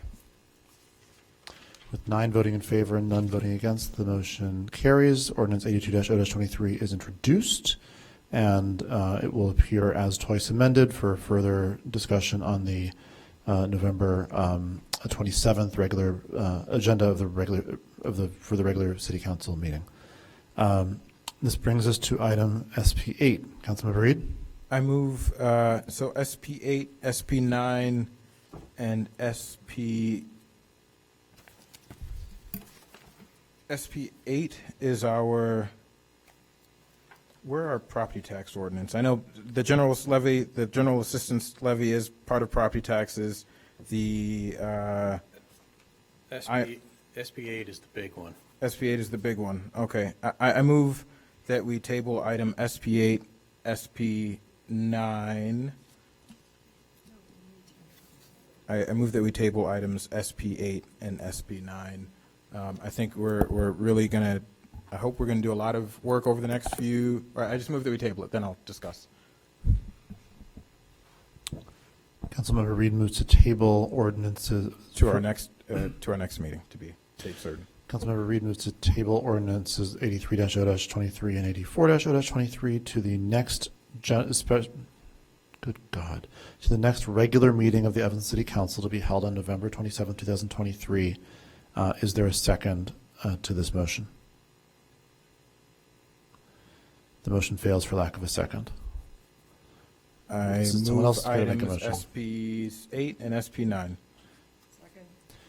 Council- Well, in that case, I move item SP8, SP9, SP10, SP11, SP12, SP13, SP14, and that's it.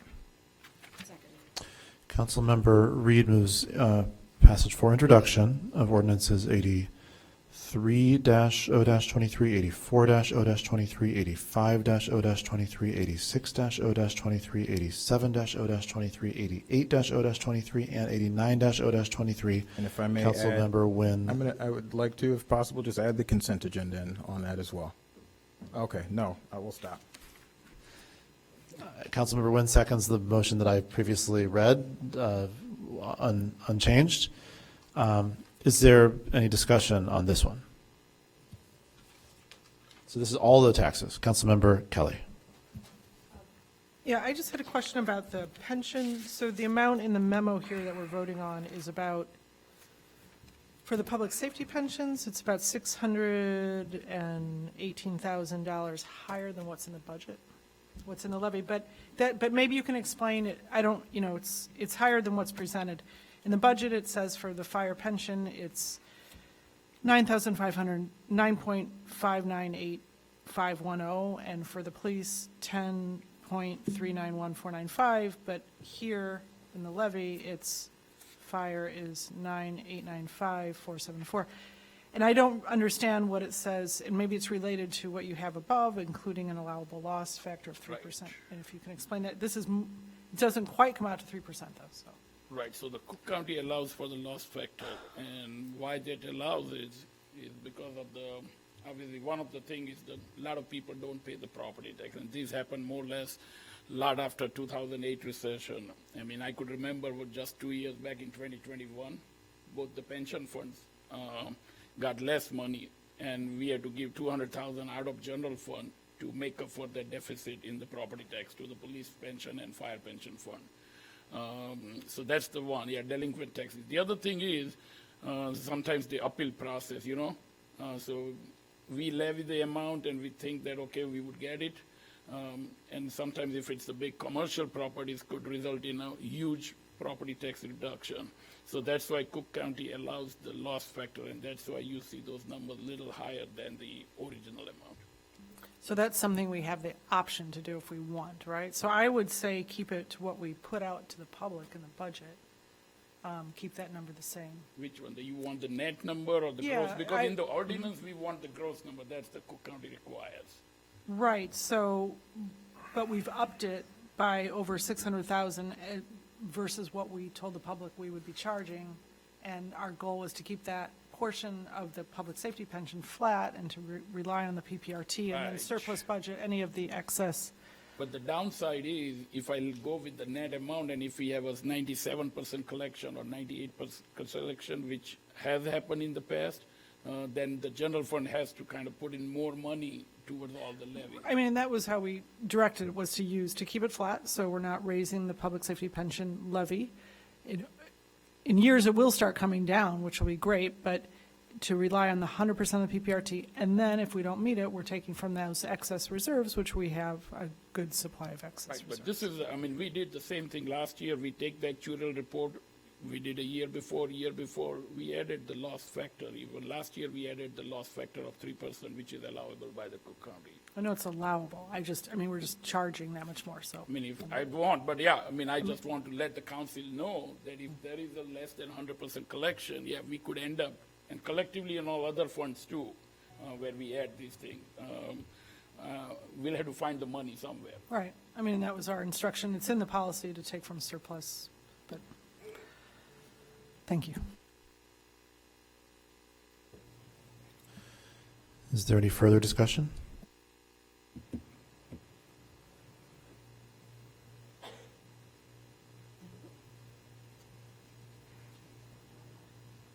Seeing none, I'm going to sort of slowly ask the clerk to take the roll.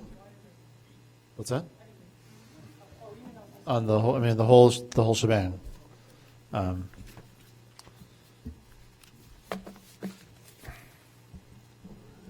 Could the clerk please take the roll? Councilmember Hadakaris? Nope. Councilmember Kelly? No?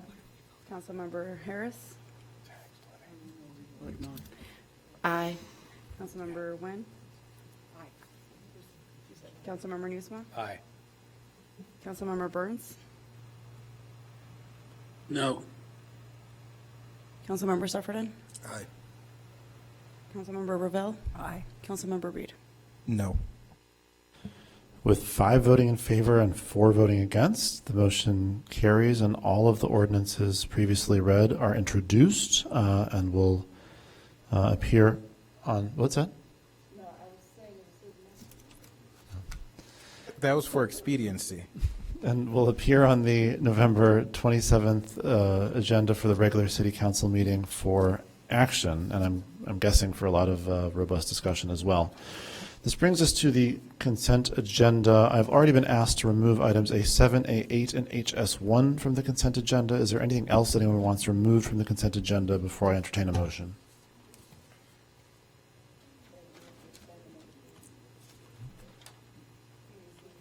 Sorry, A7, A8, and HS1.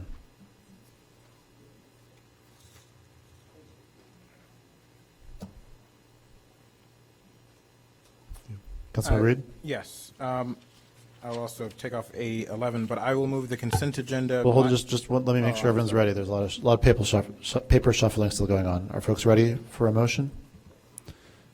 Councilman Reed, go ahead. I will move the consent agenda minus items A7, A8, A11, and HS1. Second. Councilmember Reed moves passage of the consent agenda with the exceptions of items A7, A8, A11, and HS1. Councilmember Harris seconds. Seeing no discussion, will the clerk please take the roll? Councilmember Hadakaris? Aye. Councilmember Kelly? Aye. Councilmember Harris? Aye. Councilmember Wynn? Aye. Councilmember Nusma? Aye. Councilmember Burns?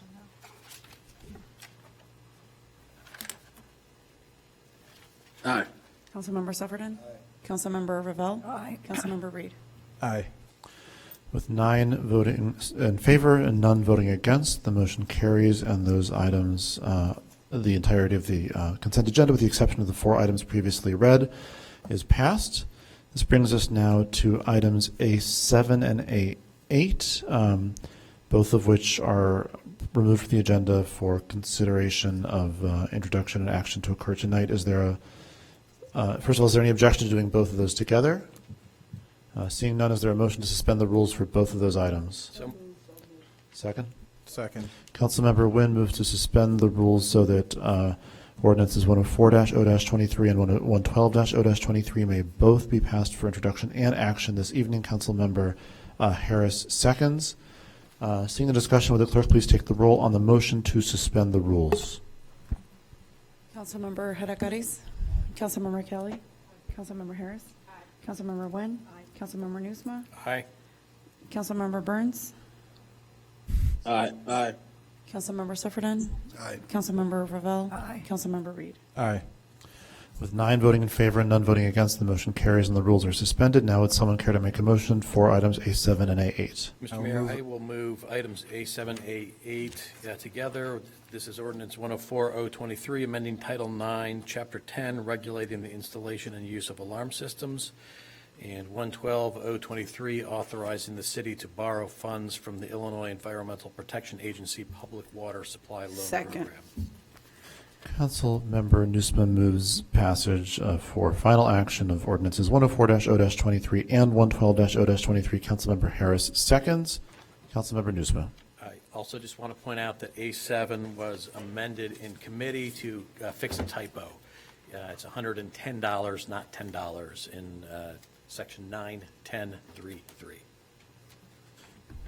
Thank you for that clarification. Seeing no further discussion, would the clerk please take the roll on these 2 items?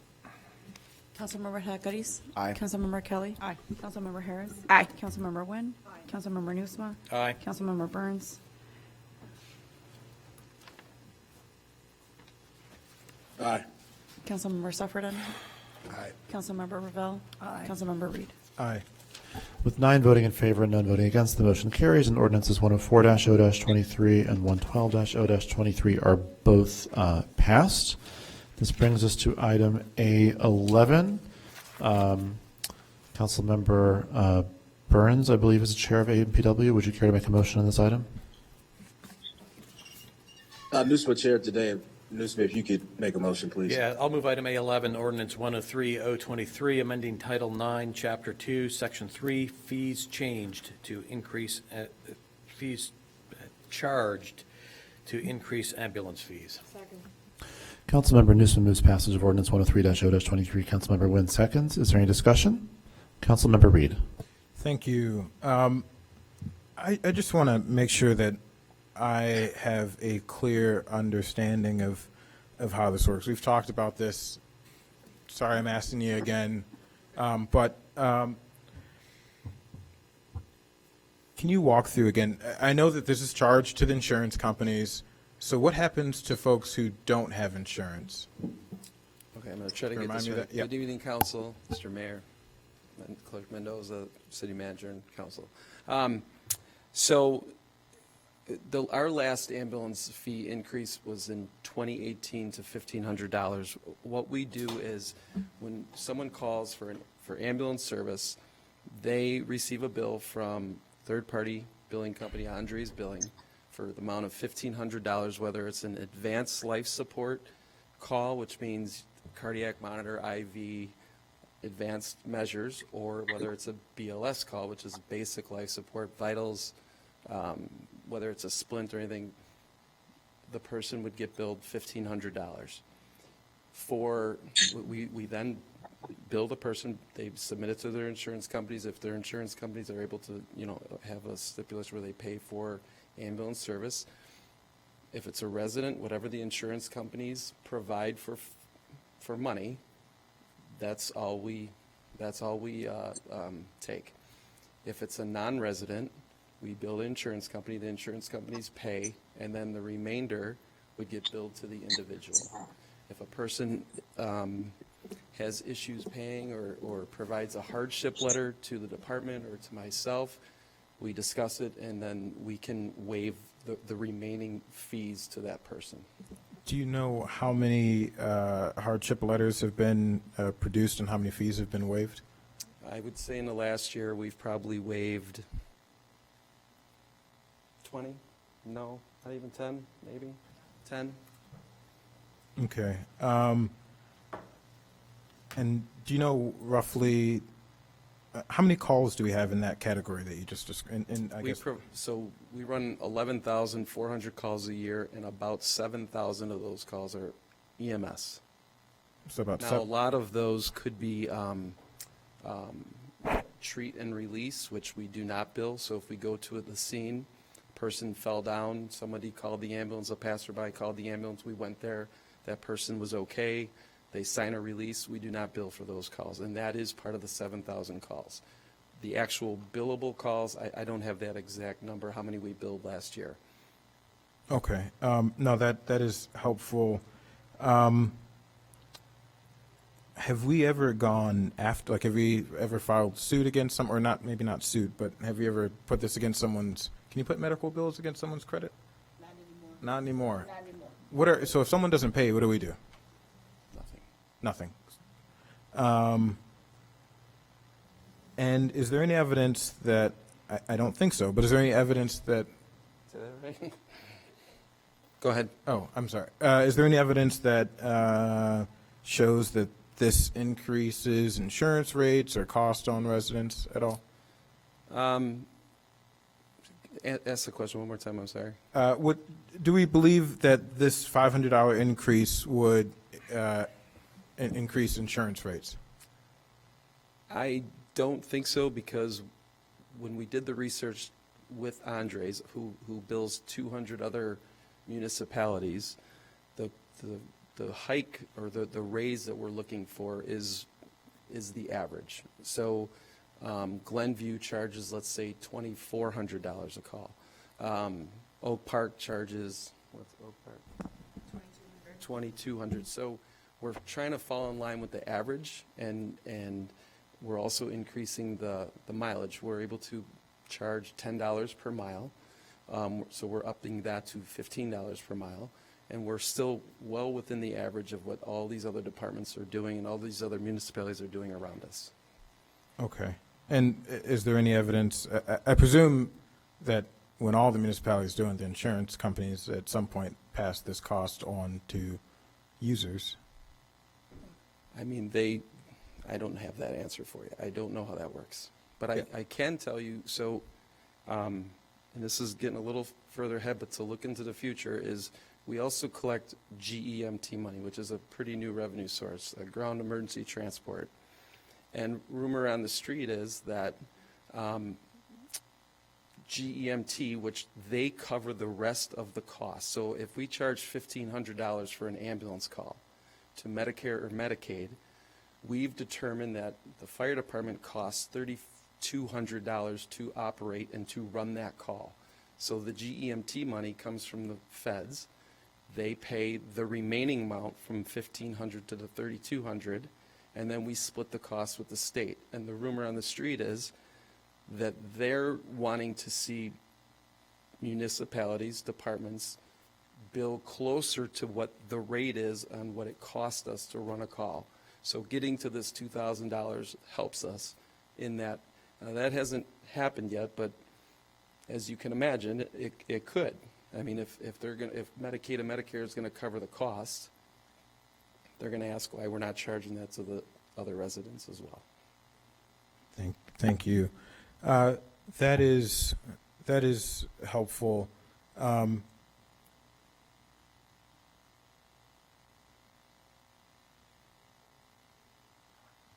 I support this. I think it's important for us to try to capture more of the actual cost to provide services. I think we need to do that across the board with things like parking and things that are far less critical than this. But this is another fee that we're expecting to be passed on to the insurance company. We're not expecting Evanston residents to have to, absorb the cost. And I think we need to look for other revenue sources like this that are small enough that the cost isn't going to be passed on or minusculely passed on to our users, but allows the city to capture much needed additional revenue. Maybe in the next couple of weeks we'll talk about some of those fees that fit that category. But with that in mind, and assuming that this isn't going, it's for action today, so it's kind of late to figure out what the impact would be for the average user at this point. So no further questions, and I support this. Seeing no further discussion, would the clerk please take the roll? Councilmember Hadakaris? Aye. Councilmember Kelly? Councilmember Harris? Aye. Councilmember Nguyen? I'll take that as a yes. Councilmember Newsma? Not here, but aye. Councilmember Burns? Aye. Councilmember Sefferden? Councilmember Ravel? Aye. Councilmember Reed? Aye. With 8 voting in favor and none voting against, the motion carries, and ordinance 103-0-23 is passed. Finally, this brings us to item HS1. Councilmember Reed. I will move ordinance 77-023, amending Title III of the Evanston City Code to add Chapter 35, minimum wage. Second. Councilmember Reed moves passage for introduction of ordinance 77-0-23. Councilmember Harris seconds. Councilmember Reed, followed by Newsma. Yeah, thank you. I want to very quickly, so we saw this, I think about a little over a month ago. There was an amendment made to the ordinance. It was an amendment that I believe I voted for. There were 2 other amendments. And so that one amendment that was made was to increase the threshold for what counted as a small business, or I'm sorry, as a large business, or either way, same thing. What counted as a large business, move that from 51 to 100, which puts us, which is in line with our Fair Work Week ordinance to create some consistency. I think we voted unanimously for that.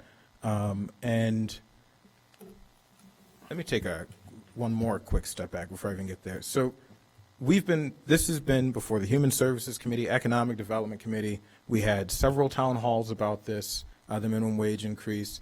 This originally started out as having in it a plan that would eliminate the sub-minimum wage. Bless you. We heard a lot of feedback from our restaurant community that would be, at this moment, untenable for them. We'll see how the experiment works in Chicago. They have passed that ordinance. So we took it out. We took out any reference to a service charge. We took all of that out. The business community then got back together, and after we met those concerns, and they lodged 3 more concerns. One of them being what I just mentioned there, creating parity with the Fair Work Week ordinance. The other 2 were eliminating or essentially reducing the minimum wage for folks who are under the age of 18, who are 17 and younger. At the last meeting, we discussed that I think a majority of us, hopefully, support equal work for equal pay. We support economic independence for our young folks. We want to incentivize young folks to get into the workplace. And I think a majority of us believe in those principles and want to see that happen. So on that amendment, I'm hoping there isn't support to move that particular amendment forward. The other amendment that was suggested by the business community after several town halls, after several committee meetings, human services, economic development, multiple times, private conversations with council members at meetings and restaurants and back rooms, the whole 9 yards happened. And the other item that the business community was looking for us to take out was the automatic adjustments based on CPI, or the set percentage of 2.5%. There are, I think as we noted with the deal with Northwestern, we know that inflation exists. We know that the purchasing power of $1 will not be the same next year or 2 years from now. By keeping in the automatic adjustments for CPI, we give predictability for businesses. We ensure that businesses know at a set schedule what their costs are going to be, and they're able to prepare for that. And then we don't want to have a political battle every few years to ensure that our economic fairness, and to make sure that our workers are making a fair wage. We should ensure that the minimum wage discussion is not used as a political bargaining chip. And then also we want to balance economic growth with affordability.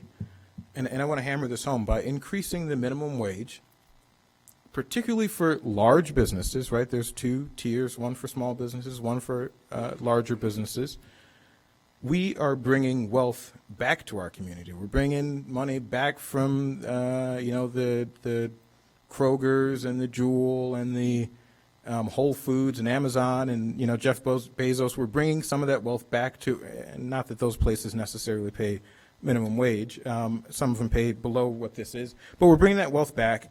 And assuming that, and I think this is a low estimate, but assuming that just 1% of our workers make minimum wage right now, this is $2.7 million that will be returning to our community and circulating locally. That means that minimum wage worker will have more money to go, over $3,000 a year. Oh, geez, am I at a?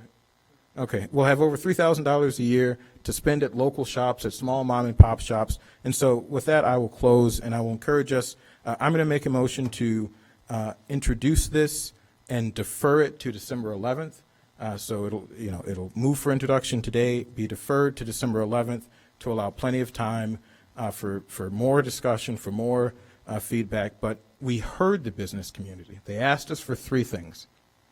We incorporated one of those things, and I hope that there aren't enough votes for the other 2, but if there are, we'll get them in the ordinance. We'll make sure that we're responsive. I don't agree with the last 2, but this ordinance is ready to move for introduction, and I want to make sure that we're providing enough time for that feedback and to make sure that we're following the Harris rule, to give a strong 6 months between adoption and implementation. And so I would move that we, again, introduce this and defer it to the December 11th meeting. So the motion that's on the. So I'm moving to the motion that's before us already that you made was to introduce this. So I'm I'm changing my motion to introduce and defer. Is that a thing is that a thing? Robert's rules. We can take a second to pause and look it up, but yes, introduce and defer is a thing. Just give me a second.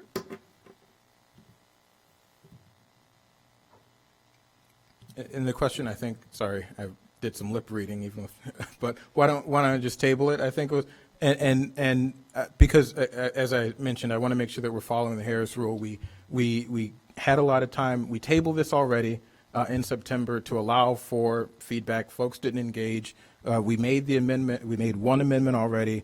There are 2 more outstanding. I hope there aren't enough votes for the last 2. I think we're there. If we need to, make amendments between now and December 11th, we have plenty of time. I will be happy to work with folks to analyze those. And we need to get this done for our workers. This will bring money home locally. And it's not from our taxpayers. It's from our largest businesses who can afford to pay more. I don't immediately see the motion and defer, but I will note that the mayor sets the agenda. So, Mayor, it would be within your power to then move it to December 11th from the agenda. Right. I mean, if people want to go along with it, that's absolutely right. I'm happy to, if that's the preference of the council, council can vote yes on the underlying motion, and I will happily leave this off the November 27th agenda and wait for December 11th, if that's what folks want. Councilmember Newsome.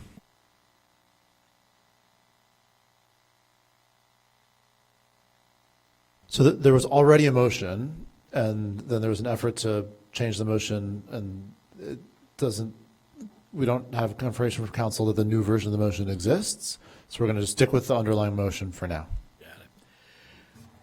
I would like to consider this matter more thoroughly and carefully than I feel like I am capable of doing tonight. So at the recommendation of staff, I am going to move that we table this until December 11th. Councilmember Newsome moves to table ordinance 77-0-23 to December 11th. Councilmember Wynn seconds. Councilmember Reed. Yes, thank you, Councilmember Nusma. I think, we were able to move forward on a big budget that I think a lot of us aren't fully aware of the moving pieces on, all of the moving pieces. I think this is a very clear ordinance. We had months of communication with the business community. They shared what their concerns were. They have not said we oppose the minimum wage increase. They have not said, they've gone, and trust me, they have gone through this ordinance with a fine tooth and comb or nail or whatever the heck the saying is. And so I trust our business community to find any fault they can with an ordinance like this. And the faults that they have found are the ones that were sent to us in a letter over a month ago. And you have made a successful motion to incorporate one of those principles. I would encourage us, for the sake of folks who are making minimum wage, struggling to make it in the city, particularly when we have property tax increases on the line, let us send a message that we're ready to raise the wage in a manner that has not been opposed by the business community, and make sure that we're moving forward principles of equity, of fairness in pay, and ensuring that folks are able to afford to live and work in Evanston. So I would ask that you withdraw your motion, and there's plenty of time between now and December to have those discussions. And if there is something majorly outstanding December 11th, you have my word that I will support tabling it on December 11th if we need to. But I am certain, based on the months of work that has been done on this ordinance, that we can get there by December 11th and be ready to adopt this and follow the Harris rule. Would the clerk please take the roll on the motion to table? Councilmember Hadakaris. Aye. Councilmember Kelly. Councilmember Harris. Councilmember Wynn. Councilmember Newsma. Aye. Councilmember Sufferton. Councilmember Ravel. Aye. Councilmember Reed. No. Councilmember Burns. No. With 6 voting in favor and 2 voting against, the motion carries. The item is tabled and will appear on the December 11th, 2023 City Council meeting agenda. I know that's our last item, just point of very quick privilege, if I may. I would ask that my colleagues. The next thing on the agenda is I call know, the okay, wards. all right, go ahead. Councilmember Hadakaris. Nothing to report. Councilmember Harris. No report. Councilmember Wynn. Councilmember Nusma. No report. Councilmember Burns. Yet again, no report, but I'm going to use this as an opportunity to ask one question to our corporation counsel. I'll save most of all my other questions for the 20th. But I continue to hear from community members that in terms of the Northwestern proposal, that we're not just considering 6 concerts, but also a whole host of other, both outdoor, I guess, events, 10,000, up to 10,000, and I think I hear a number 7,500 thrown around. My understanding is that Northwestern has the ability to host concerts at at that amount currently. Is that true or not? Because I want to try to put that to bed. So hopefully at the next meeting, we don't hear this same argument, or we continue to hear it because it's true. I just want to figure that out once and for all.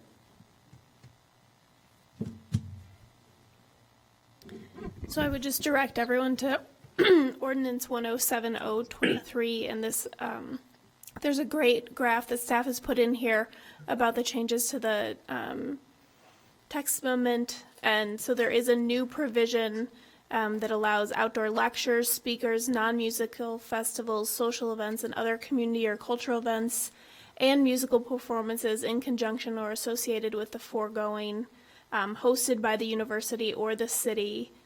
For the capacity, such events as no greater than 7,500 and no more than 60 days of programming occurs annually. Such events shall not include any outdoor plaza rentals to organizations not affiliated with the city.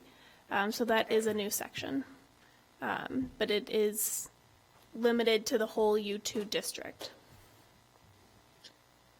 So to my question, are they not allowed to do that now?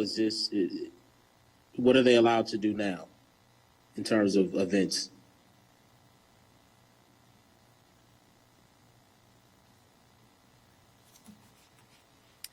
So there's another provision. So currently they're allowed to have attendance at events is limited to 10,000, and then the new language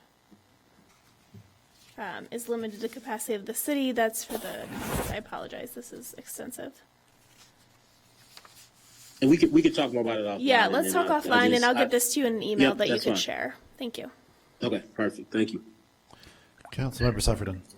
Councilmember Revelle. Could I just add one more thing to the list for Councilmember Burns?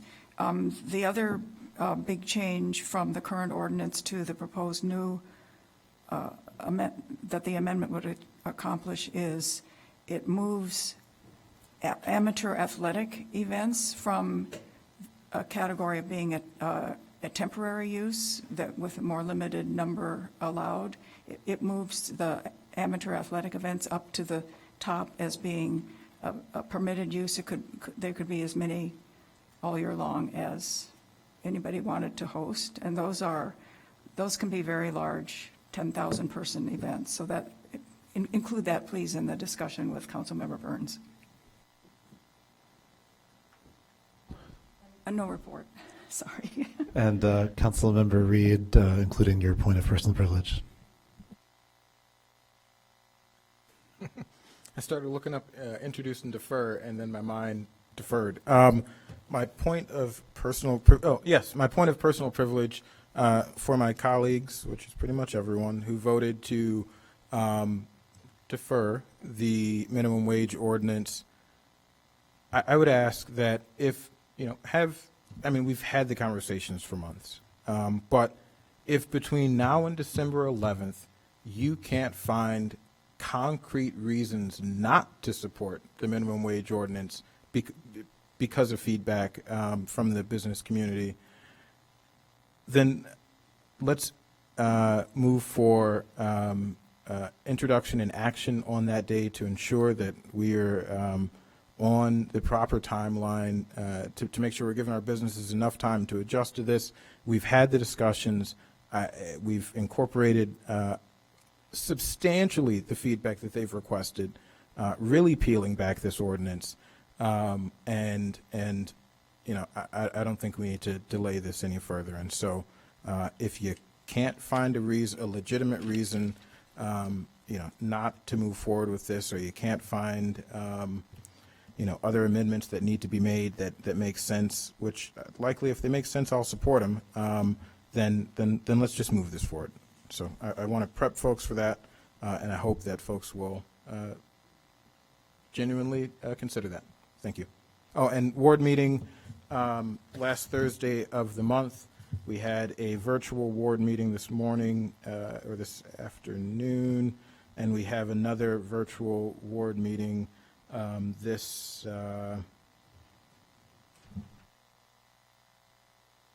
we've already had two virtual ward meetings this month. We'll have our ward meeting on the last Thursday of the month. Looking forward to seeing residents.